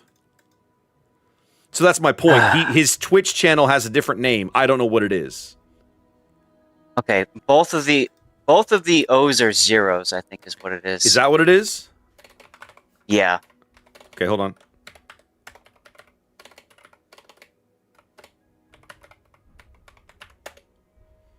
Yep, I recognize the icon. That's it. So that's now you got it. That's it.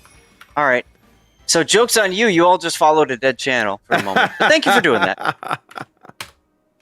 There we go. Hey, look, Daz, we got a game, buddy. Let's do it. What? Crazy talk. Game? We're not crazy talk. We're not here for games. We're here for crazy talk. Yeah. Well, you're getting crazy talk now. All right, we need the flipped. Let's reversed. Do it. Yep.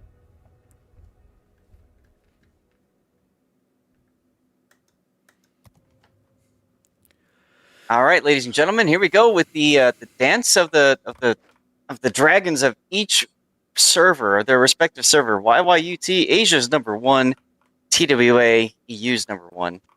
This is gonna be good, Raptor. Rumble in the ocean. Yeah, there we go. That'll work. Let's rumble, baby. All right, so can you guys tell we've been doing this for a while today? It's been a long day already. Go ahead. So you got 13 Sentinels Marceau moving forward. We got the Shimakaze unique upgrade. I'm guessing those are 12s. I'm sad, we don't see any 20s. 20-kilometer Shimakaze is still a thing. Just don't see the noob tubes anymore, my friend. No. Blanquilo in a Delny with Heal, followed by Seth. It's about time in a Moskva with the unique upgrade. We've got HMS Unicorn, My Angel. I'm guessing that's Angel with the Brisbane full torpedo stuff. We got another Brisbane that's Bucchia di Mandarino heading towards the Sea Cap. We got Bills in a Venezia with the unique upgrade. That's exciting to see. We got One Last Kiss in a Vermont. Fun with the extra AP damage skill. Yep, Brick will have extra smash this game. Brick smash. And then we've got Zex next in a Loria. You saw that do really fun things last game. Tell us about TWA there. All right, very quickly here, we've got a Marceau Ragnar pair. That's forward onto Dawn, working the bottom end of the B cap. He is flanked by Marcelo Pelos Ragnar.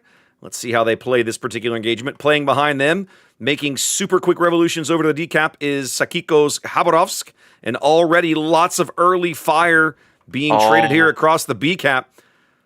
Forward manages to dodge the SAP salvo out of the Venezia, but they're putting big damage downrange on Sentinel's Marceau. Yeah, it's interesting that YYUT completely changed their focus target from forward into Marcelo Pello.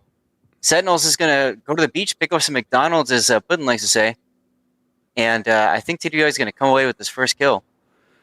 It hadn't happened yet. They've still got some work to do to pick up this kill on the Marceau, but man, I think they're going to get it. Oh, yeah. I don't know. Sentinel's maneuvering seems to have thrown them off a bit. They're going to blow a radar that they end up not needing. But Marcelo's also on double fires, and they're going to get him instead.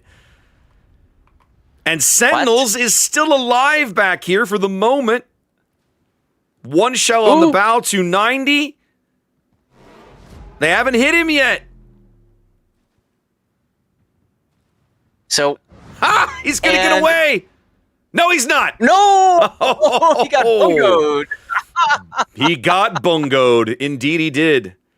Well, a very violent opening to the game. Go ahead.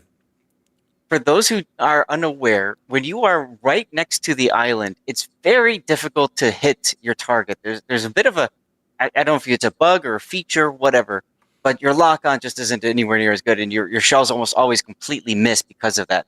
So I think he was trying to abuse that, and it worked for so long until the bungo just said no.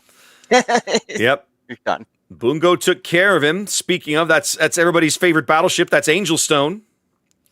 And then let's have a look at the other flank. Snackman's Moskva over here guarding the A-cap vigilantly. Vile's Sherman crawling up the one line, keeping Unicorn's Brisbane lit, backed up by a Brisbane of his own. That is Keistis. So for all of that work, all of that back and forth, nobody actually grabbed the B-cap at the time. But Blanquilo's Delny has rotated back there, and he looks like he's going to give it a go at this stage. IKEA's Moskva radar is going to go up. They're going to see if they can get shells downrange on Blanquilo.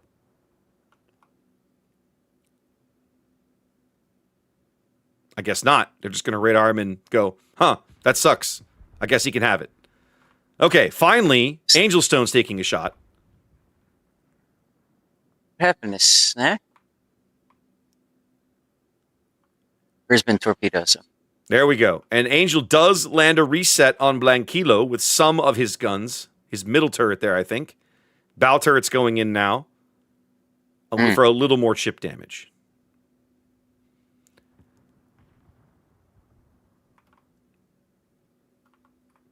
Just a quick reminder, since Chad is seeing it and saying, why are there so many Kleber bans? TWA forfeited their final 3 ban choices, and we don't have an option for forfeit in our fancy little toy. Yeah. So we just put Kleber banned 4 times. TWA saying, nuke it from orbit. Yep. Kleber was the only ship that TWA banned, so that's what the thing says. That was the only ship that they banned. It's like they're playing Guess That Tune, right? Guess that song in 3 seconds. Yeah. I can win that map with only one ship ban. Exactly. Angel Stone trying to put shells down range on Bukia's Brisbane, getting some good full pins through the bow there. Bukia's trying to dodge, juke and dodge and not take the damage, but hasn't had a ton of success so far. Big Regio de Loria salvo there on Angel Stone. Broadside to Loria's guns, and ZXS punishing him at about 19 clicks there. Now, TWA opting to bring one battleship obviously has an impact on the ability to punish movement and push. Instead, they're opting for more just overall DPM, the extra cruiser. Yeah, I didn't really get to finish doing their lineup, but this is not an uncommon thing that we've seen from them on certain maps. And certainly, we saw them doing this a lot last week. Yeah, and certainly Angel Stone is a accomplished enough battleship player with the range on these Japanese guns. He can make his presence felt from a very long way away, should he choose to. Absolutely. IKEA burning another radar. They're trying to keep YYUT off the B-cap, but it's not going to happen this time. I think these bungo shells are going to arrive too late. They don't? Look at that. Angel with another save and a big cap defense there. Mm. Point took a big hit there. Looked like it was a Loria salvo as well. Mm-hmm. He Yeah, knows. poor Ben Quill trying to make this cap, and I think he's gonna get it now. Oof. Loria punishing Angelstone through his deck again.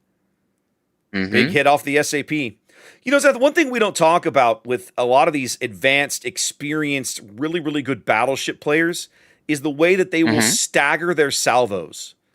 You know, when I play Battleship, I very commonly volley fire, just because it's what I'm used to, and I'm looking for that big impact. But a lot of times, and we saw it out of Angelstone earlier, when you're he's out there fishing for cap resets, he'll fire a couple of turrets, and then wait a bit and swing the middle turret in and fire that one, and so on. And sometimes that can be really, really, really good if done right. Yeah, and it comes in very handy against enemy cruisers when all you really need is a couple key citadels.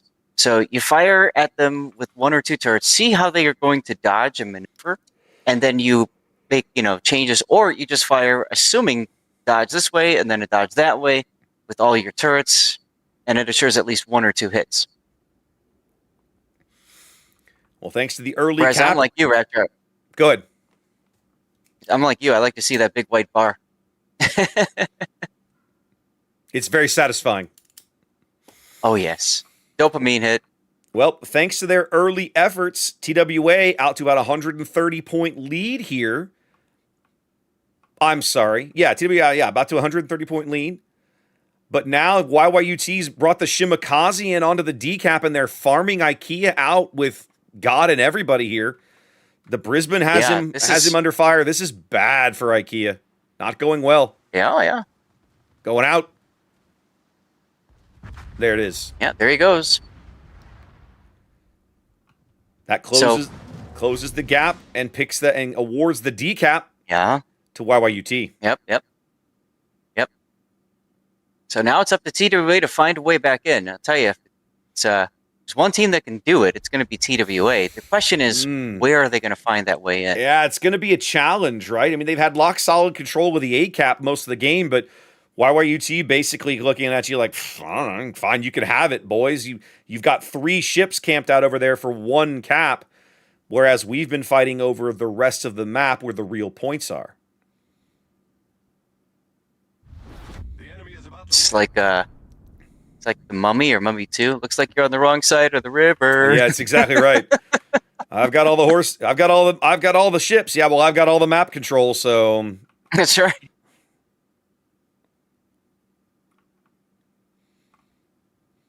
I feel like TWA's 1 battleship strategy might actually be biting them in the ass a little bit right now, Zath. Well, the big thing about it is they're just not able to punish, like, the Brisbane, for example, right? Yeah. Bucket just chilling there in the middle, right, hanging out. Yep. Something I don't think I've really seen much of this entire tournament.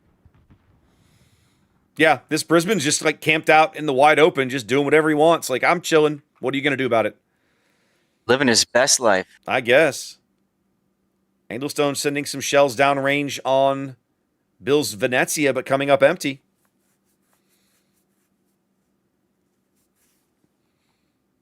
Out to a little more than 100-point lead and growing for YYUT. 2 minutes on the timer. TWA still has time to make a play, but the window of opportunity is closing rapidly. They're going to have to find a way. They don't. Oh, losing Vile is not a good play. Vile Sherman going down inside Thunderdome. Probably caught on Moskva Hydro and or radar. And now Blanquilos Delny walks into the A-cap, and there's basically nothing that they can do about it. Forwards Marceau on to B, but we're over 900 points. A touch more than 60 seconds left in the game. Everything's been coming up YYUT so far. Really has been. Well, I mean... But now Unicorn might give them the way back in here. Takes 1 torpedo, DCP's on, but not much left.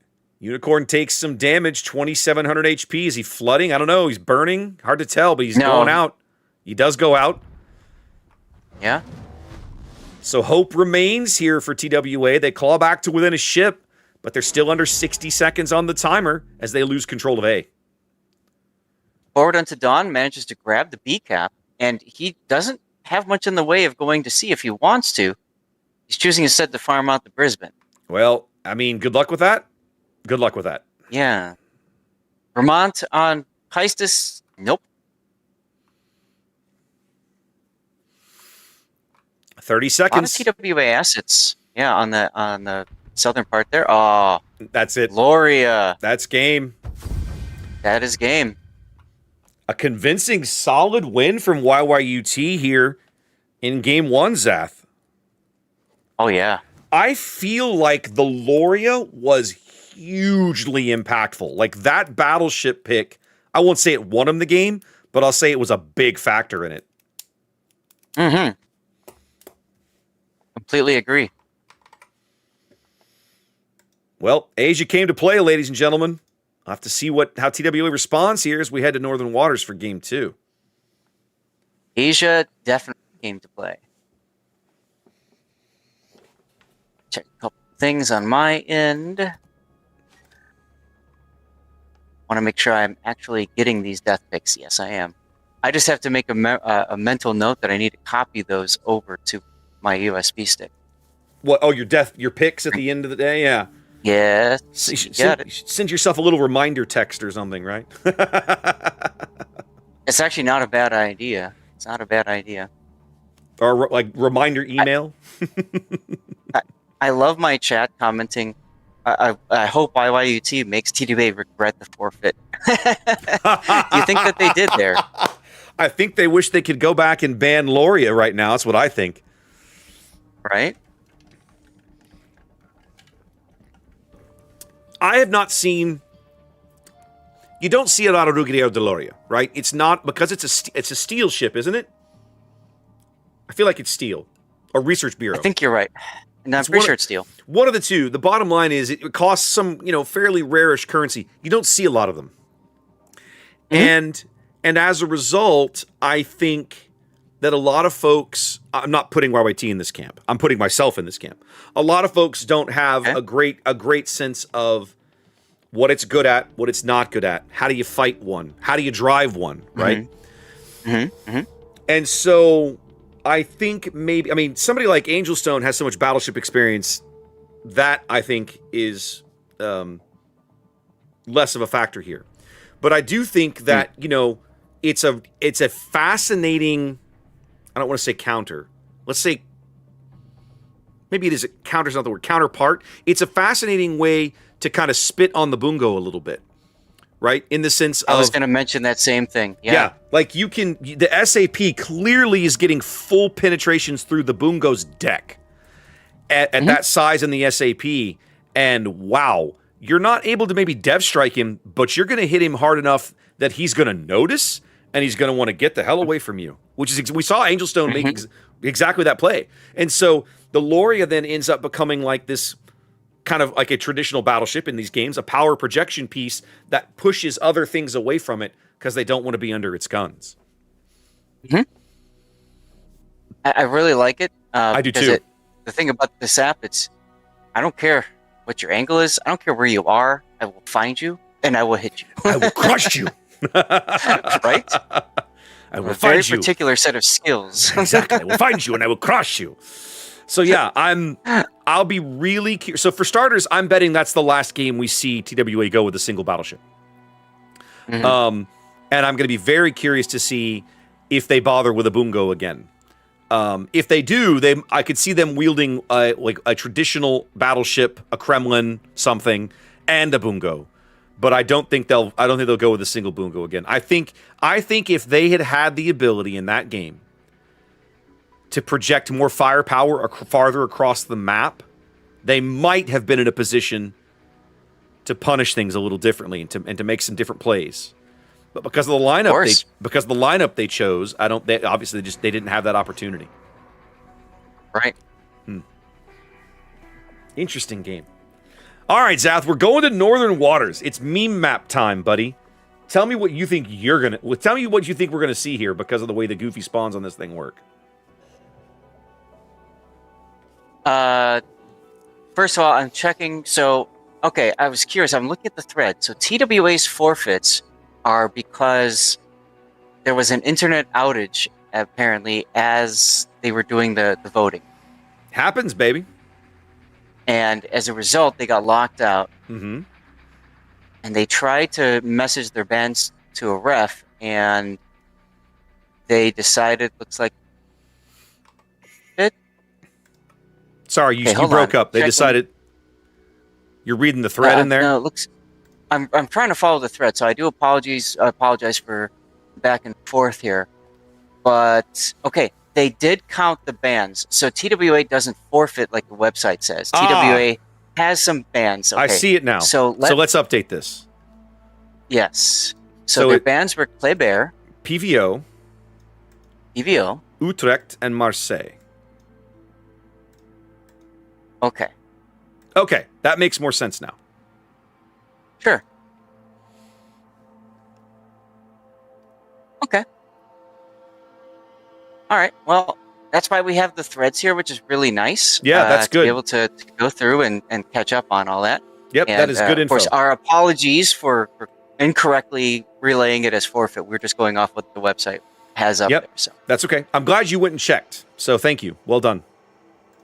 Yeah, I know. No, you're welcome. So I apologize. I don't remember the question that you asked me. Neither do I. So don't worry about it.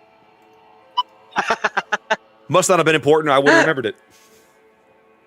Right? Must not have been important, or I would have remembered it. I don't know. Check and remind me from 5 minutes in the past, and we'll already be started. But it's. So, looking at the predictions, 90% predicted TWA to win game 1. Of course. 90%. I mean, I know, right? Betting against TWA the last 3 years has kind of been an exercise in folly.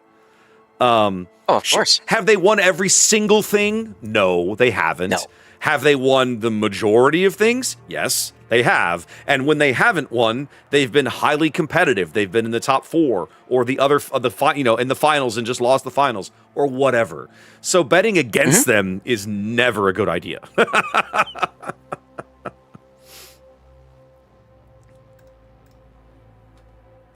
That's right. I'm catching up to chat on my channel as well.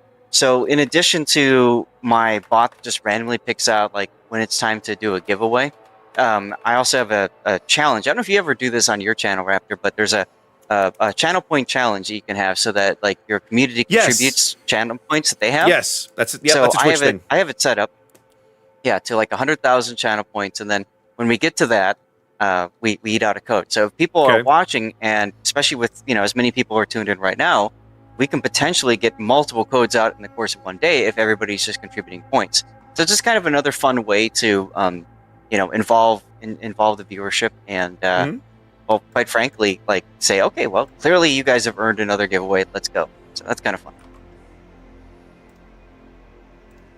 So easier to explain that this way than try to type it all out. Yep, I hear you. So what do you use yours for? I'm curious. My what? You said you're familiar with the channel point redemption thing. So I use channel point redemptions when I normally stream boats to let folks request ships. I use them. I do the same. Some of my little voice things that you can play, are set for channel points. That's not much. And then occasionally, the only thing I've ever used the little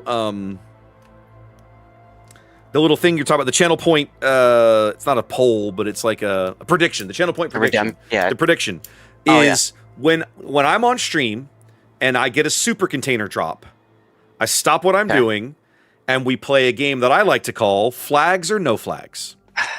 Oh God, and that's painful. And it's dirt simple. You bet it's what's in the super container. Is it flags or not flags? And you get to bet. And it's always fun to see how many people get that one right or get that one wrong. Because a lot of the times, like, oh my God, it's got to be flags. Because, like, it always feels like it's going to be flags. But, like, I know last couple of times, people have been like, it's 100% flags. And I've gotten, like, doubloons. And I'm like, let's go.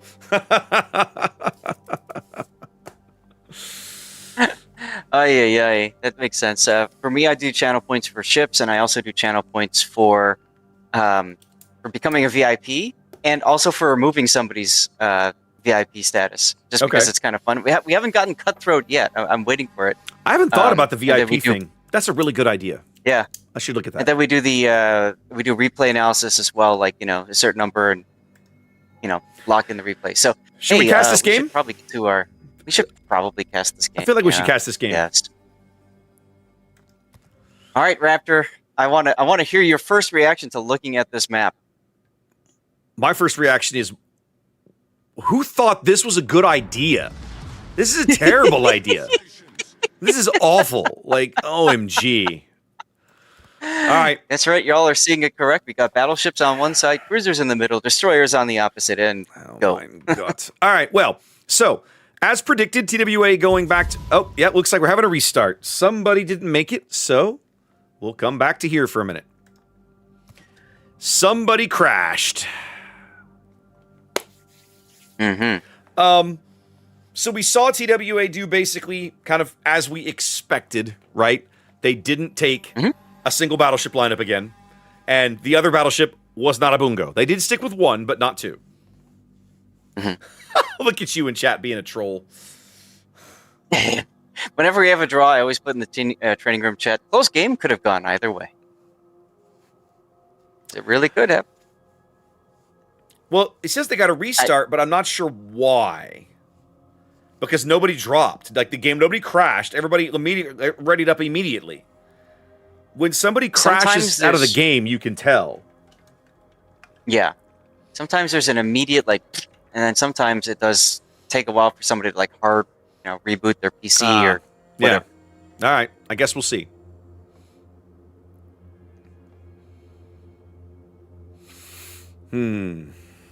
Yeah.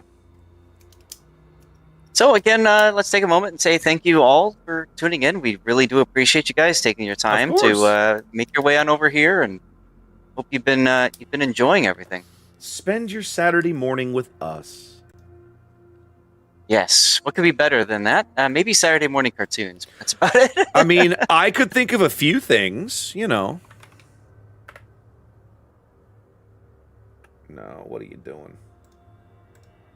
Oh, the question was my opinion on the meme map of Northern Waters. Thank you, Zan. See, I knew somebody was paying attention. Yeah, and I wasn't because you distracted me. So it's your fault. I blame you. Well, we figured out the bands anyway. So my opinion on the map is I really think it's going to be, it's a fresh approach to playing the map. And what it really does is it forces teams to decide, do we go for more traditional prep? You go here, you go there, or you just go with what you got. And I've seen teams mostly doing the traditional, I've seen battleships go to the other side of the map. I've seen destroyers say, well, screw this, and then go all the way to A. And it causes chaos and pandemonium at the very beginning, which is always fun, in my opinion. Well, in my business, Seth, we have a saying. Chaos is cash. All right, are we there? Was Absolutely. it time? Feels like it's time. It is time. Let's try again. Let's try this one more time.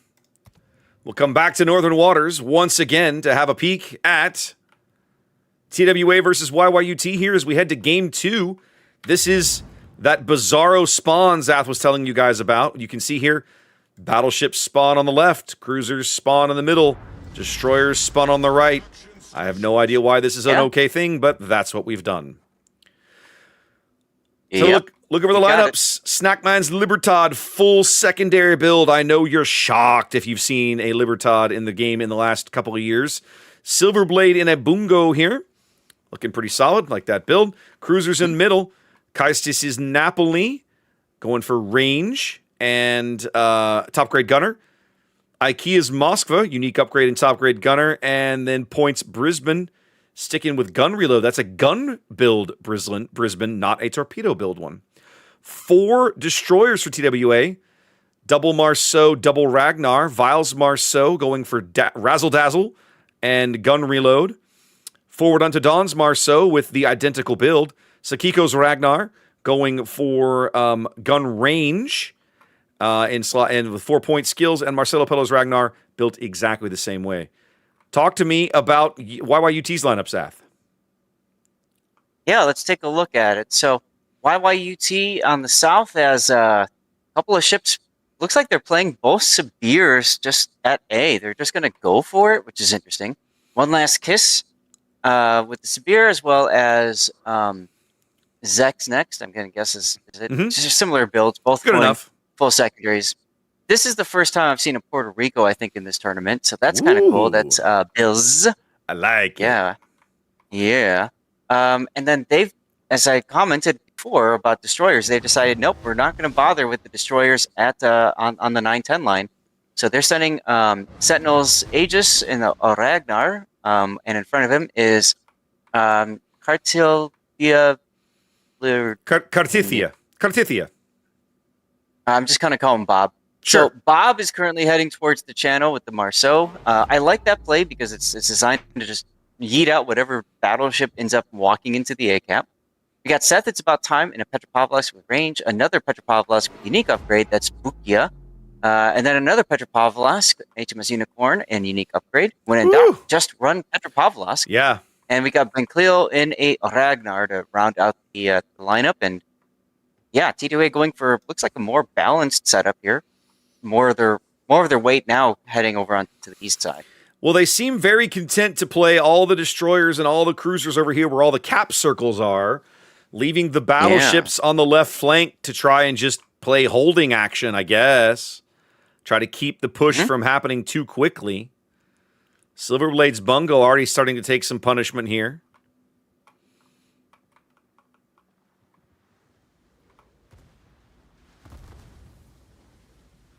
Sorry, I'm just Yeah,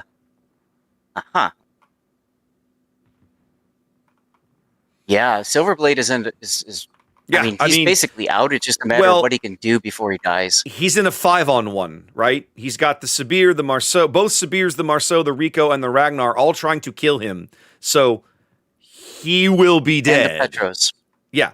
Don't forget the Petros. Okay, so he's in a 7-on-1. He will be dead. He is getting Robocopped. Yes, that is exactly the phrase. And just like that, 3.5 minutes for TWA to murder TWA to lose one of their battleships as YYUT loses one of their destroyers over here along the edge of the map on the 10 line.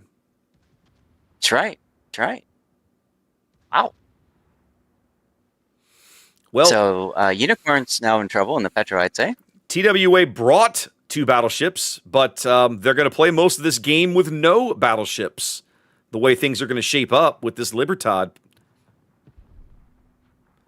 You get the feeling like they designed this strategy knowing they were going to be down ships already. Am I crazy? Mm-hmm.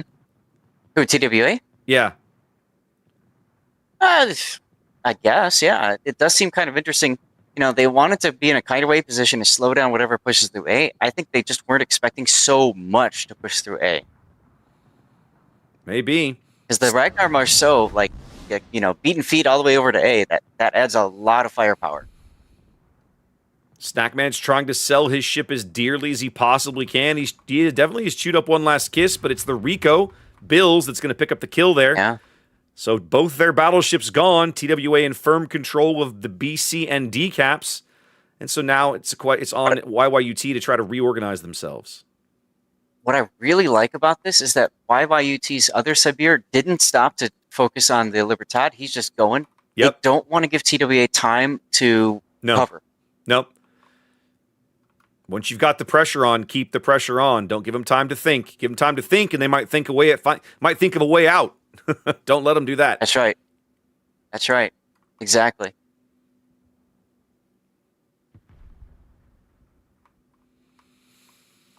Meanwhile, the Petros continue to chew into whatever destroyer gets spotted on the other side. Mm-hmm. TWA does have 3 cap points, as you mentioned. All the points is where TWA went. Yeah. So.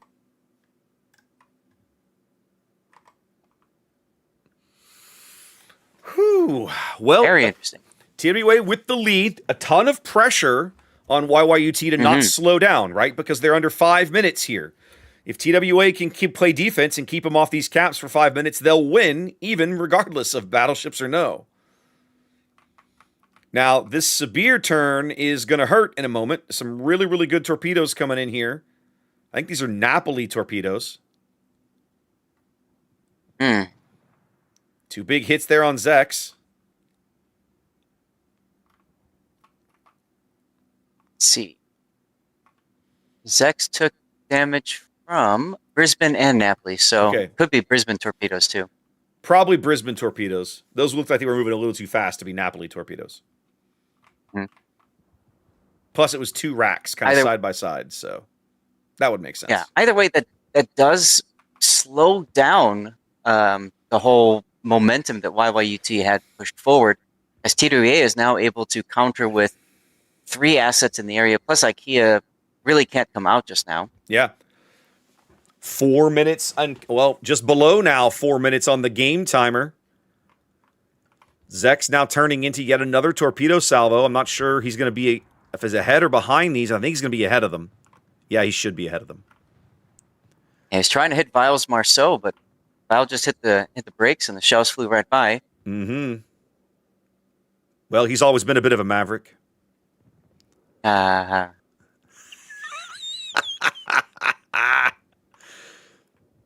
3 minutes and counting for TWA.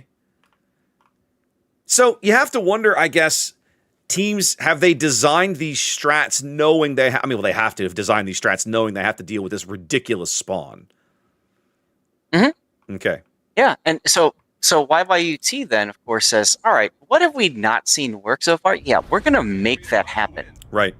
And I really like that. TWA saying, well, we're just going to do kind of our traditional thing, make it work. And, they're still in it because they've got 3 of the caps. Right.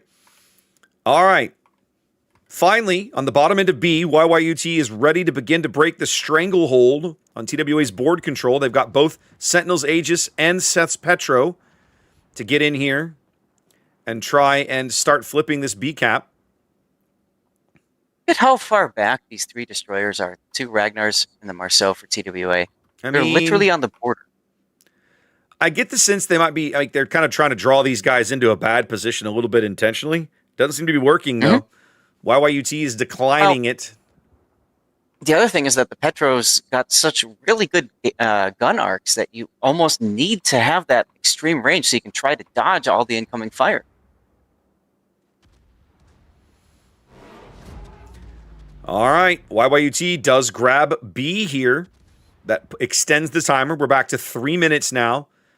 The focus fire, the major push here. They're trying to burn IKEA out as the Rico and Zex's Sibir come standing in through the channel here along the E line, straight through the cap, pushing straight to due east. Yeah, and look at who's leading the charge. It's the Puerto Rico. It's the Rico, baby. Rico's always been a good ship. She's fairly tanky. The AP is punchy. She's got a lot of utility, right? Radar and hydro or access to defensive fire, which you don't need in this mode, but still a good consumable. Beautiful dodge. Yep. He's got more coming. He's playing his fun torpedo dodging minigame. Yeah, I wouldn't have fired the AP right there. And another dodge. He dodged all the torpedoes. Yep, dodged them all. Wow. Bills that gets, is seamanship. Bills My gets, God, that Bills is gets seamanship. the torpedo dodging award for the day, the achievement. That's right. He is the Euro player of the game. Yep. Euro beats from the Puerto Rico here on YYUT as they continue to drive east, herding TWA into the back of the map. Can you take a moment and just take it in that YYUT is about to 2-0 TWA. They are indeed. It's going to happen. Pretty sure they can't stop it now. You boys are Puerto going Rico down, fails Danny. to dodge those torps. I can't stop it now. But the Sibir bags Vile in exchange. Again, we're still 2.5 minutes from a win, but there it goes. You put the Petro on, and now the timer flips over. They just had to get back onto D. Yep. Biting my tongue so hard. All right, so anyways, TWA continuing to be literally pushed into the corner. Like, look at this on the mini-map. Oh, yeah. Paul. Oh, yeah.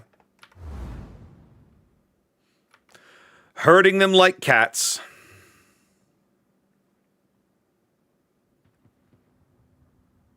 This is the benefit of having both your battleships still on the board, you know? But they're Sibirs. Like, this is, I kid you not, this is like the first time that I've seen a team with 2 Sibirs actually win. That bad, huh? Well, yeah, you know, the problem with Sibir is it's so easy to farm it out because of how the heal works. Limited, yeah. Well, I would also counter that with TWA in their opening play made the concerted choice to leave their battleships to die. Why YUT did not? They sent 3 ships to the A line. Look at the timers. This is important. Look at the timers. Yeah. TWA is set to lose, but they're also set to kill one last kiss of Sibir. If they can kill the Sibir, they might actually pull a win out here. And the Sibir's out of heals. Yeah, but Sentinels is going into the Sea Cap with this Ragnar, and now, that will stop everything. They would have to get another kill to tick it over at that point. Correct. At this point, they will need another kill. But this is the advantage of backing into a corner. You know, you can take advantage of multiple shots on somebody who overextends. That's going to take them up to 960, but they need another kill. Where are they going to get it? Who can they farm out? Yeah. Nobody. Yeah. Not in 2 minutes. Well, it's not going to be 2 minutes. It's going to be like 90 seconds. Yeah, as soon as that cap flips. Yeah, it's going to be very, very quick. They have to get on it. There it is, 90 seconds. If TWA can farm somebody out in 90 seconds and bag a kill, they will win this game. But if they can't, GG. Yeah, Bukia turning south here in his Petro, getting into kite position. Seth is doing the same thing. That big Napoli AP salvo going out on the Petro. They need these hits. They're going to lose Kaistis. They can't afford to lose a ship. No, they can't. There's no way now. They can't claw it back anymore. Yep.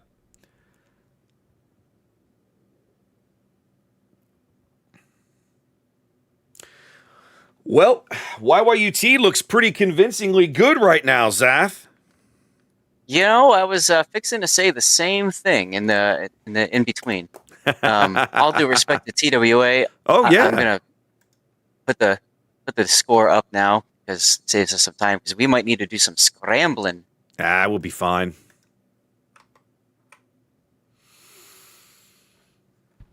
What a game! What a series! YYUT looking really good here, guys. I'd pencil them in. You're going to see them next weekend. They are the first team that we have streamed here on the channel to get their 3rd match win and qualify for next weekend. Yep.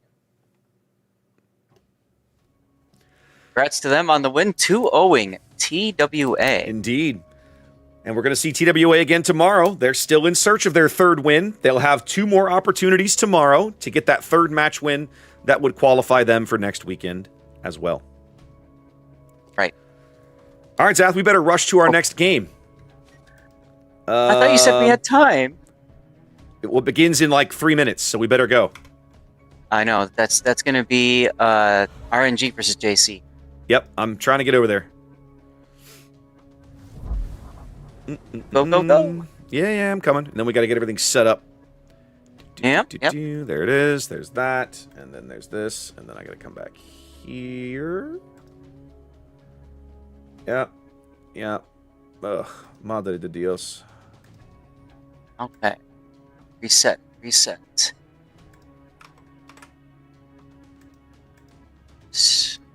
All right, here we go.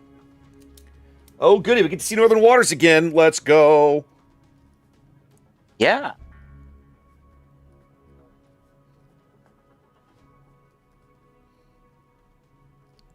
That spawn is weird, man. That spawn is weird, and I don't like it. See, I love it for the chaos, like we were saying. It's just so fun to watch. It's chaos, all right, but it means you have to design something for that map and that map only. It's so like a lineup and a strat, and it's just bizarre. Yeah, absolutely. So it leads to some extremely creative plays like we just saw unfold. Awesome stuff.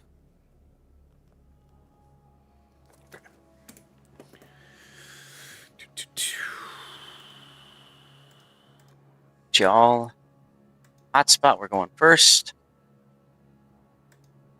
Waters and the Bottle Islands.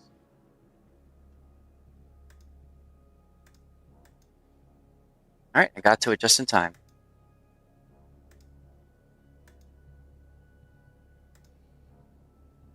Well, I have a minute while Raptor and I are both setting up. We're trying to go quickly into this game here. Don't forget to double check your drops progress, everybody. I took a look on my, I have my laptop running to make sure I get my drop, and it wasn't showing up as available. So I had to go into my drops inventory. I had to click on my icon, and it says drops and rewards, 100% progress.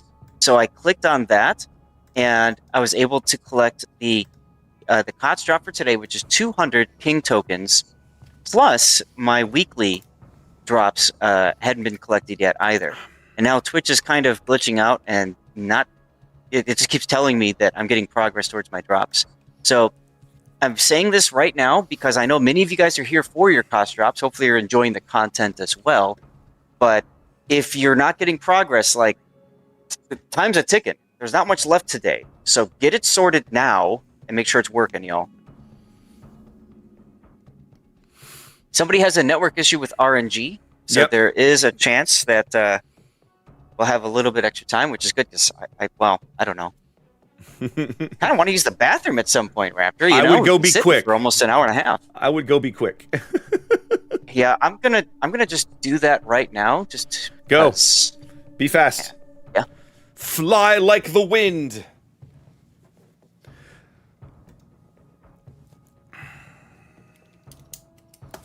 All right, guys. Last match of the day. Could be good. Could be all 3 games. Could be a 2-0. We don't know. All I know is that I've been in this chair for 5 hours, and I'm ready to not be in this chair. Oh, my goodness. As much as I love doing this, these early start times are brutal. I find myself really struggling by the end of the stream, like, where's my energy? How can I, how do I keep this going? It's tough. It's much better for me. Like one of the reasons I've always preferred to cast the North American bracket is that usually you start early afternoon, like a 1 to 2 p.m. start. Yeah, maybe it's 4 or 5 hours, but I can sleep in a little bit. I can relax. I can have a nice breakfast or brunch. Come get my prep done. Sit down. Stream 4 or 5 hours. Keep my energy up. And at the end, it's like, awesome. We had a great day. We stream is awesome. Let's go get some dinner. But doing these early starts is tough because you get up and it's like, I have to go be entertaining. I don't even want to be here. It's rough, guys. It's rough. So we appreciate you showing up, sticking with us. You're awesome. Thanks for being here. Zath, in case you can hear me, we just dropped the game, so don't dawdle. Oh, there you are. Okay, your headset was off. Okay, good. And you can see it now, I'm sure. Okay, brilliant. Oh, yeah, I see we dropped. Okay, excellent. Go. All right, so let us get on with it. This is going to be regular spawn. Yep. Here we go. Last match of the day, ladies and gentlemen. We are back in Group B. This is the 3rd round of Group B, and these 2 teams, RNG and JC, are both 2-0. One of them is going to win this match and secure their place in next weekend's playoff bracket, and one of them is going to have to come back and try again tomorrow. Let's have a look over the RNG lineup. This is Makoko and a Cassard? The hell are we doing here, Zath? That makes me nervous. I have some comments on that. Go Please. ahead, finish. Classic down in a Delny. Okay, it's very traditional build. Love the Fearless Brawler. And Sweet Taige in a Gdansk. Backing him up, we've got a 4-cruiser lineup. This is YBB's Marseille, top grade gunner. Fallen Angels Marseille, outnumbered and gun reload. Dark Temple's Ruggiero de Loria. We just saw the impact of that particular ship. And Shauna's Bungo. I think I missed a cruiser. Who'd I miss? The Moskva. Unruha's Moskva over here. Unique upgrade. What is JC doing down here on the bottom end of hotspot? All right, towards the bottom of the hotspot, let's take a look at JC's lineup. They've got their Gdansk. That's Katsuharikia with Ragnar behind. That's Bachi the Wows. Looks like they're going to make a try for CCAP. We've got Summers, that's BB Stars, working his way that way as well. Probably going to smoke up Nanatori's unique upgrade Moskva, maybe even Nisaredo's unique upgrade Des Moines. I like the thoughts of all that. No Rush, No Life is not rushing at all in the Bungo. Kind of funny, ironic there. And we've got OWO's Loria, as you commented earlier, doing. We shall expect great things from you. Indeed. We've got Soyuz Des Moines with unique upgrade, and then finally we've got Igawa Aoi's unique upgrade, so Kot's build, gearing, working his way up to the decap. I mean, with the Death Snail. Lots of effort by JC to go for the 2 close caps and saying, well, we'll pick the other ones up later. No problem. You know, Zath, for many, many years, we used to see battleship lineups in King of the Sea matches that were fairly, I won't say repetitive, but let's say mirrors of each other. You know, Montana Yamato, double Yamato, whatever it was, right? This is the first time today we've seen both teams field the same battleship lineup. Yeah. Look at Bachi. South. Nope. Oh, yeah. no I was zooming in, but then they ran out. Now, Sweet Taige apparently got hammered by something. Gdansk torpedoes, 27,000 damage worth. Gdansk That hurts. Torpedoes. That hurts. That's a big chunk of early damage for JC and their four destroyer lineup. They need those to land. So that's got to be what, 3 torpedoes? At least 3. Ouch. Mm-hmm. Now, I'd also like to point out, look at Classic Noun's Delny. Look at the balls on this guy. I love it. So they're going to pick up the B cap. I don't think they expect to hold it, but I think picking it up and stealing some points off of it will be a big deal. I was going to ask, did you recognize some of these players on RNG? I do. I know Dark Temple's name. I recognize Classic Noun. Those are the only 2 that leap out at me. Oh, they definitely pulled up short. I thought he was going to keep going. Yeah, it's kind of... I'm actually somewhat sad. Yeah. Now, do you remember what clan or what team these players were from? I do not. It's been too long. VOR. Really? VOR. For VOR? So, but VOR was an Asia team. Oh, this is an Asia team. Yes. I'm done. This is Asian. That's right. Okay. That's right. RNG is the Asia 2 seed, and JC is the Asia 3 seed. So these guys saw plenty of each other in their own regional bracket. Right. So just wanted to, again, when you've casted these tournaments for a long time, you start learning the players. Oh yeah, and you notice them sometimes swapping around, going to different teams and stuff. But the players themselves, you know who they are, and you know what to expect out of them, which is always kind of fun. Well, this RNG strat is very unique. Like, they have basically pushed everybody to the AB cap. And I do mean bloody everybody. And now the Cassard has pushed through. He's into B. And they're wrapping the Loria, sort of the Moskva, kind of looking like they're maybe going to sit in this channel here between A and B. This is interesting. So Classic is in the position to nail whatever tries to go straight to B cap. Right.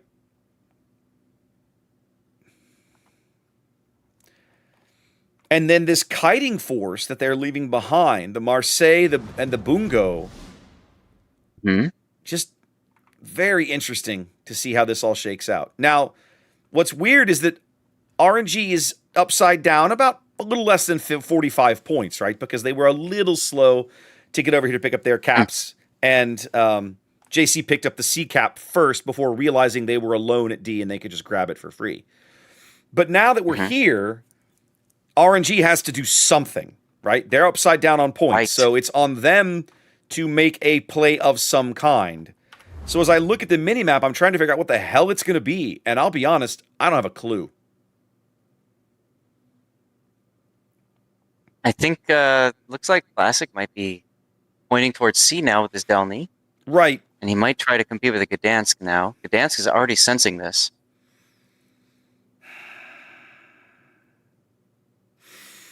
Well, yeah, that's radio location pointing that direction, so sure.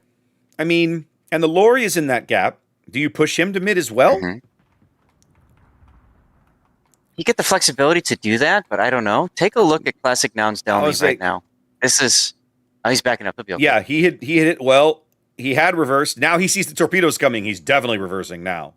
Yeah, I know he's going to reverse even harder. He knows. Yeah, he knows he's RPF'd too. Like, the man is not stupid. Yeah. RPF tells you, hey, guess what? You have been chosen. So, but they're also creeping the Moskva up, right? This is Aruha's Moskva creeping up the north side of this island here between A and C. And yeah, I think you're right. They're going to slam the Delny into C and dare JC to come do something about it. Yep, exactly right. So they're trying to set up. And what I love about this is I talk a lot about in ranked battles and clan battles, you don't respect the 1v1, right? You always get the numbers advantage before if you can help it. Yes. And that's what Noun is trying to do right now. He's not going in by himself. He's got the Moskva up there to back him up, and he's got the Loria there to back him up too. Loria's hot on his heels.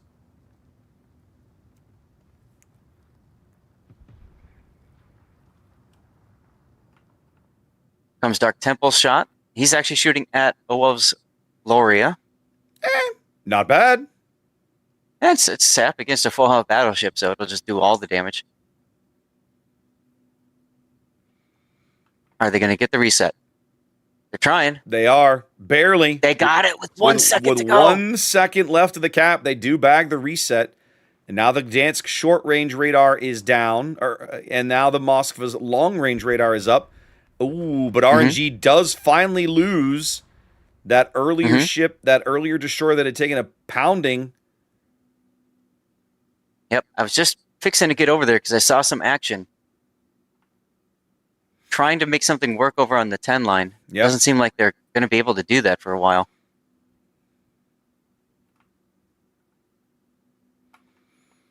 I think all of RNG's hopes are on Classic Noun's ability to grab this cap.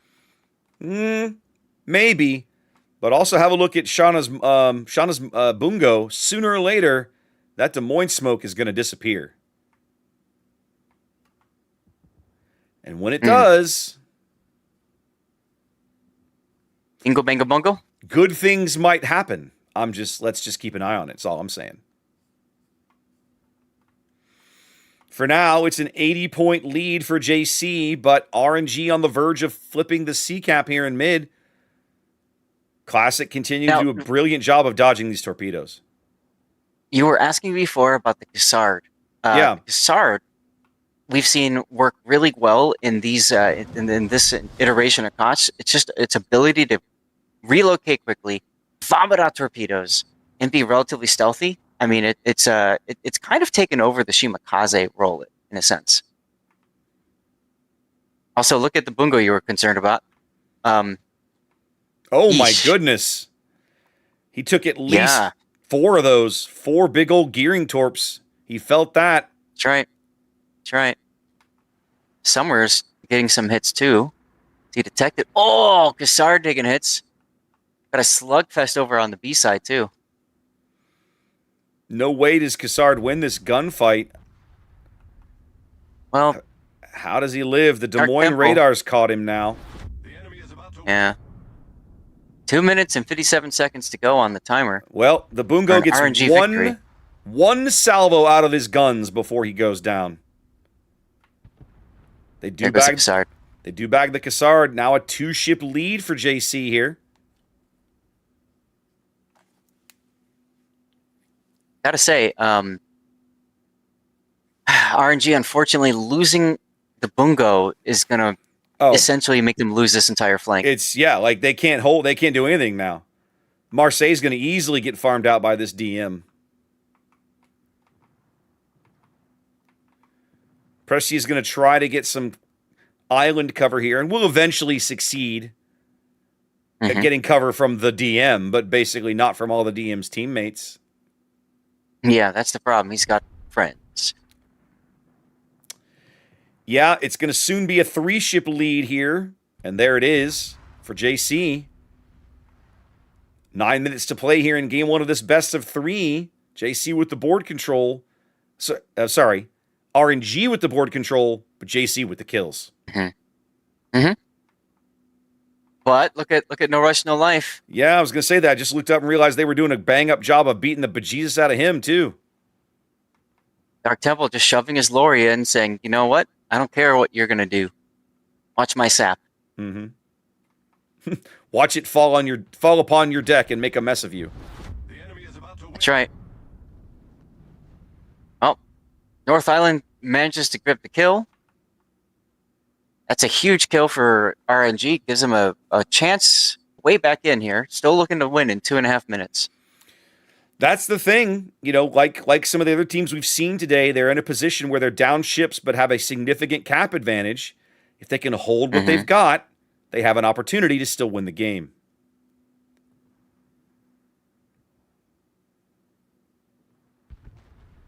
There goes Aloria. Good salvo, though, into Nizredo's Des Moines.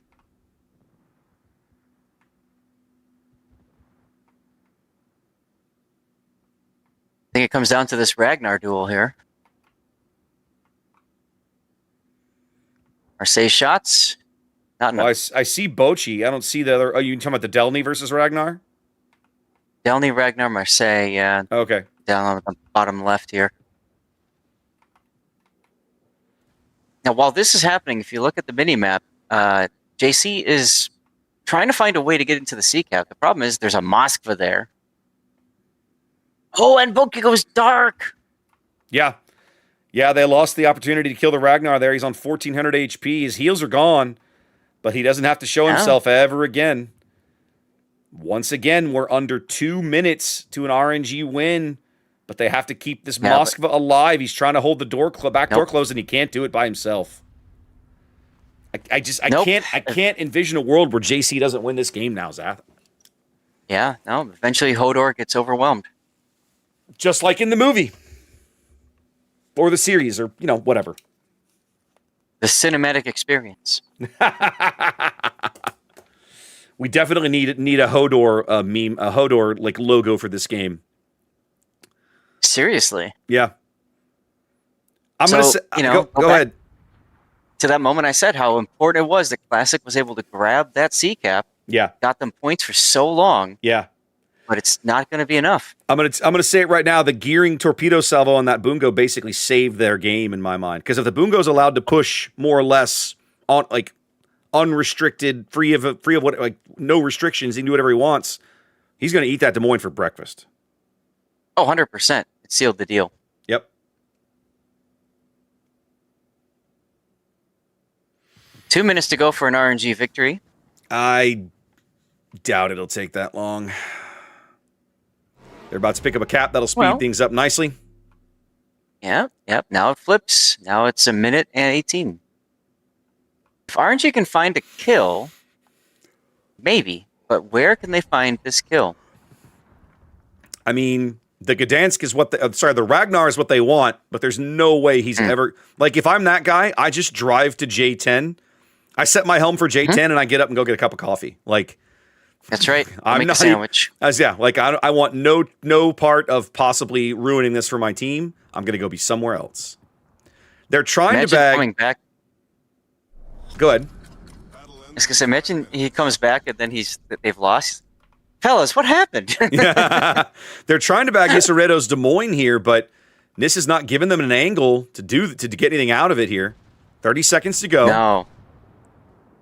Nizredo's also humping the border, which is making it very difficult for these guys to land their shots. Who knew that this would still be a strategy in the game 10 years later, Zath? That's right. Border humping in 2025. Still alive. Still alive.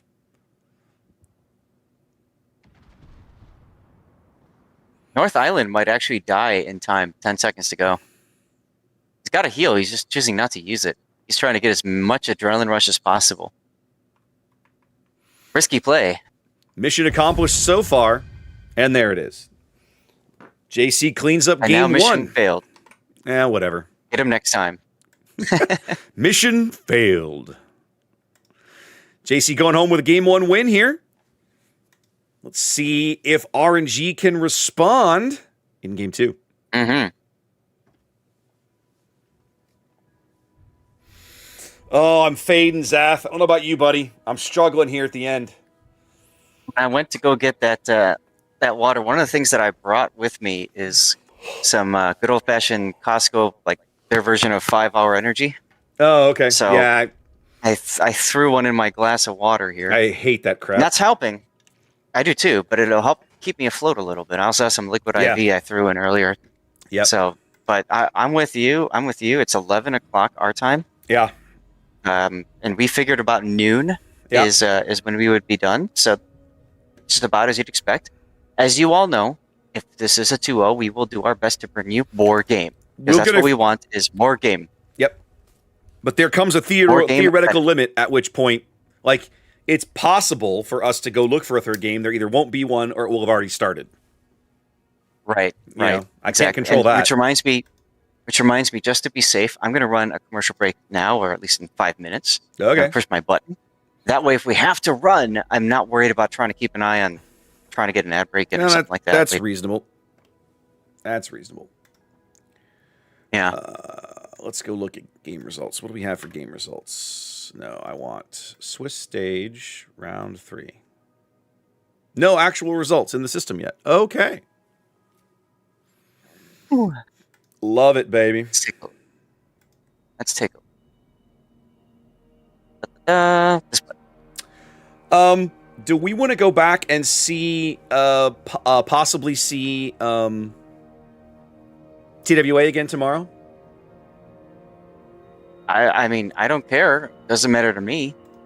What I typically have done in the past when they've done this pseudo Swiss stage is I focused on the people that are in danger of failing. So I start with like the team that's lost 2, for example, and then I just follow teams that have lost 2. So at the moment tomorrow, guy for them. Yeah, at the moment tomorrow, you've got 2 matches that'll start with the team that's the 1 and 2 team versus the 1 and 2 team. You want to just cover both of those tomorrow morning?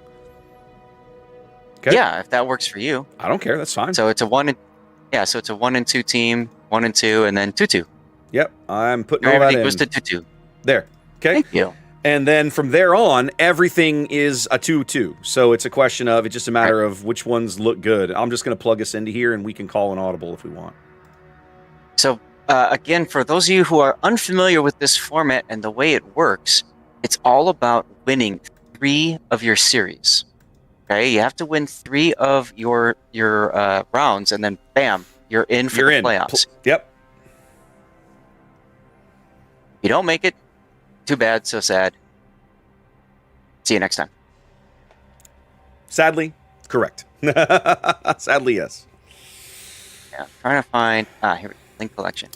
Now in my streams, you can type !COTS, and it just takes you to the WoW's tournaments page, where you can see the rule set, you can see all kinds of schedules and stuff like that. Some people have been asking, and I'm so sorry, y'all. We've been so busy, we haven't been able to respond to chat as well as we prefer to.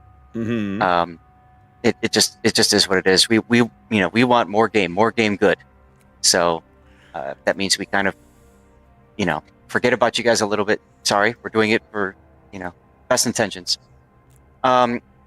So graphically speaking, I'm a visual guy, so I like having the visualness of it. And if you go to the rule set for the Swiss stage day 1 and 2, you can kind of see how they have it set up. You start with the 16 teams, and from there, eventually you get teams that win 3 of their matches. Then they're done for the day. The official website had a really good video describing all of this. Did you see that one? Yes, they did. Yeah. Yes, they did. That was the last King of the Sea, last Internationals, if I remember right. No, I meant for this weekend. They made one for this event on their website, explaining how the group stage worked. Everybody started with at 0-0, then you went to 1-0 and 0-1, and then you went to 2-1, and so on. And then eventually, as soon as you got to 3 match wins, congratulations, you graduated. You're into the second weekend, and then the second weekend is just a straight single elimination playoff bracket, as simple as it could be, which is nice because ordinarily they do these convoluted double elimination shenanigans. And it's you're juggling games everywhere. But next weekend, it will be very simple. format explainer. You Yeah. know what? You bring up a good point too. Don't forget, everybody, go to the World of Warships website of your region, .com, EU, whatever, and go to this article anyways, because there is a participate button that gets you into a bonus mission for 500 King tokens. Yep. Free stuff is free. Go get your free stuff. Go take Wargaming's free stuff, please. Pretty please. We're begging you. Yes. We don't get anything for keeping it. Doesn't do me any good. That's why I want to give it away. Right? All right. And there's all kinds of information, too, on the site about ships that are allowed, banned, blah, blah, blah, blah, blah.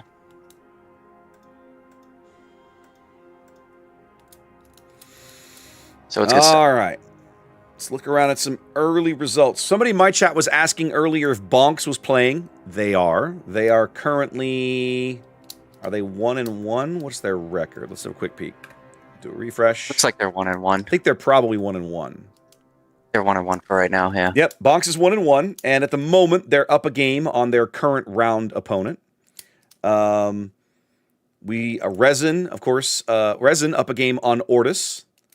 Tivat up a game on A1. Of course, we just saw JC up a game on RNG. Rain up a game on Moyai. I'm betting more. Rain and Moyai is the other undefeated teams in this particular half of the bracket. Yeah. And then it's unfortunate they have to face each other now. It is what it is. No, they're supposed to face each other now. Like that's the point. It's like Swiss style. You're paired against people who have the same record as you. And then CL up a game on 3XA. I do not have results yet for any of the games in NFG TSY or Pucky versus BN. So at the end of today, Zath, we came in today with 32 teams. At the end of today, 4 teams will already have advanced. And 4 teams will have already been eliminated. So one of those is our boys Kraken. Have they already? Oh, they lost. They went 0-3, did they?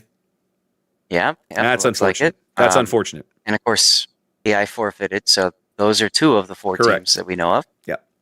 And then going into tomorrow, we'll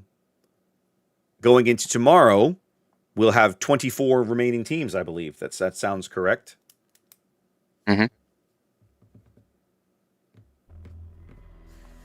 Yeah, because you're going to have 8. You'll have 5 that advance. Hang on a minute. 2 and 6. Yeah. Tomorrow, 12 teams from each bracket will continue to play. Half of them will advance and half of them will be done. Yep. There it is. I had to run the math in my head real quick. And I'm looking ahead, and really interesting, looking ahead at the playoff bracket. It's single elimination. Correct. Single elimination. Finally. Wow. Going back traditional. Oh my goodness, Zath. It's time for the meme map. Are you ready for Northern Waters? Oh yeah, let's go. Let's friggin' go.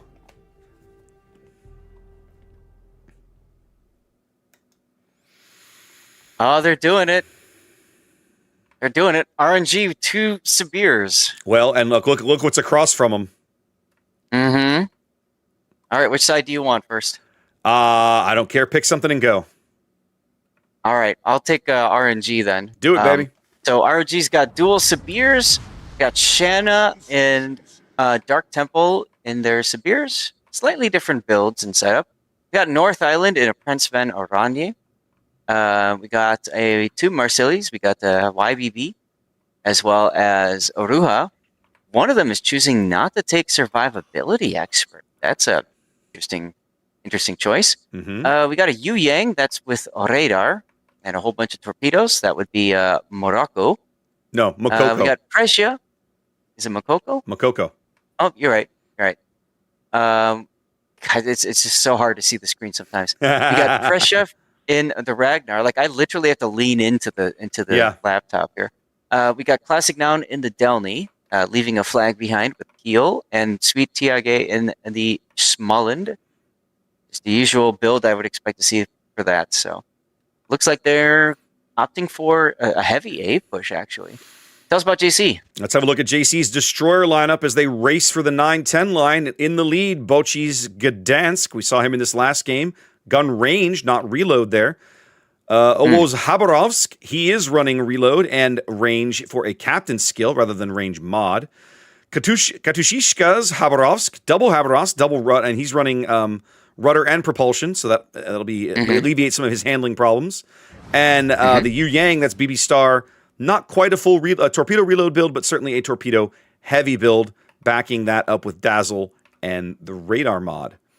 We got Moskva and Venezia here, moving that direction. Suyoyu, unique upgrade and top grade gunner, and Venezia, gun reload and top grade gunner. Natatori's Moskva playing here in the middle of the board.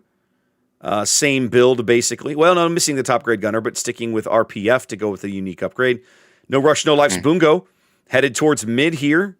And then that just leaves Starlight's Schlieffen snuggled up against this island, presumably here, to threaten this cap either after they leave or if they try to push through.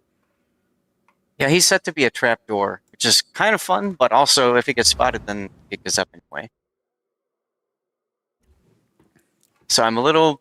I don't like the decision-making for that. I think RNG's deployment is a little bit stronger so far. I like the double Sibir push idea on that edge of the map myself.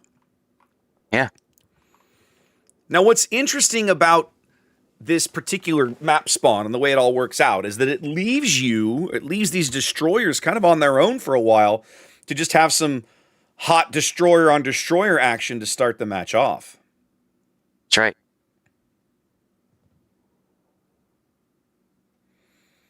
Bunch of torpedoes rolling in here. Katushishka dodges them. Owo's dodged his set, and Bochy's found himself a gap there as well. All good to go. They should be okay for a little bit.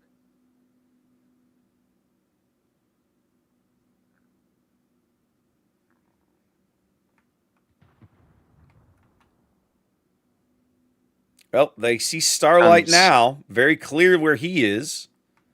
Yeah. Showing them the Schlieffen stern as Dark Temple makes a turn to port to cut back through mid, or at least into the middle of the map here. Yeah, we're going to have a bit of a secondary duel between these two ships. Yeah, but you're only getting a portion of Schlieffen's secondaries, so it's not going to feel particularly amazing. No. Early cap advantage going to RNG. They grabbed A, they hold C. So about an 80-point lead here and working up. 4 minutes gone here in game 2.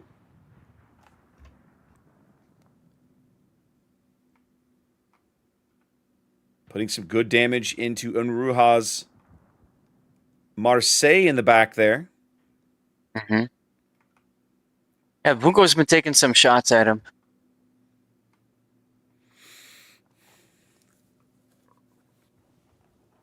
I think for me, that's the thing that makes Bungo a little terrifying.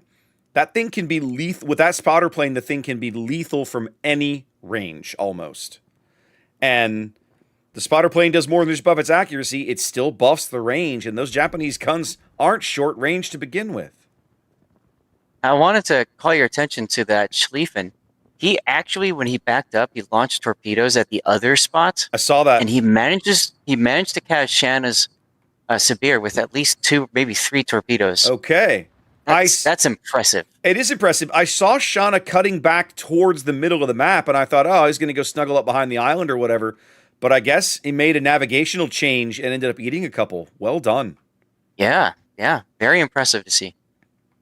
Now, something else perhaps that, in particular Shanna, but I suppose in theory both Sibirs have to be a little cognizant of, that's still a Schlieffen. His torpedo armament is not a joke. No. So you got to be careful one of them of just getting got reminded of that. Yeah, you got to be careful of getting pushed. BB's Yang down to 600 HP and clinging to this rock like it's his waifu, but it's not going to do him any good if one of these shells can drop in here. I love hearing you say waifu. I try to speak in a language that the viewers will understand, Zath. Ah, okay. Professional streamer. Professional streamer. All right, moving into the B cap, we got another engagement here. This is Mokoko Ooh. in trouble, but Yeah. Bachi also in trouble. Radar was a little bit too late from the Natatori's Moskva. Can they still get the kill? Doesn't look like it. Nope. Looks like Mokoko's going to sneak away on about 1,600 HP.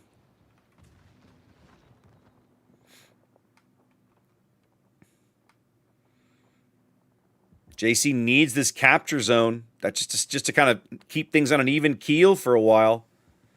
Looks like they're gonna get it. A lot for it. They're gonna be upside down 180 points when they finally score it.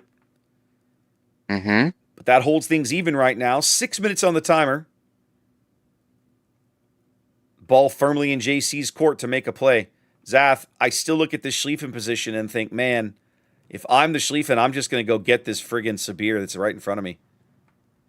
Well, he doesn't know he's right in front of him just yet, but yes, He does completely now. agree with you. How does he not? He's got his hydro up. Isn't that 6 kilometer hydro? Pretty sure it's 5. He's right outside the okay. hydro range. You don't have that mod, do you? No, that's one of the ones I don't seem to have installed. It's 5.5 kilometer. Okay. Okay, now he knows for sure.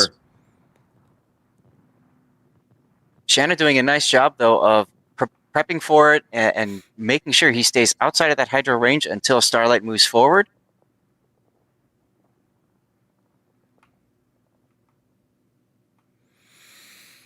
JC needs a big play here, Zath. I'm not sure where they're going to get one.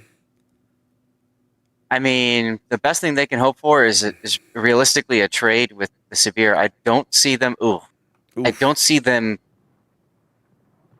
Coming away just with a clean kill and survival. Blah blah blah.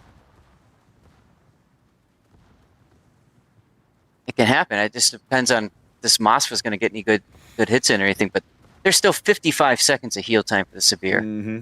I kind of don't like this torpedo salvo. It feels like he laid them both on the marker. I feel like I would have spaced mine out a little better. And he's going to lose before they land. Although, actually, this torpedo salvo looks like he might have done okay. Shauna's going to try to turn, but he's going to take at least 2, if not 4 of these. Taking 4. And the thing is that the border is actually going to slide him into extra torpedoes because of the border. Yep, taking 4 there. First blood here going to RNG in Game 2. Yeah. They have nearly a 300-point lead. Yeah, he did his job, right? He did indeed. indeed. Get that Schlieffen out.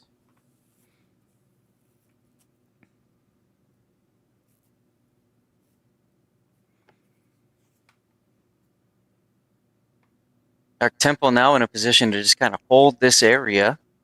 So it's really up to JC to, push up to the north, I guess? I mean, they're never going to get into C. It looks like they're trying to drag assets over to A, thinking maybe they could rush Dark Temple or torp him out or something. But, I mean, good luck. I think the only... Go ahead. I was going to say that the Haba in the center might have an opportunity. Might. But the Sabir is... The other Sabir, right? That's Shauna, is very far out of this fight right now. So... At a moment, you're technically you're down a ship, but you're kind of not in this exact moment. So it's a question of, can you get into A and score those points while it's still impactful? Right.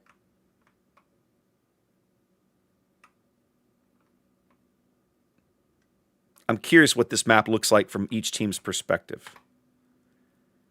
Okay, if you're RNG, the only ship you can see is the Venezia.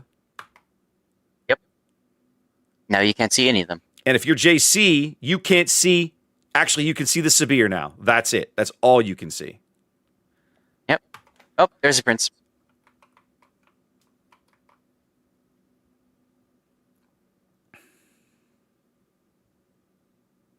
Now, once upon a time, we experimented with going back to the traditional COTS casting style where we just focused on one team.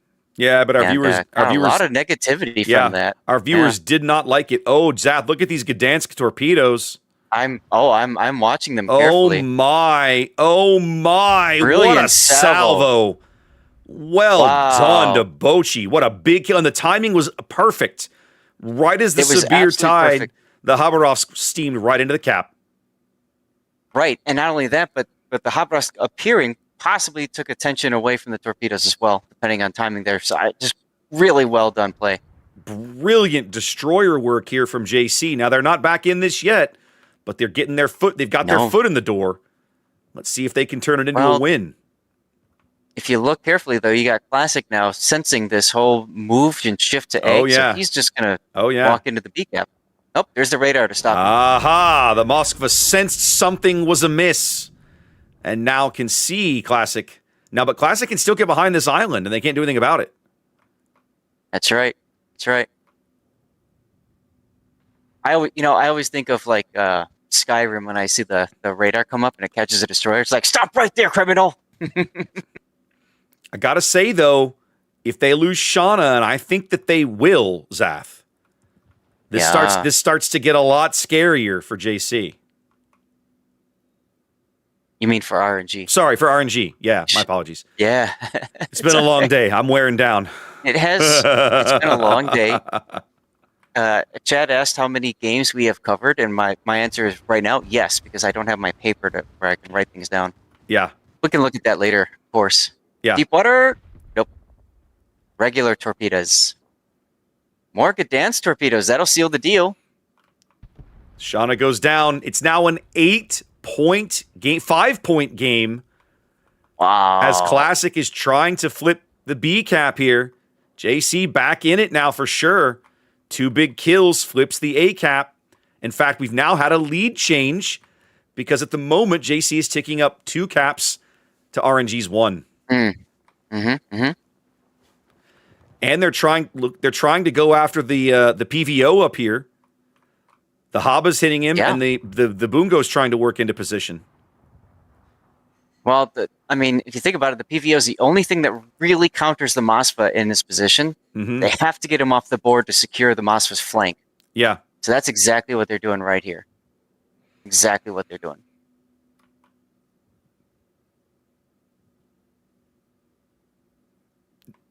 No rush, no life's Bungo in the middle, still flooding there for a bit. Took another deep water to get to where he is on the board as the PVO planes come in for the bombing run. Ooh. But they grabbed the Marseille.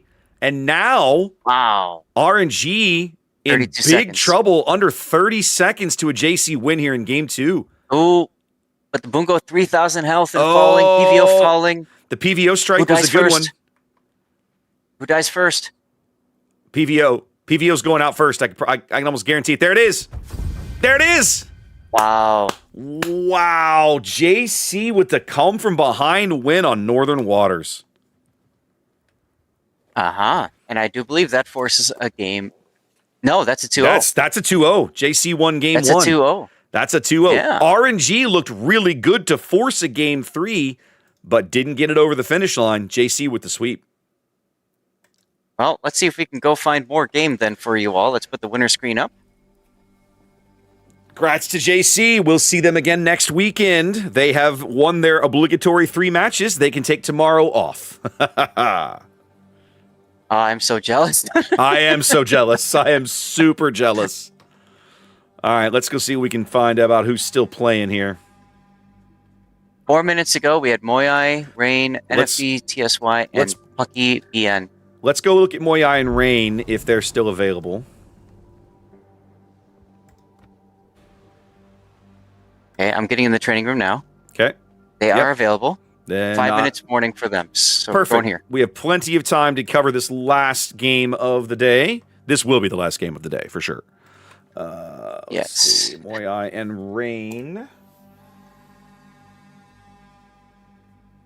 It's technically Moyai versus Rain. Okay, dokie. Tied up. We're going to loop. We haven't seen a game on loop today. This will be fun. No, we haven't. Yeah. This will be fun. Rain game 1, game 1. Moyai 1, game 2. Okay. This.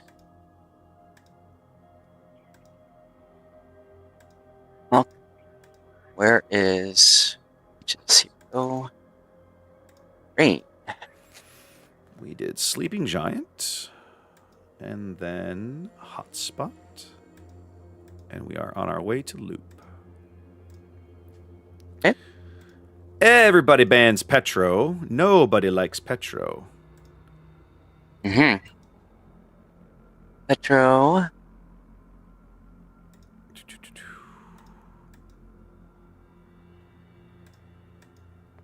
There. I say.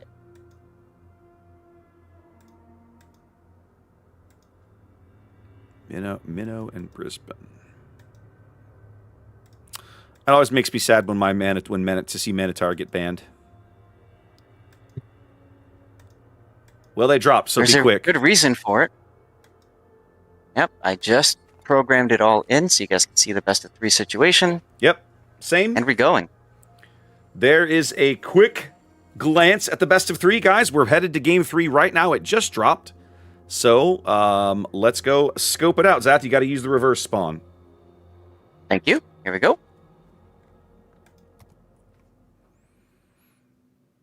All right, here we go. Game 3, ladies and gentlemen. We are still in Group B of the group stage of the international bracket. We are looking at the last 2 undefeated teams. We just finished seeing JC and RNG. JC finishing up their qualification. And now, Rain and Moyai playing 3 games. One of these teams will be winning this game and won't be here tomorrow. Well, they'll win their 3rd match. The other one will have to come play at least one more match on Sunday. Zath, Rain here in green, top of the map. What do they got? Yeah, well, they got 4 destroyers. That makes sense. Loop is a very large map with not a lot of landmass. So they've got Gangbring and a Gdansk. We've got John the Ruthless and a Havrask with a similar build to we saw earlier from another round. We got the Sheep in a Shimakaze pretty much full torp build with 12s going.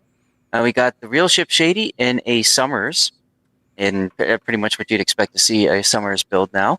Malibu in a San Martin working his way over to the decamp. Lucar in an Utrecht, and Fort Amazing in a unique upgrade Moskva, and they are backed up by 2 battleships. One is Deepest Dungeons Bungo. Good build there, pretty solid build. And McDastard's Big Something in an Ohio with a DCP module as well. You're shaking your head at me. Why? No, I don't want to know what the rest of McDastard's big name is. I've seen how these guys like to troll both us and Wargaming. I don't want to know. I know. It's funny. I can still see your head shaking. So anyway, go ahead and tell us about Moyai. Don't want to know. All right, Moyai in red, bottom of the map, bring into the dance. What have we got? Their own 4-destroyer lineup. Leading off here with Source's Summers, gun range, and RPF for his top-end commander skills. Hoshi's Habarovsk, opting for gun range and stealth. A little surprised to see that on a Habarovsk, but that's what he did. Going to mid here, that's Zill's Ragnar, gun reload and range and stealth. And the final destroyer is going to be Suisei's Summers, going for dazzle, and a little bit of torpedo reload action there in slot 6. Triple cruisers, we're looking at Demo's Utrecht. Nothing terribly shocking there. We've got Brody's Moskva, using unique upgrade and top grade gunner.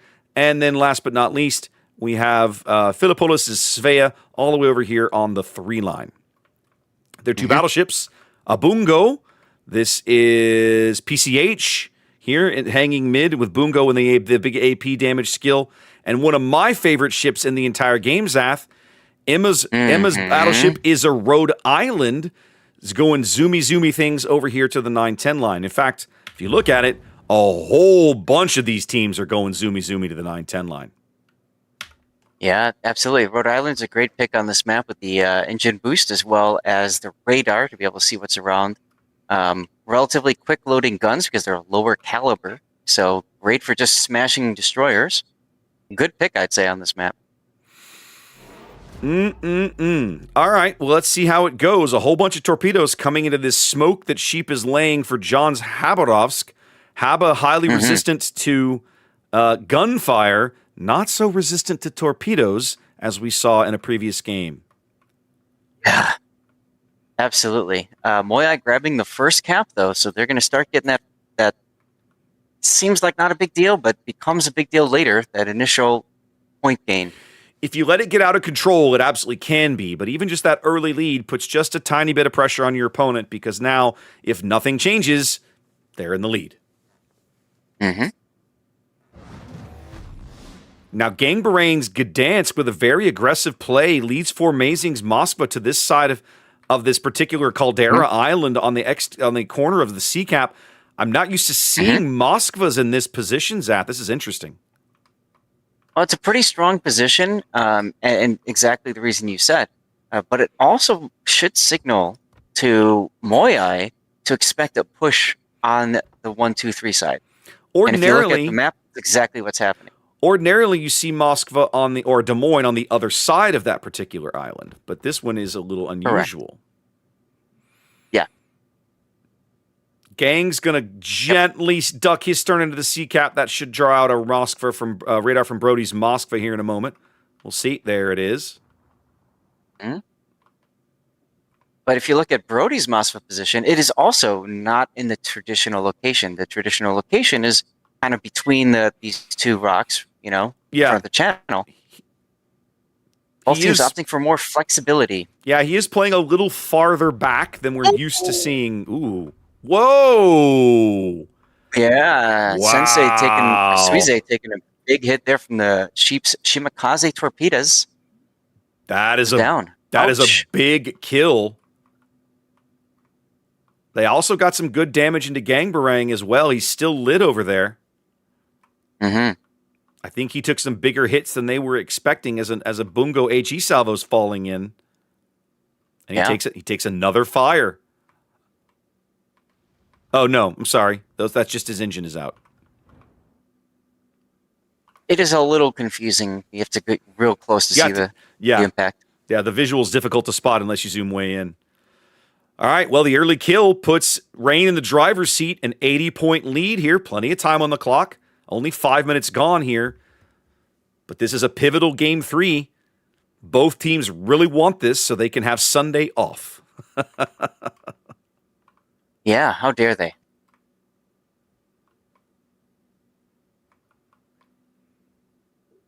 Well, we're going to have some hot Bungo on Bungo action as they're both kind of broadside to each other. Well, yeah, I was going to say Deepest there landing a nice solid 40K hit on PCH. Let's see what the return fire looks like when it comes in. You got to think PCH is like, all right, I got to do something. Yeah, no, he's holding. Enough of that shenanigans. He is. He's just chilling back there, holding his fire.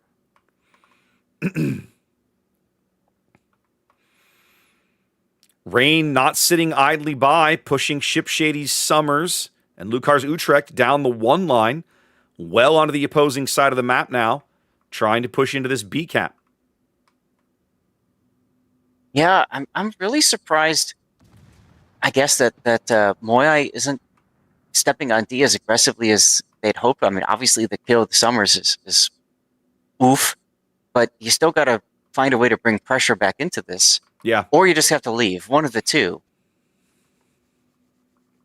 Ooh, Svea getting smacked. Yep. Bungo Salvo making itself felt. Yep. And also check the middle of the board. Moyai not sitting idle. Sources Marceau dashing over here to grab C. They know they need some points, so they think they can get him here in the middle of the board. Yeah, well, that triggers the radar.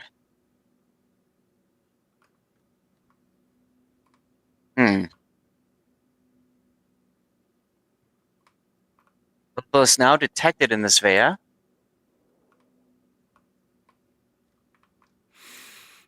The only person who's got shots on source, though, is Sheep's Shimakaze. Yeah. He'll be able to smoke. He desperately needs that. He doesn't want to take a ton of damage. Oh, man.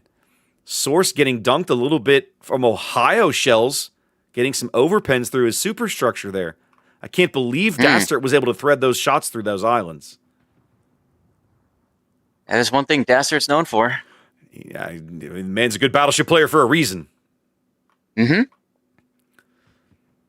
Well, they've succeeded in pushing the Svea completely off the B cap for the moment. But the Zil's Ragnar is coming. They probably don't know this yet. And Ship Shady gave up a bunch of HP for that play. Hmm. And Source might give up a lot more here. It's going to take a torpedo. Oh. If he takes a torpedo, he's a dead man. Those are Shimakaze torpedoes. He doesn't take the torpedo, but he is getting farmed by Gangbarang now. Yeah, he had to back up. New. Mm-hmm. And that's he got it. Dead Marceau. Big kill for Rain. They needed that. They absolutely did. Half of their destroyers gone. One of them indeed grabs that cap for Moyai. The other one lurking near the B cap to defend against the opposing Summers. Moyai is going to start closing this gap a little bit, but it's going to take time. Yeah, it's Moyai's not out of it yet. I'm sitting here watching Malamu's Sam Martin try to farm this Rhode Island, man. Knowing Rhode Island's AP the way I do, that's not a gunfight I'm excited to take. Nope. The only thing that he's really doing is charging up his funny button. Yeah, no, that's fair. Good, and that's worth doing in a San Martin. So I'll give him that. Of course. I forget that's a thing sometimes.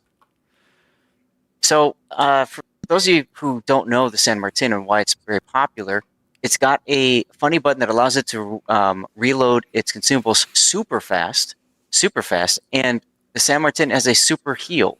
So you can see right now, it's like 85 seconds left on its heal. Okay? If he wants to, and his button is charged, he presses the button, and boom, his heal's available in like 2 seconds or less. The negative to it is if you can't get your funny button charged, you have to wait like 3 minutes to get your heal back. So it's a very high risk, high reward kind of play. Halfway mark of the game, and Rain bags C. Sheep Shimakaze sails in uncontested, just picks it up as Gangbarang was for a time headed down to B, but it looks like they've called off the B push entirely. They don't need it now. Yep. They're 2 ships up and even on caps, so now they're going to reorganize a bit. Formazing has moved to the other side of this island where we would traditionally have seen a Moskva, and just play some defense and dare these guys to come do something about it. It's really up to Moyai now to make a play, and 100%. You're absolutely correct. You want to get into a defensive position. You want to get flexible so that you can react to anything. For example, looking at the mini-map right now, the 7, 8, 9 area is quite open, right? Yep. Aside from the Ohio on the other end of the island. So you can see the Shimakaze moving to close that gap. That's what Rain's looking to do right now, is just ensure that there's no surprises and that they can continue to control the board. Yep, they've got this nice line of ships running through the middle of the map. Shimakaze jump over here, probably hang out in the gap on the 8 line. Moskva's got the middle of the map covered with his radar. You could rotate the Gangbarang's Gdansk over here to back him up if you wanted, that kind of thing. Moyai's got their work cut out for them. They've got about 7 minutes to make something happen. I mean, they need to start sooner than that, but that's how much time they have left before the game ends.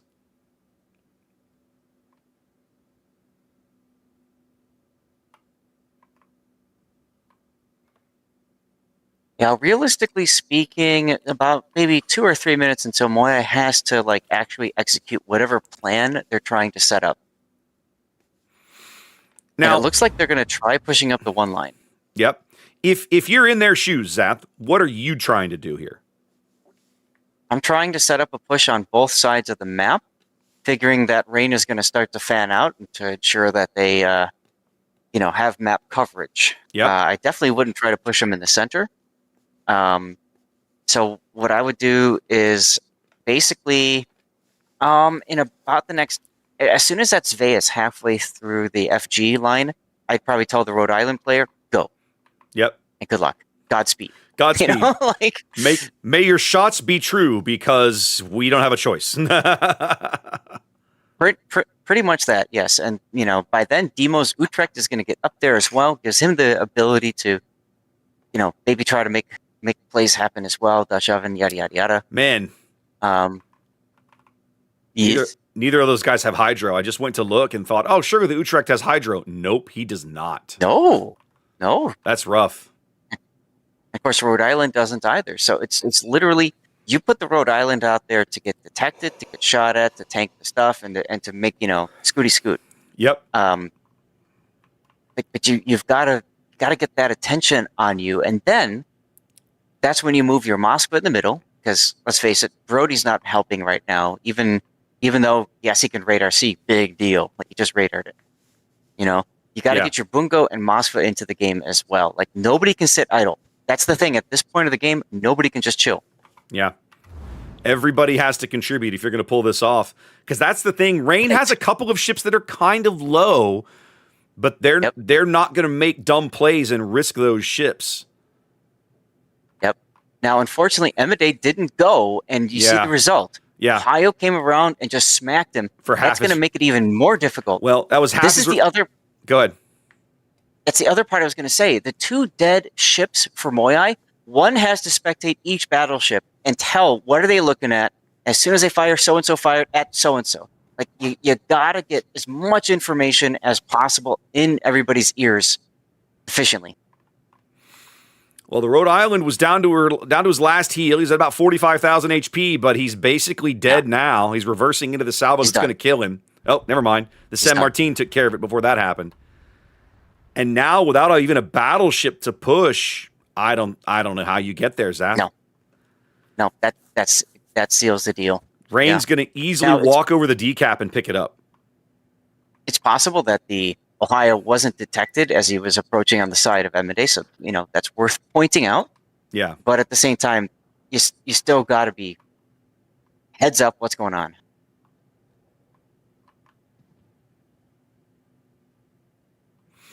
Big salvo on Lucar's Utrecht from the Bungo. That's PCH. Dunks him for about 40% of his HP as the Destroyer Armada begins to chip away at him as well. So you called it. Their play was to move up the 1 line and try for an A cap, but Rain answered basically on the opposite side of the board with a play of their own. So even if you flip A, you're going to lose D and nothing changes. Other than the fact that you lost the battleship. Yeah, which is why you can't just push one side. Like, these teams are so good.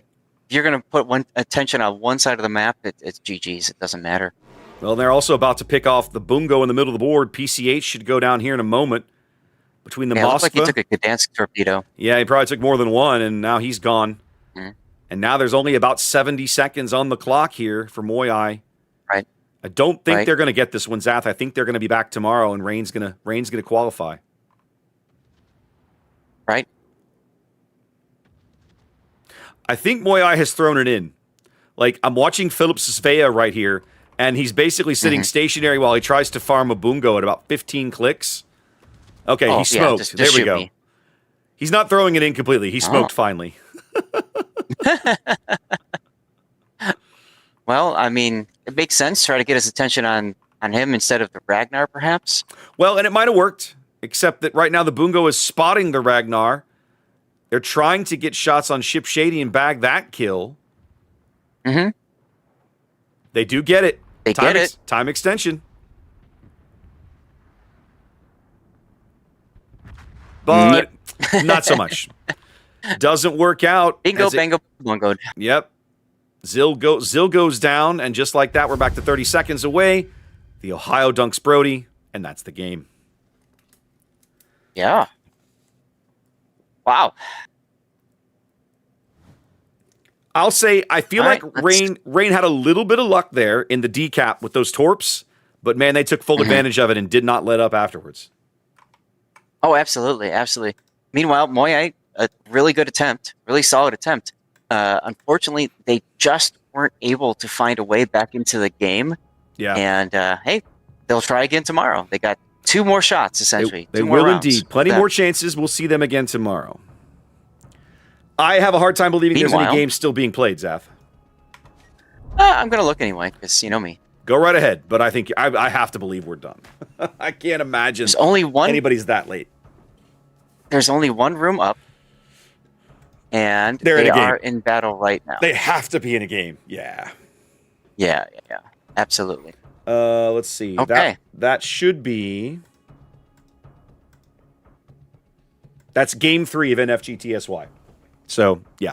You will not get an opportunity. That is it. We did it, Zath. We did it. We made it all 6 hours. Look at us go. 6 hours, chat. 6 hours. Wow, this is a lot of fun, of course. This was I'd fun. love to know if you can count up how many actual games we've covered today, if you don't mind, because I know you've been writing them down. 6, 7, 8, 9, 10. Looks like 15 by my count. Got it. Okay. That's I have a strong feeling that's more games than anybody else was able to cover, because we had a couple real quickies we had to run to. So yeah, I mean, very few breaks for us, but as many games as possible for you all, which is obviously very important for us. Yep. So looking at the numbers so far, YYUT, TSYMQ have both qualified to the playoffs so far from A group. From B group, it's Rain and JC, which we covered both of those. So, yeah, I don't know what else to say. Nothing else we can say, baby. I don't know about you, Zath. I'm ready to hang it up and go have some lunch. Yep. I'm gonna do this because you, especially you, Raptor. You know, I always try to get people their drops if I can help it. Yep. So I'm gonna say this: if anybody still needs progress on your drops, what I'm gonna do is I'm gonna put the outro screen up, and I'm gonna go check on my friend who just came back about 35 minutes ago. Tell him I said hi. Okay. I will absolutely do so. So, Chad, if you are looking to get drops still, please put your percentages in the chat so I can see it. I'm going to keep asking where are we at, okay? And then once I dropped a certain amount, I'll probably just rate out and call it, because obviously it's probably a bad sign to do this for hours. Yep. But hopefully you guys can tune in tomorrow. Same bat time, same bat channels. Yep. Literally, we'll be back here at the before dawn tomorrow to do all of this over again. So make sure you come join us. I'm going to take the opportunity to raid someone who I particularly appreciate and love watching, but don't get to raid very often, and that's going to be Mr. Chaos Machine. So, ladies and gentlemen, if you have never had the opportunity to spend time watching Mr. Chaos Machine GR play World of Warships and hang in his community, you are in for a treat. Please stay tuned. Throw him a follow. Give him a hashtag #CleverGirl for me. And hopefully we'll see you guys again in the morning for another round of drops and more King of the Sea action. You good, Zath? Oh, yes. Sweet. I'm calling it. Guys, we'll see you tomorrow. Take care. Take care.